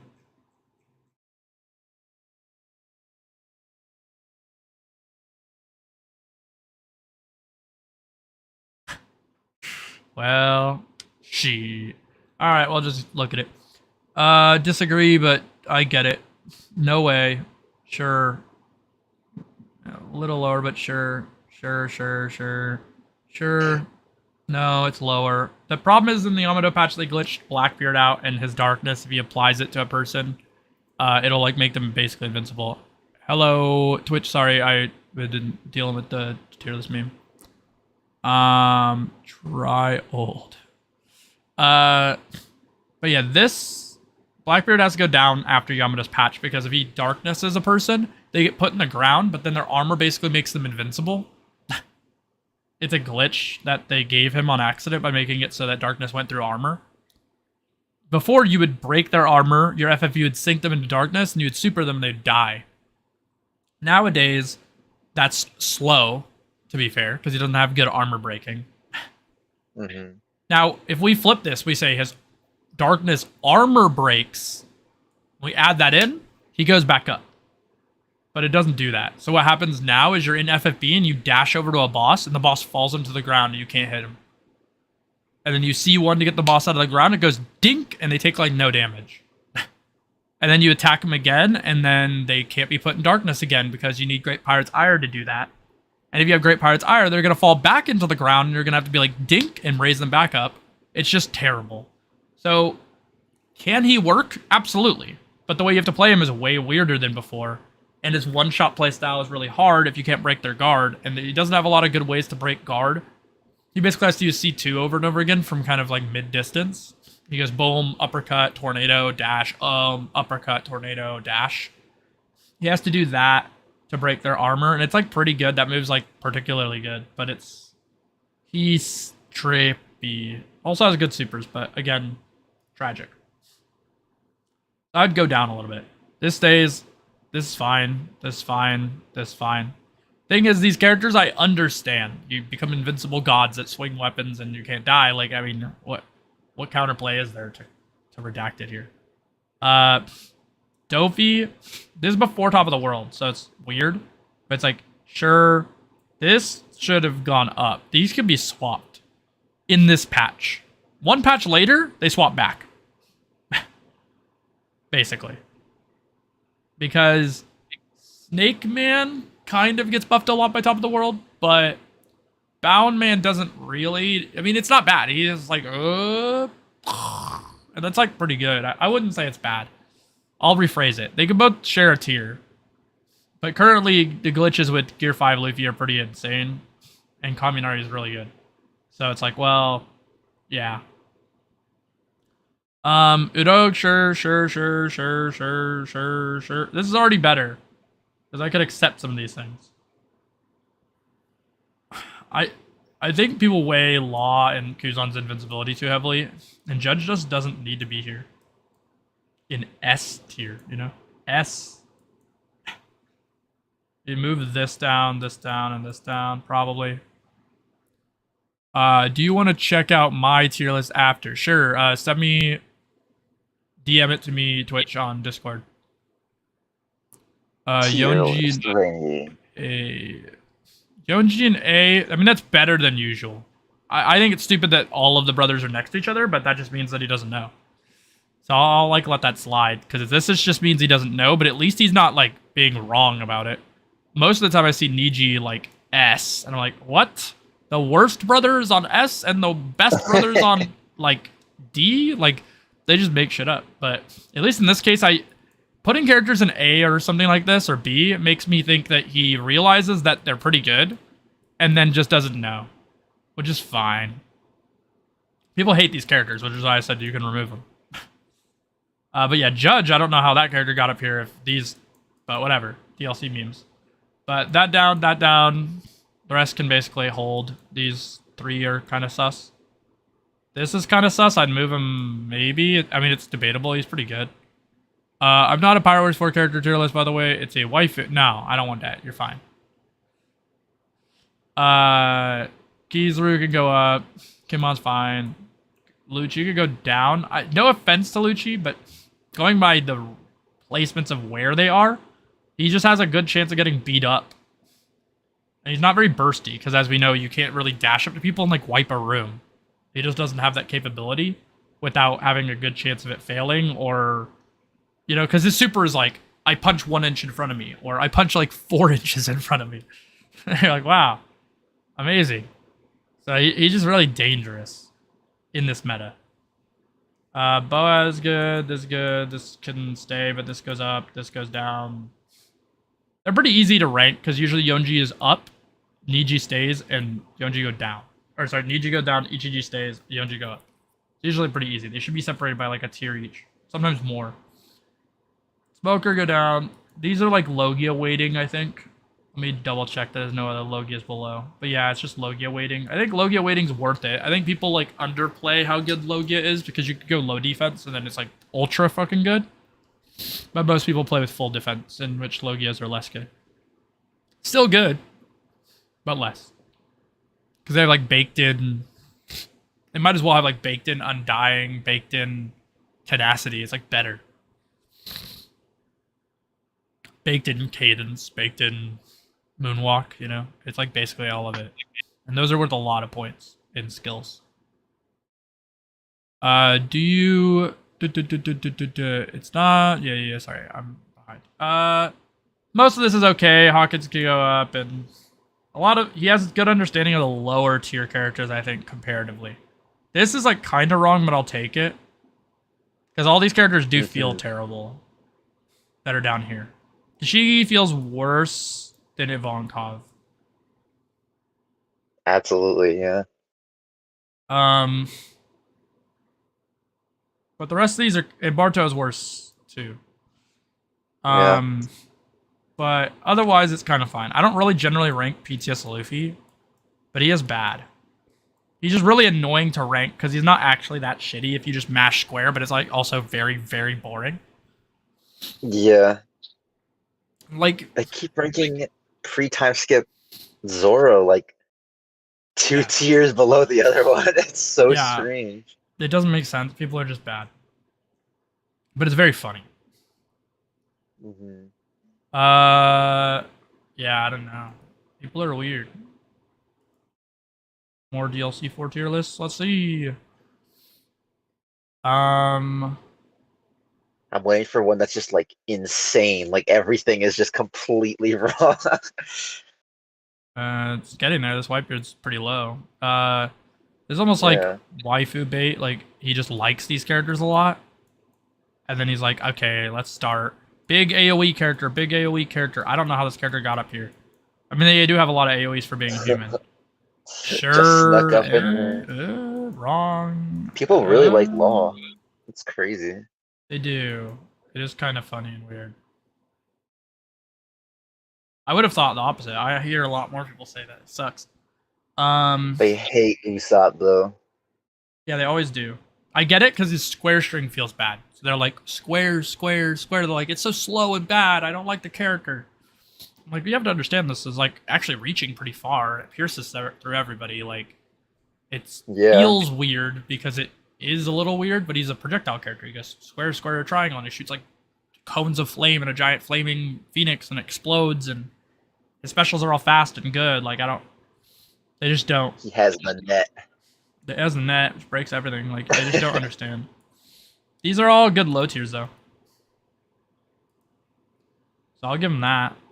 These are all right. Cavendish being that low is new. It is, and he kind of deserves it, I guess. Like, I like Cavendish a lot. I think he can be played really well.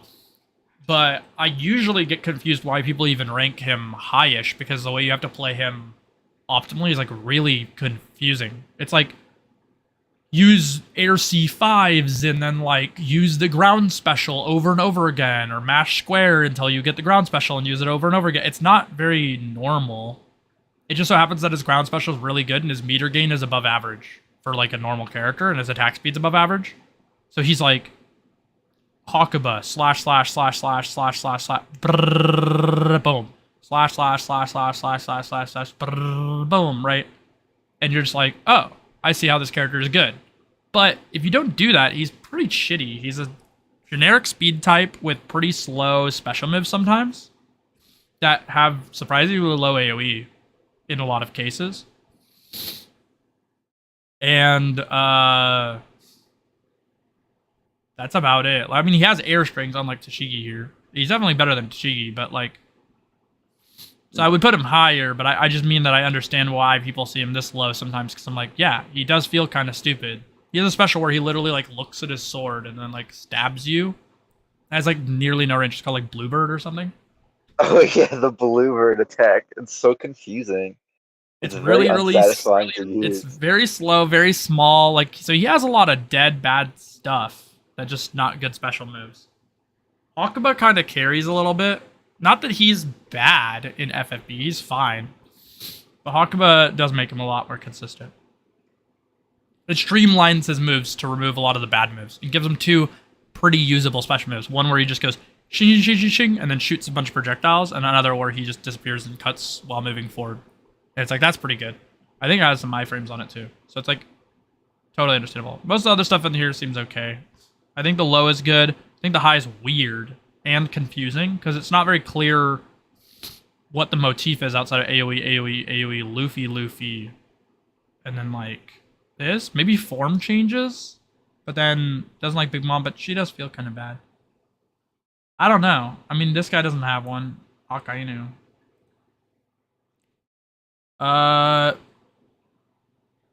I'm running low on patience.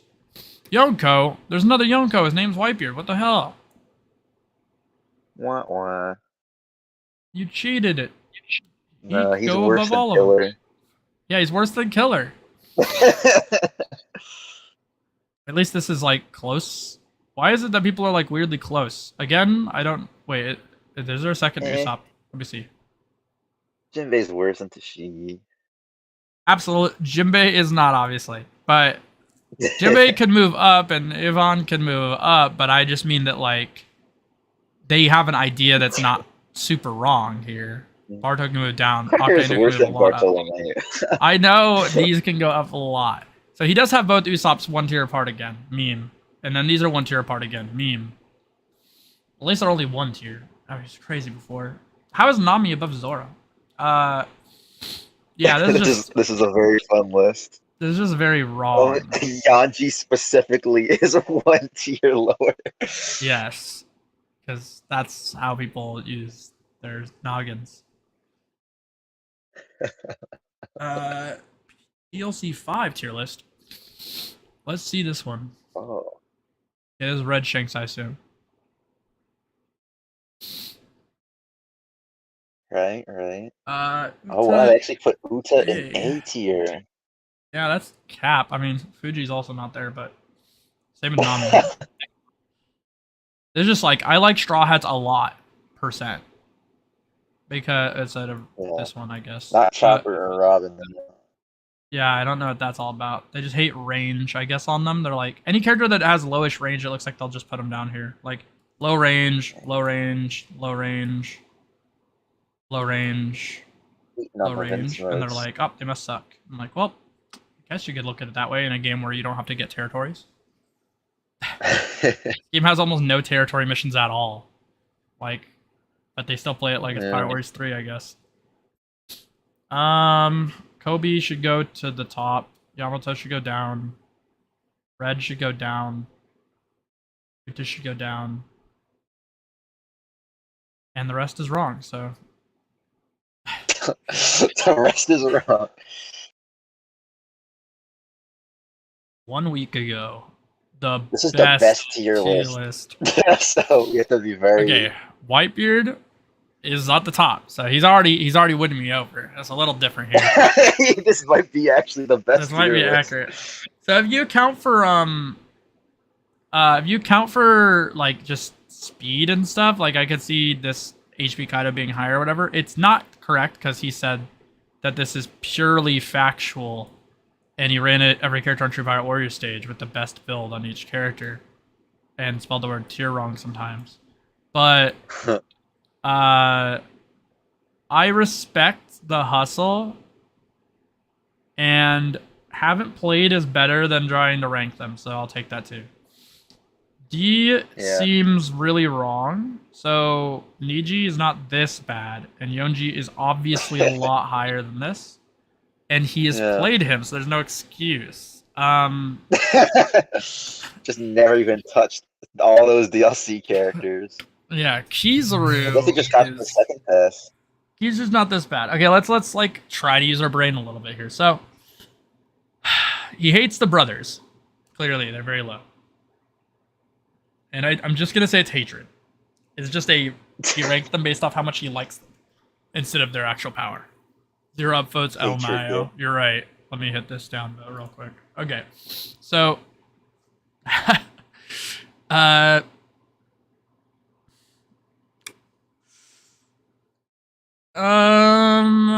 he has a decent idea of what makes characters a little bad, I guess. Some of no idea. Some of it is just hatred, and then some is like he kind of understands, like Tashigi, Ivankov, Buggy, and Barto, Marco, Brooke. Like these make sense. Usopp, I just understand that people are bad, and therefore like it's hard to get good at. Like he's a high skill character, so I get it. I understand why people put him here. But it's just wrong. Nami, yeah, it's fair. Kizaru could go up. I assume this is character hatred. Smoker could swap with them, honestly, pretty easily. Uta, that's fine. This, is he in the same place? He's 1 tier higher, yay, every time. Same with this one. He's on the same tier, which is funny. You'd think they'd be spaced. I disagree, but it's not like the most egregious thing I've ever seen, I guess. Some things are like regionally close to where I think they could be. This is a patch with Top of the World in it. So at least he has Shanks, Red Shanks, in the same tier. And he didn't overhype Gear 5. Yeah, that's big. Now, somehow he overhyped Big Mom and HB Kaido, but this could just be giant privilege, Yeah, which I think is they're just okay. so easy to use. This seems guard break leaning because Kai Curry's also here. And Carrot's right You're here. right. Odin could guard break and he's not here, but I don't even see him. He's not played. Oh, that makes sense, actually. That's fine. That's good. Same with Redacted. These make sense for not being up here. So that he just hasn't played them even though they're guard break heaven. Yeah, I don't know. He is not that far off. Some of these are He whack. might actually have the best tier list. Some are like just he hates them, like Kizaru or the brothers. But they come off as he hates them more than that he has bad information. Because like most of these feel not that far off. Like I could see Barto here instead of down here, but I would prefer him down here. I could see Buggy down here. He's hard to play right, and when he is played right, it's still like very counterable. Ivankov, yeah, like Shinbei has some problems, but I think he's a bit better. Marco is better at top of the world, so like he could even go up, like in a way. Kizaru is much better, which is why I think it's weird. Brook is pretty bad, Nami's pretty bad. Usopp has issues, though I do think it's just a skill issue. I can see why people would want to put time skip Usopp higher than Usopp. I don't do that, but I also don't think it's wrong to do it. He has some really nice specials he gets. So I understand when people want to just go boom, detonate, big explosions everywhere. Like it's not a bad, it's great special. I just know that special into run around and then like nuke it or whatever is about the same damage as just running in circles and FFB with normal Usopp. Dropping oil all over the ground and then hitting it with a C1. Does about the same amount of damage for the same amount of time invested. So that's why I use this one, because I just like running through crowds and then like turning around and pressing C1 and they all die and I build full bar and stuff. I just like that gimmick more, but they're not. But having more options is always cool. So I get it. Yeah. So I think they're the same, but I understand why people don't really respect the Usopp, because they're dashing everywhere and they're like, well, I dash everywhere and he sucks. It's like, well, that's because his gimmick is about running, where you hold L2 and he drops oil everywhere. They're like, well, that means I can't dash. I'm like, nobody said you couldn't do that. It's just that running around is part of his game. So it's like, the way you play him is you like end your dash, walk away for a full step, and then do a C1 or do a C3, because C3 also detonates all of his oil. Or you do a special. A lot of his specials detonate all of his oil too. You could literally run in circles like for 3 oil drops and then do fire rain and it'll like one shot like almost every boss. It's like, yeah, it's sick. So Very it's like powerful. they're all very cool, but yeah, this is pretty close. Again, like I get the Zoro slander, people just hate him, I guess. But you know what? You get a passing grade, still downvote because it's purely factual. But remix the tier list from this subreddit. You remixed a tier list? Interesting. Didn't know we could feel negative damage. Wow. You know what? You got This is my a vote. fascinating tier list. You know, I actually think like this a is multi-level marketing tier list. It's a 130 up though. This actually, even if it's a just for popular funny, one.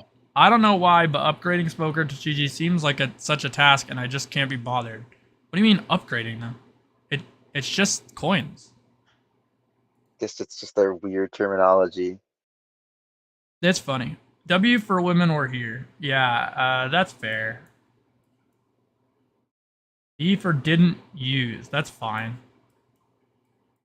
These are the right people to not use, because they'll probably get removed from Pirate Wars 5. Yeah. C. Okay, this is his actual low tier.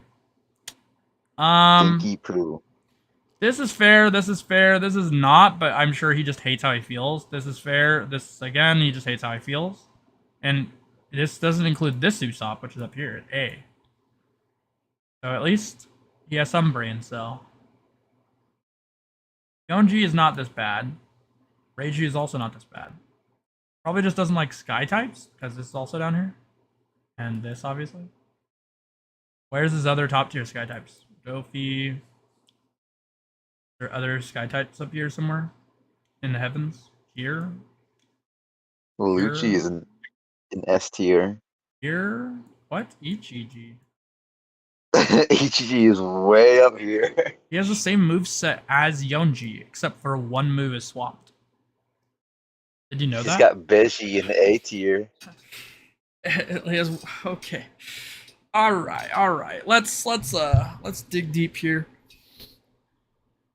OP. Assuming this isn't ordered, this is fine. It's probably ordered though. This wrong. This fine. This fine. This fine. This fine. This fine. Fine. Fine. I guess because top of the world. No. No. No. Go up. Go up. Go up. Go up. Down, down, down, down. Down. Stay. Super down. Down. Stay. Up. SBB strong but mind-numbingly boring. Interesting problem. I don't disagree actually. Better. Stay. I guess this could actually go down. I like Usopp, but it doesn't mean that he isn't flawed. This could stay, Yeah, this could stay, this could go down, this could go down, but it could also stay. This goes down because flaws. Flawed as hell. Flawed. This could stay. Flawed as fuck. Stay. Yeah, I don't know. It's a meme. Finally, Cavendish gets some respect. Hawkeye is generally broken. I don't know why people sleep on him. Bum bum bum. Okay. All right.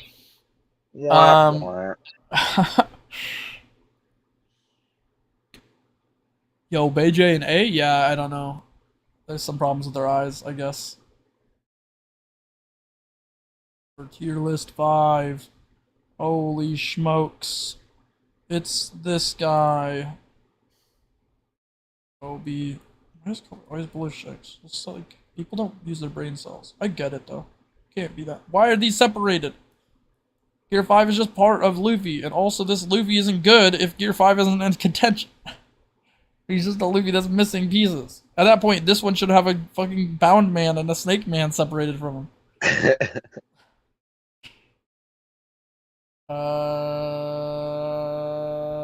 Not the most disagreeable tier list I've ever seen in other places, I guess. Interesting. Like, I get it. Yes, probably yes. Yes. They hate Ivanka. This could go up, this could go up, this is fine, but could go down. This is fine, this is fine, but could go up. This is fine, but could go down. Just kidding. Down, maybe. Like, I don't know. These are weird. Like, these are, I don't know, they call it beast. It's like, do I really have a form of mad? I'm soft locked on this. It's weird. Alternate reality. Yeah, I don't know. That seems good. We've understood the people. I'm getting a good scope of the general opinion. Yeah, I'm understanding where the problem lies.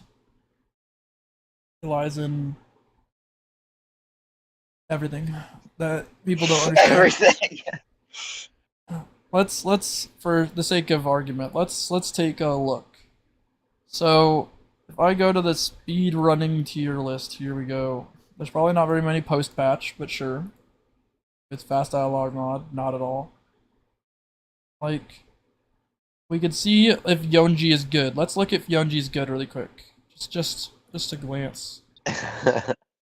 It's gonna freak out, but yeah, let's see. Is Yonji good? Let's find out. Look at the timestamp of the video.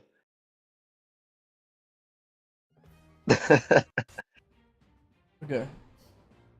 Alright, is Yonji good, guys? Let's see. Okay, skip the dialogue. Oh, whoa, what happened? Wait, huh? Wait a second. Maybe they're spitting, actually. Stage is over. Incredible. Wait a second. Under 4 seconds. And I beat this recently with a 3.33. But like, also with the Unreal. I just didn't upload it yet. But like, huh? Seems odd. Seems like a little bit of an oversight. That seems seems a little different. We can go here. Yeah, you can look at True Pirate Warriors runs technically. It's gonna be Glods, I think. It's gonna be a treasure log. One sec. Yeah, this is a Whitebeard run. So When okay, the cool. It's yolk gonna- don't be Yeah, let's see. record with 1 second. Okay, well I went too far forward. Alright, so he starts the stage. He gets smacked up. He deals damage, he FFBs knockback. He takes the Gamba on hitting him. He hit a wall, so he gets some extra time, and he didn't do enough damage to get him below the threshold. Again, gets self-damage. He got enough, so he one-shots them. Boom. Deadly Cadence saved his life there. Roger Hit him with says we that. could raid Punky Got the Shot. kill. Double Tell kill. him that we break our Cutscene world record plays. with 1 second. Careful, tonight, careful.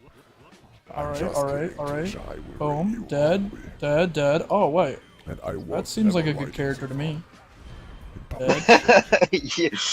Oh wait, that seems like a good character to me. Series Let's Such go an forward a bit. excellent thing to say. 50.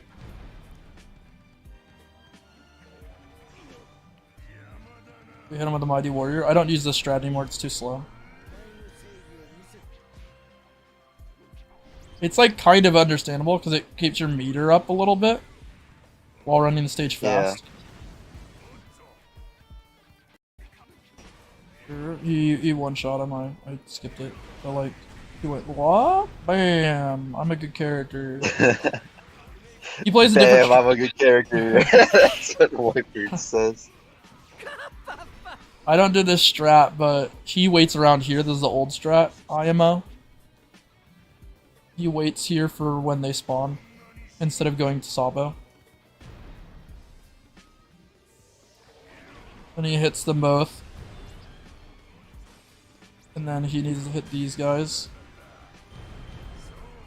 Again, Deadly Cadence is why he's not dying here. Anybody's curious, like, wait, he's getting hit while he's doing special moves.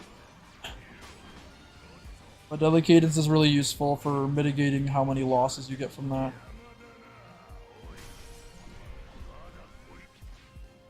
This is really dangerous. He got lucky. Everyone. And he got good RNG on Ivankov just Your obliterating. with slabs. Shawol. You're gonna see the extra dialogue here from Sabo slow the stage down. And you got a 4% chance that the wonderful Mommy Nembelmer will party out with you. No, Yeah, so like it takes the extra bit of time to get to the end there. love Belmer. Good luck, Nyland. Thanks, Chrome. Mommy Nem. Wrapped up not too far from now, but thanks for the hit up. What the fuck? Alright, good. And good. Yes. Fantastic. The I One Piece is think I got real. Battle Betty, yes. Yeah, and see that's good. And then he gets a good old fashioned time. Right? What the fuck? Yeah. So yeah, you can make it happen. Like characters are good in this game. Yo. Oh. Yeah, don't worry about it. I'm gonna thought you was playing. No, I mean I was playing that stage literally right before.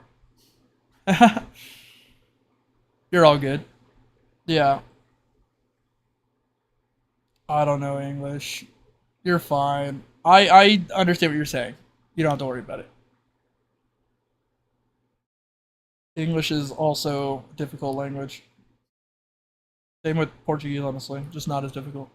Portuguese is great. But yeah, characters are really good in this game. So you definitely can.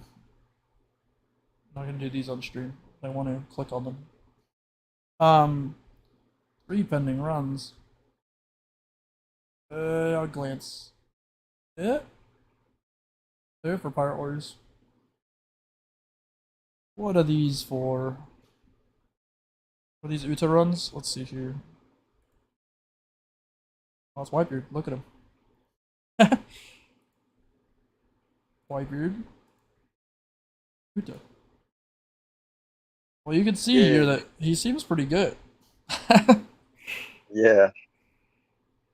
I think a um, big problem is people, they kind of get lost in their own head. They don't really do any research or discussion involving the game. yeah, And even if they do, they kind of stick to their own guns because, it's easy to be most confident in your own uh, deductions. that's absolutely true. People, people get really, they get stuck in their own world. They're like, well, I play this character and he feels this good. Like, you can only be relative to yourself playing. Um, you know, otherwise, Yeah. you'd be doing something else. What is? Let me see if I can capture this game without exploding. There's Real this quick. one guy, I forget his username, but it was this one guy who came out with his own tier list on YouTube, and like he had like 700 hours in the game, which was pretty impressive. But he Yeah, hadn't participated in any like discussion about the game whatsoever, and everything he learned was just solely on his own, like solo playtime. Like he just never talked about it with anyone or something like that. So he had this yeah, very bizarre tier list, but he had like very elaborate reasons for each one.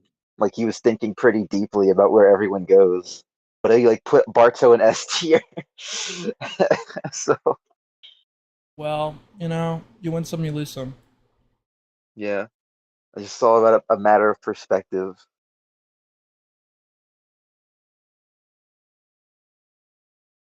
All right, let's see if this explodes. Let's see here.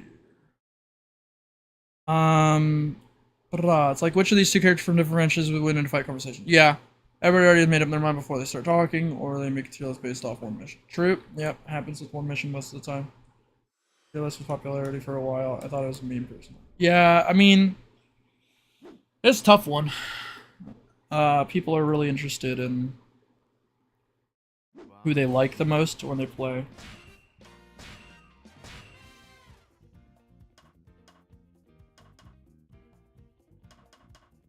It's like we're going back to the past.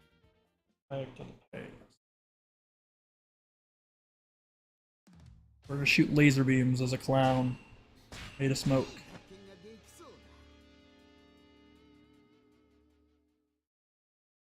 What a time to be alive.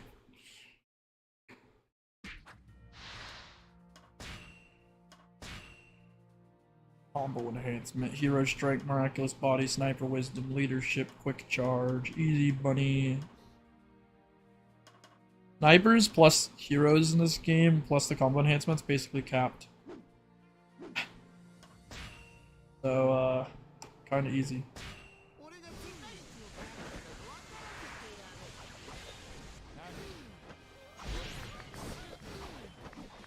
Zero, no, no, no, no.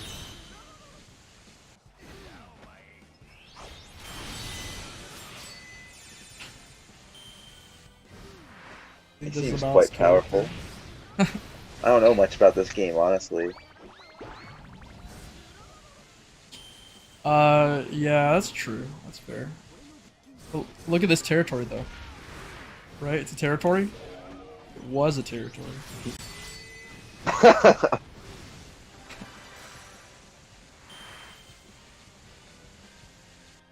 Look at this FFB animation. Oh,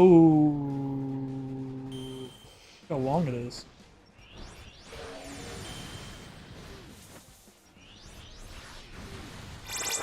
Unlike in the fourth game, which they decided a much better thing in my opinion, in this game, FFB gives you damage up like 20%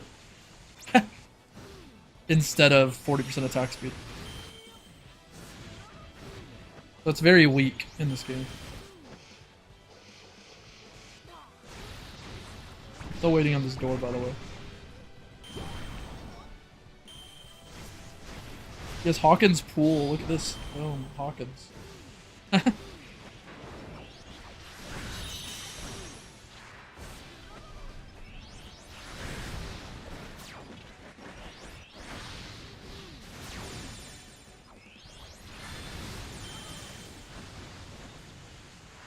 This guy actually has a better level 1 super than his level 2 super. I don't know if you have supers work in this game, but you press the button and you hold it if you want to go for level 2. This is level 2 super. It leaves a random status ailment, usually petrification, I think.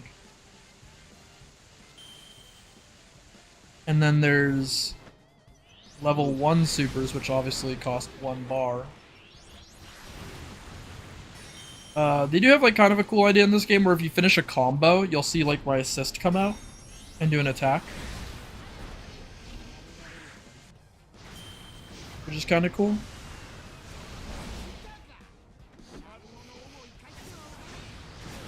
That part's kind of nice. But yeah, his level 1 super is this.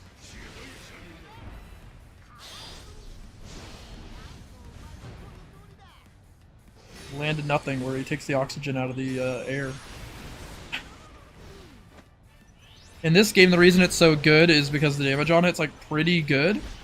But what makes it exceptional is the fact that this game looks easier. It's both easier and harder. Is because it stuns everybody in the game. So like, see, he falls over. And he stays stunned on the ground for a while. Bosses are pretty stupid in this game because they have iframes, like they have those little notches in their health bar where they can't die until they go through an FFB animation. Oh yeah. Which is kind of annoying. It's very bad.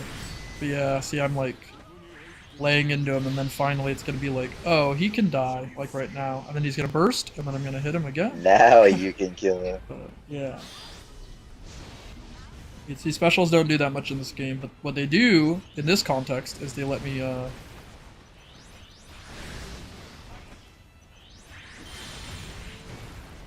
Just shooting explosions out of your mouth for fun. that's what his devil fruit does, you know? It makes him a passive. Exactly what gas is. Yeah. Why they couldn't put him in the next game. They probably would have, no joke, they probably would have made that move like a special move. Been like Gastille, it's a special move. That would have been a dang good one. Yeah, it was the impossible feat light.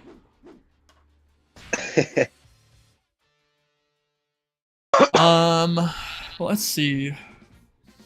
Let's show off an example of funny memes. Want to see a funny meme? All right. So. Is it called Kingdom Come? Is that the punchline? No, it's not. It's how many dashes I have to do to play this character. Okay, You're like mashing really fast. All right.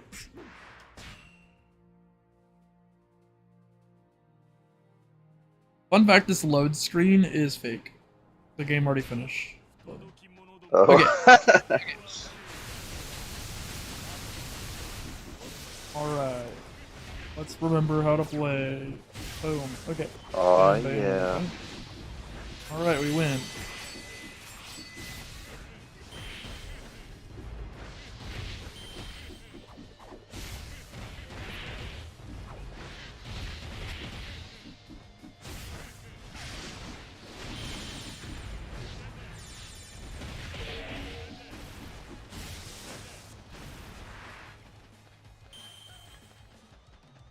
We can also use Kingdom Come, just to show how much meter gain we get. There you go.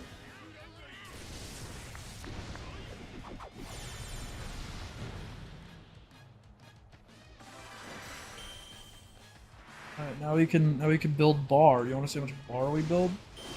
With Jalungal? Pretty good. Let's do it again. Yay!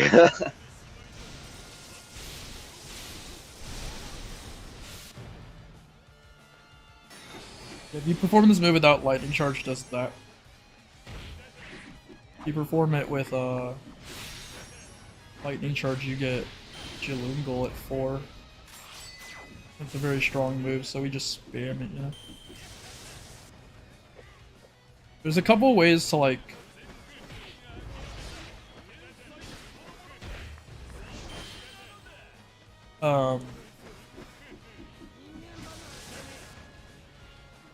to exploit lightning charges, what you're seeing me do a lot.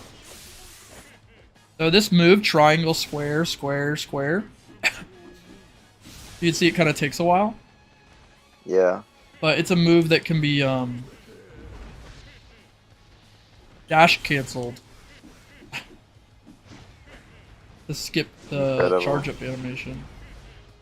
Same's true, like, to see it in an attacking context, this is his square combo. But in this game, you can dash all of the hits of your square combo and keep the extension, right? So it's like I can go bop, bop, bop, you know, and get to later charge moves on purpose. I can do like C4 is, or C5, sorry, is that. And then I can just go. That seems really good.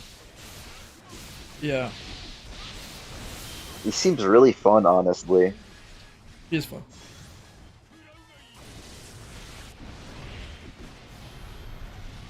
He's moderately above average. I mean, it helps that you become invincible. I've heard by a lot of people that he's top tier, and maybe that's just like a noob opinion.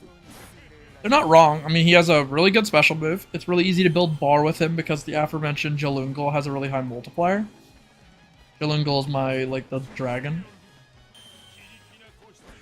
So a good example of it is, like, when we get into this room and the game spawns Odie, we can check the meter build on it. I mean, I could just blow this on purpose really quick. They're probably going to spawn and die from this on accident. I'm going to be sad, but... Okay.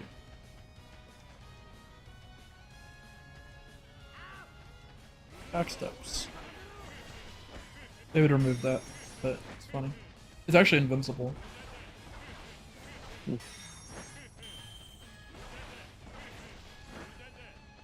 Game devs actually kind of expect you to use this mechanic, even though you would never.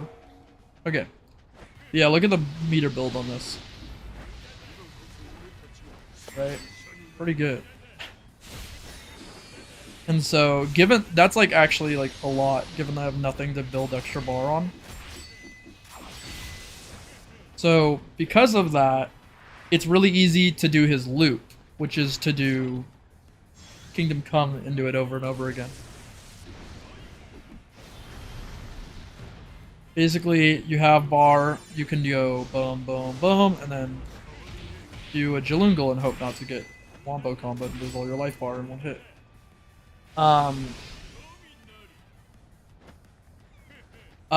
Yes, it is exactly what you just said. It's just capturing characters and...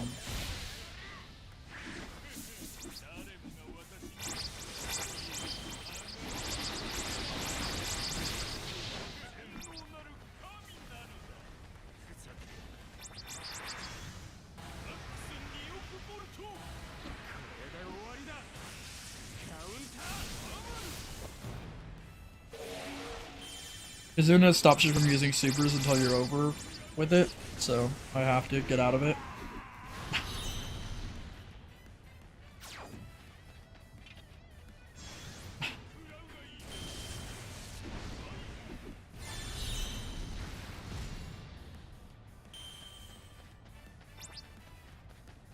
Enemies have a really high chance on this game of completely screwing you over and killing you, which is why I said the difficulty is a little weird to judge. Because in Pirate Warriors 4, you can obviously just be really durable and then you can't die. In this game, it's not possible to be durable enough that you won't die. Which some people like a lot. That's why they like the game. But it's also really rude. You could definitely get wombo comboed in this game and just die. With no counterplay. From full life. And it's very rude That's that it always does fun. that. Now, the game is very exploitable. This game has an extreme amount of exploitivity from the player's end. But you kind of feel like you have to. Whereas in Pirate Warriors 4, it's like you can. I would say the game is harder, generally speaking. Because it just kind of is. Enemies have like really bloated health bars in this game. This game is capturing territory. Yeah. So, some of the characters are different enough that they warrant being completely different in this game. As well. We kind of talked about the Mihawk thing, but like... he's a decent example of it. I'm gonna do like a C5. I'm gonna show you his charge moves in general, but... he's a good example of like a character before and after, you know, the difference between the two games. Yeah, on PS5 this load screen's instant, but on PC it has a fixed like 6-second load it has to wait behind. So here's his move. So this is C2.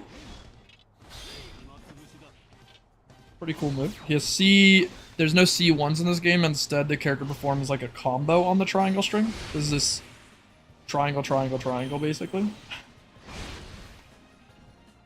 He has square, square, triangle, triangle, triangle. It's very similar. He has... that's C5, and this is C4. In this game, Pirate Warriors 4 was the game to add extensions to C4s and C5s. In old Dynasty Warriors games, etc., they would only be on C2s and C3s. Well, how about that? So, but the reason they had enough moves in Pirate Warriors 4 is because they had like triangle, square, square. For example, there's triangle, square, square, and there's triangle, triangle, square. So a lot of these moves, you recognize them are in his moveset as part of the extensions for later moves. And they're able to sneak away with that. Now, obviously, he didn't have any air moves. The closest is this. Now, in this game, he has a UA. That's this move. A lot of UAs were made into C1s. His ups his tier of his blade by 1 level. And so you can do bop, bop, boom, boom. R1 again, it goes up another level. Bop, bop, bop. And then it goes down again. So you usually do, you know... you usually go about doing this if you want 2 levels. And usually you go, you know, this move. Because it's, you know, it's good.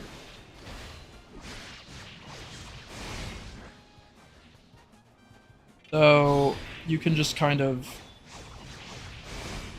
do that over and over again.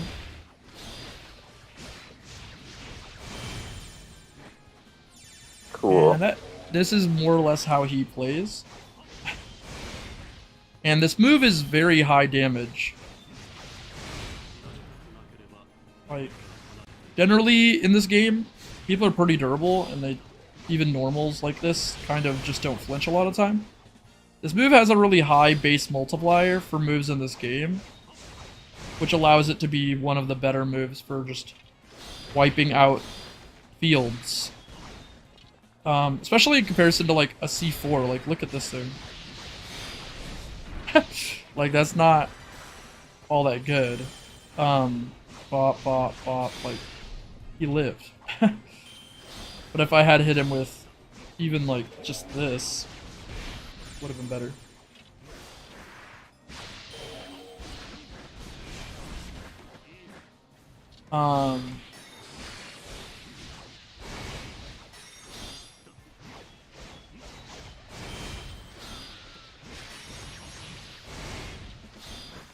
You can see like he can go for this, into this again.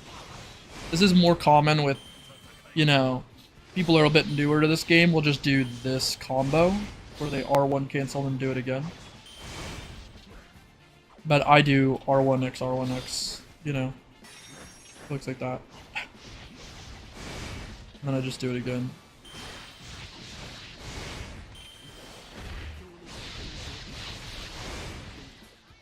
He has the same 2 supers, right? The Void and whatever.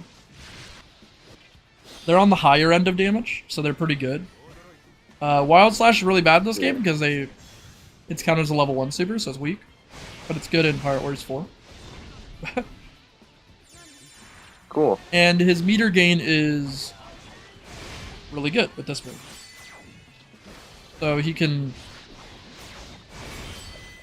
kind of do this. You can see he's not nearly as broken as what I was using before.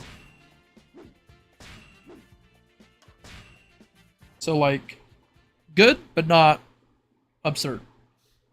But yeah, this game is very like just territory heavy, and characters that can do it fast are really good. Some characters are really boring in this game, but that makes them broken. And some are just very different. Like the Shanks in this game is very different. Obviously, some of the characters are really similar to the point where it's like nothing. Lucci's very different. Fuzon's extremely different. So like,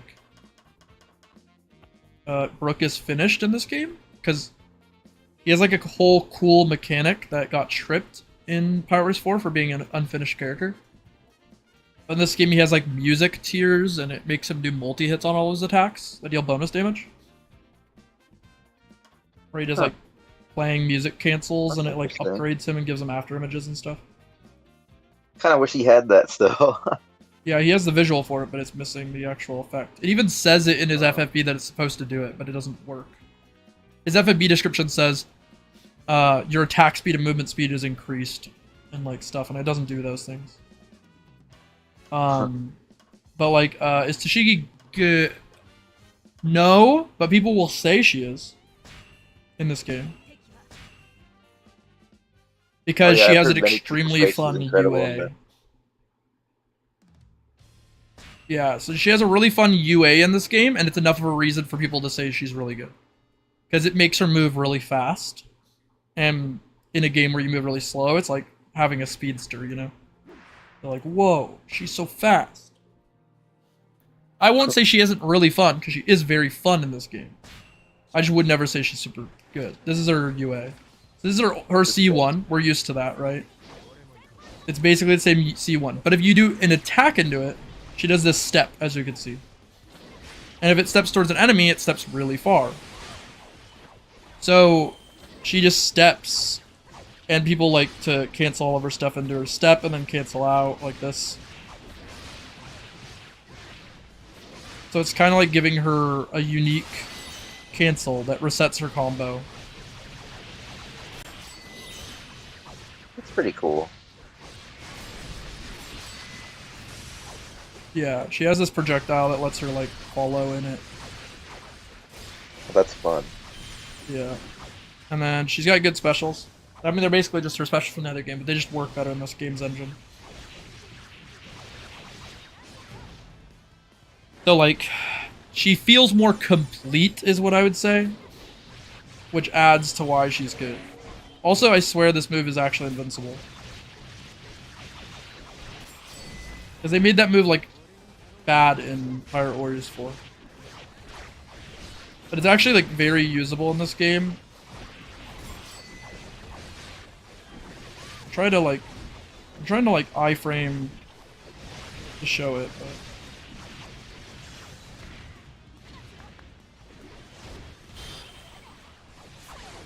but yeah, I would say, you know, she's not coming off as, like, insane. But she's very fluid. This is a thing people like about Sanji a lot in Pirate Warriors,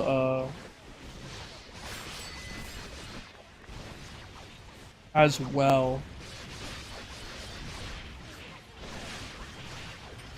They like about him in this game is his UA is like very fun for comboing. Something that we lost a lot with is combo style UAs are gone, right? So like Tashigi's UA, she doesn't have this, so she doesn't have this like canceling attack tool like in this game.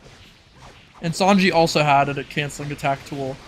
So it's only bad for him. But like her other strings are okay, like these moves do make their way into her later strings.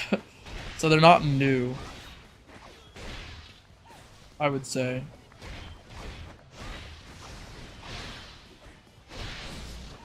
It's kind of hard to really to say she's like good or something. I just wouldn't, but I would say she feels very good, which is nice.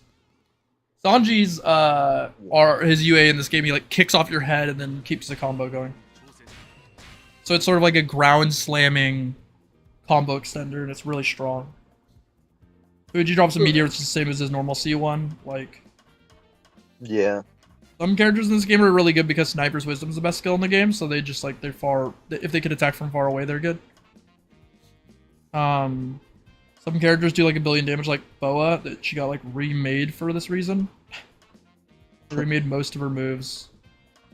Partially because she's so weird in this game, but she has a move where she just like goes, she just shoots her like love gun finger like in her C4 basically.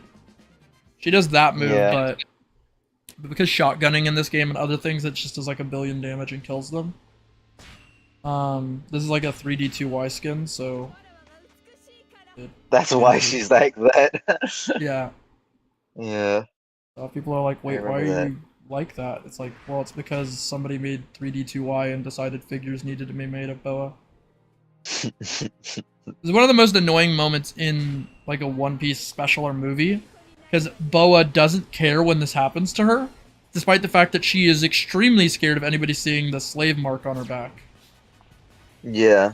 And she doesn't even like obs hockey to dodge it, she face tanks it. But yeah, I think it's this move.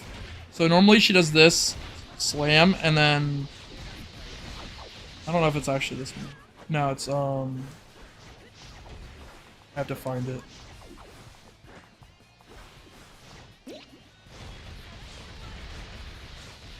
I don't remember what it is I'm finding. That's one of them, and that move does a lot. And then there's, I think it's the end of this string, yeah. That part at the end does like 1 billion damage. So what people do is they do this, or they do, or sorry, wrong. Getting mad at me. It's like a weird cancel. Let me find it. Wait, okay. Square X, triangle X, triangle X. Like that. It has like a lockout. Where you have to like get on the snake and then dash off. But you do this and then this. And that last part does so much that it's like, well, you can basically one-shot people. And also Perfume from her just does a lot more in this game. She has like quick access to this in this game. The animation's just faster. And this is just Nice. a faster, bigger version of it for no reason. She has like a clone move, basically. This one shoots 5, which is the same way her special move works. And this one shoots 1.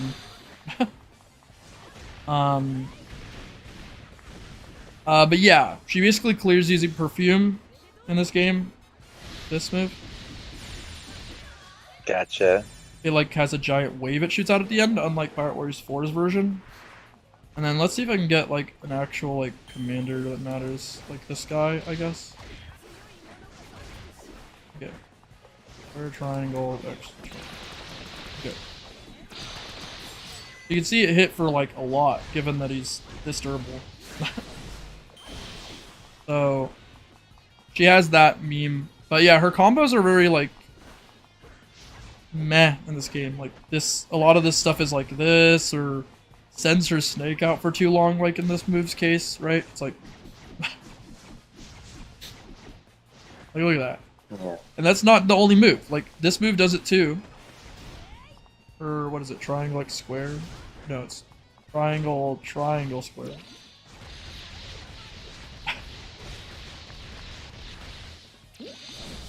It's like, why does she have all these moves that just send out Salome to spin in circles? So they took that out. Can you go over who's better in this? Fujitora? I'll go here. Luffy is complicated. If you ignore the form change, this one could be admitted to be better for gameplay reasons. He's more fun. It's hard to go in and out and show all the mechanics, but like his UA in this game, you hold the button and he charges his C1 from Pirate Warriors 4, right? The jet pistol. But you could charge, like, Okay. I kind of have to show it.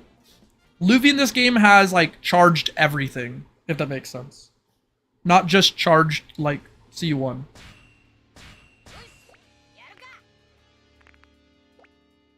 Fish costume. I think I'm gonna get going.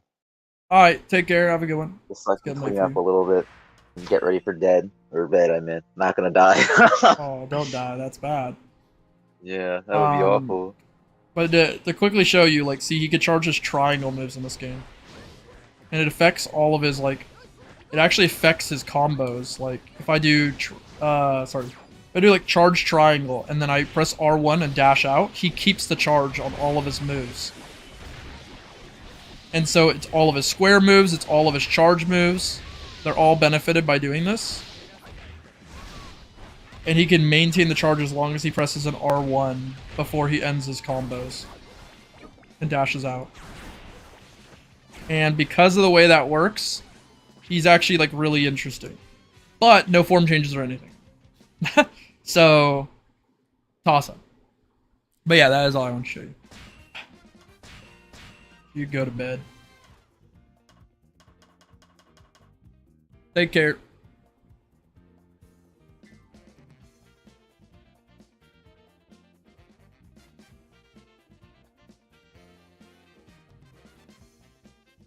Alright, so best the characters that are okay, so this character feels like more fun in the base form, but is probably worse. This character's worse. This character's comparable. This character's it's complicated. In some ways better, but it's really boring. Better in this game. Worse. Comparable or better in this game. Complicated to say, but I'd say better in 4. Better in this game. Better in 4. Better in 4. Better in this game. Only in this game. Only in this game. Better in 4. Better in 4, but still very good in this game. Some people say he's better in this game. It's really debatable, honestly. I kind of like him more in 4, but he's kind of really good in this game too. Very difficult to say. Very difficult to say. Better in 4, I'd say, even though she has like a buggy thing in this game, it's better to play her in 4. Better in this game just by design. Better in 4. Better in 4. Debatable, I'd say he's better in this game. He has like a time slowdown mechanic in this game for some reason, where he presses R1 and he slows down everybody in time, and then he can like combo them and loop it. Better in this game. Debatable, only in this game. Better in this game, but also really good in 4. Much better in this game. Better in 4. Only in this game. Better in this game. Only in this game. Better in this game. Only in this game. Only in this game. Better in this game. Better in this game. And that's all of them.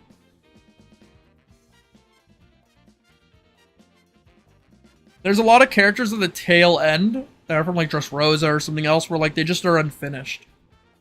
Lucci is better in this game because he's just really good in this game. And he makes more sense as a ground character than like a sky type in my opinion, and he makes good use of it in this game. Ivankov just feels more complete, and all mechanics all work together well. Uzon stuff just makes more sense. He's very fun in 4, but a lot of unfinished stuff I feel like, and it feels way better in this game. I think he feels really cool in this game. He has a lot of set play, dropping ice everywhere, like a lot of like hailstorm moves and stuff that just feel really cool. And a lot of moves that hit like with a bunch of multi-hit projectiles and stuff that are cool. So I'd say he's very good. Like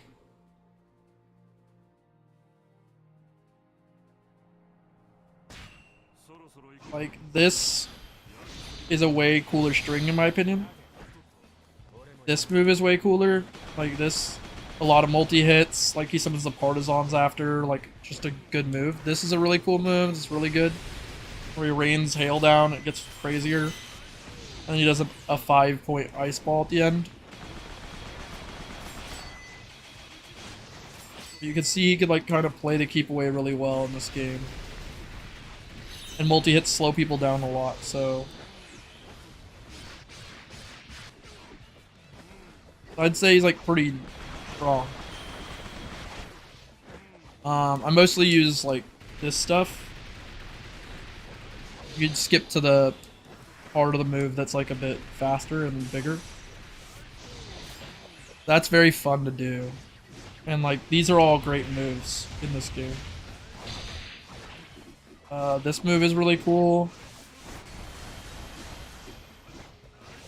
You can just throw out multiples of it.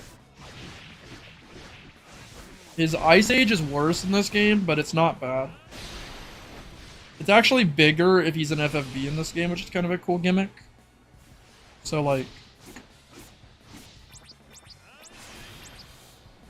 that is better than the Pirate Warriors 4 version of the move, but you have to be an FFB to do it, basically.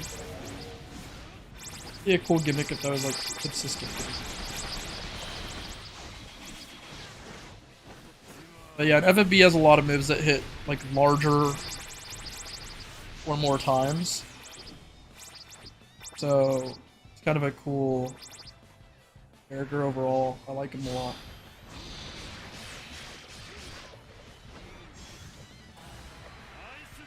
And his Ice Star works better in this game. But I would say he's better overall in Pirate Warriors like 4 as like a video game character. If you ported this version, Pirate Warriors 4, he would not specifically be better, but like he feels like kind of more better, like cohesively designed it. But yeah, this version of the move functions better because the multi-hits from it hitting the ground is significantly better. So like if I go over this guy, you're gonna see he gets like chunked multiple times.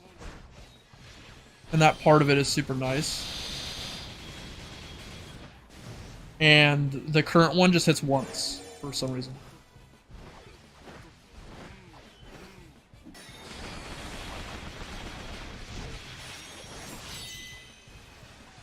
And then he has level 1 Pheasant Peck, which is good.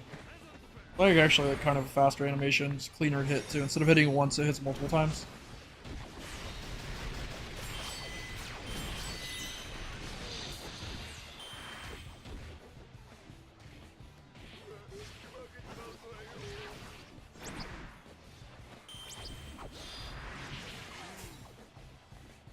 So overall, really good. Fuji's like the strongest, but he's like boring in this game. He just drops a meteor. The way you be good in this game is like have good projectile and like run away well and deal a lot of damage from far away. Brock exemplifies this mechanic a lot. It's just like a completely different way of being good is how this game works, so it's just very weird. Because, like, I wouldn't say Croc is bad in any way in Pirate Warriors 4, he's fantastic. But, like, in this game, what he does is more OP than what he does in that game. Because of the nature of this game, using Sniper's Wisdom and stuff. If Sniper's Wisdom existed in Pirate Warriors 4, it'd be over. Sniper's Wisdom in this game is deal 125% more damage if you're far away. And he has that.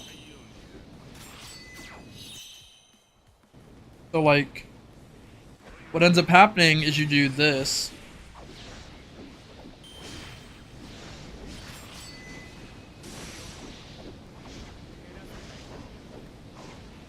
And you just break the game. And he has 2 of these. He has this one too, but that one just slams people into the ground, and this one carries people and multi-hits them. If you want one that slams, you could do this one instead. A bit more damage and it slams them into the floor. And so in this game, it's really easy to play as him. You just do this move and run away before it deals all the damage. And you'll see it just does a big chunk of his health. And then you can just do it over and over again, like this. And like it has a stun on the C5 version. So like they'll just keep slamming them into the ground. And then yeah, if you want to take territories, you could use it. It's really good for territories on the C4 version. And then he also, of course, has access to ground depth. So he's just really straightforward, really good. You just do exactly that. Also, a lot of these base commanders are weak to projectiles. They'll just die if it touches them. His doesn't work. as a projectile, which is weird. Meaning it's like probably coded like an attack. I don't know if that's beneficial. Also, this triangle combo in this game is this, which is great. So with that, you can like do this a lot by doing the dash thing. It's not high damage, but it's high AoE. Most of the time I'll just do this. He has other moves. He has this move, which is similar to the other game, and then he has this move. What the heck? These enemies are really stupid. Oh,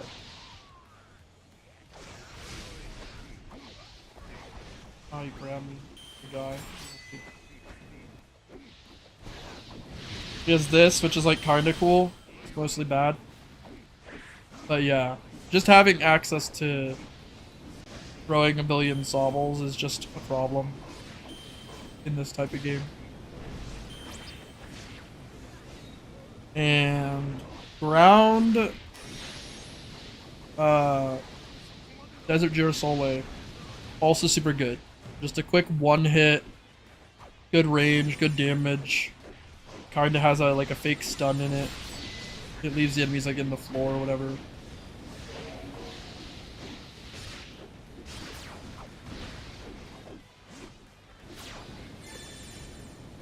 You can see it's like it's just easy. Stun lock.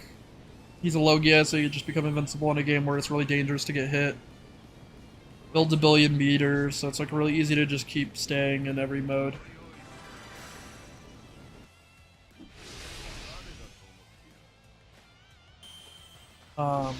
He has a command grab. In FFB, poisons people, which is kind of funny. Not very good, but he does. This triangle square grab, it like heals him, I believe. So that's also something he has access to, is to heal himself. Particularly good in, like I said, FFB or Kazuna, where you can't be hit.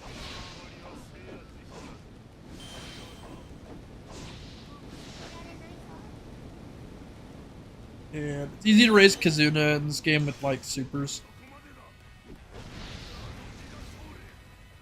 So that tends to be a good use of the meter if you're trying to build up your Power Wars 2, you had to use specials to build the equivalent mechanic, which is called Stylish. So many were used to using that. But yeah, it's pretty gross. Like, being invincible in this game matters a lot, comparatively. And yeah, just being able to do this.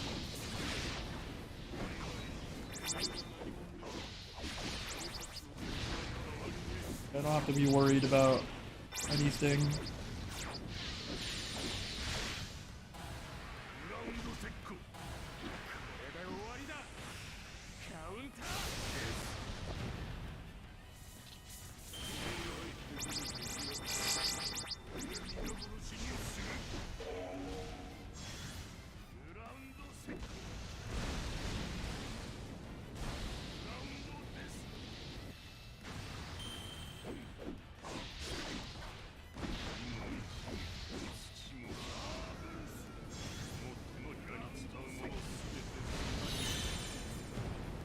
Yeah, so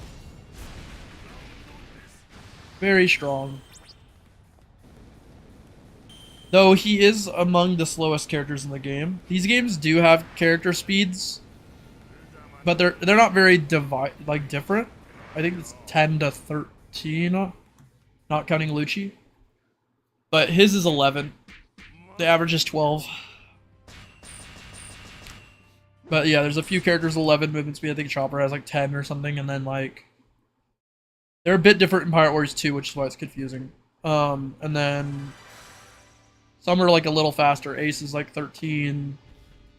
Sanji's are 13. Lucci's is 14, and then when he activates his leopard form, it's 16, which is the only character like that. Everybody else, the second fastest is 13. It's tied with like 6 characters or 5 characters or something. A lot of the admirals are 13, giants and stuff. Do you basically have moonwalk or dashes in this game? On dash. Oh, it's invincible. Yeah. They're really small, but they have invincibility in the combat dash at least. I don't think the normal dash does. But if you cancel from an attack into one, it does a little fade out thing. Those have like a little tiny guard breaking property on them, and they're also invincible. So that's why you'll notice in this game, oftentimes the best strategy is like square X, square X, square X, triangle. You know, like you dash through your normal attacks and just go for the projectiles. Because that way you're invincible the whole time. Also, those dashes go farther if you're further from the enemy, but they're in front of you. So like the dashes try to dash to the enemy, and if the enemy is a certain distance away, it could last a bit longer. I don't know if it's more frames, but it moves further, which is also helpful for getting out of danger. But yeah, doing like square X, square X, square X to try to like get out of the way of something is really common. To try to just get out. I run like Miraculous Body on like everybody in this game. And Miraculous Body is Undying, basically. It doesn't work as well as Undying, but it's like also very good. It gives you more defense the lower your health is, but all the low health skills in this game only do something if you're below 59% health. So they tend to be a little bit more niche. But Miraculous Body is really useful because if you don't have it, you'll just start getting obliterated by people in this game. They'll like one-shot you. And I feel like Miraculous Body does the calculation from the new health total. So if somebody were to hit you to 80%, or from 100 to 20%, doing 80% of your health and damage, I think it reduces it, assuming you would have been at 20. It's like weird, but it's very noticeable because oftentimes I'll get hit by something that I know one-shots, and it won't one-shot me because I'm using Miraculous Body. And then you're really durable when you have Miraculous Body fully stacked up. So you have a much higher chance of not dying. But the moonwalk or the cheat death equivalent in this game is very mediocre. So we don't really use Miraculous Strength. We'll use like things like Leader Strength, which is like for every territory you own, you'll get like 25% more damage for each territory you own. And stuff like that. The skill damage multiplier in this game caps at 400% instead of 500%. Like in Pirate Warriors 5 or 4. So it caps a little earlier, and that's why getting the 2.25 times from snipers just for being further when you hit is like really, really, really good. It's like a better hero strength in a lot of ways, but you get it like if you're far away when your attack lands. And it goes off when the move hits, not like it tracks your distance from them. And it's live updating, so if your move is like Sobbles, you can dash away after you throw it, and it'll deal more. So you have to be a little careful, because if you dash too far away, it'll despawn the Sobbles. But yeah, that's why those types of moves are really good. That's why when I was using Bastille with Caesar, it was so good. Because same thing, you're just shooting a laser, which pushes them away, and then blows up. So it's like really easy to get a lot of the... at least 1.75 times damage from snipers or whatever. And then all of the UA upgrades or square triangle combo enhancements, like the specific combo enhancements in this game are 50% each, which is like pretty high, but it's more specific than in Pirate Warriors 4.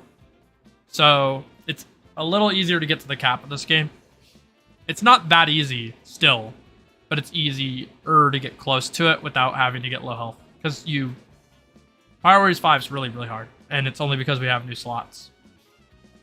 But I'll probably wrap up stream here. I'll be working on a mod maybe for a little bit, and then chilling for the rest of my day. Until Under Night comes out. I don't know if that is like tonight or not. We'll have to find out. But take care, everybody. Have a good one. Good nights.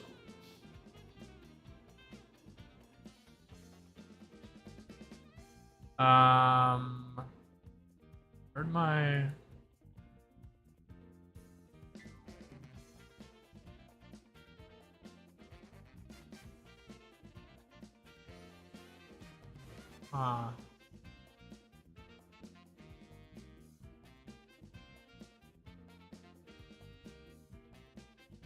Where's my thing?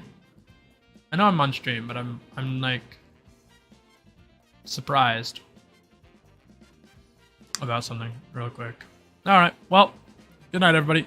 I won't die. I'll dodge all the bullets. Peace.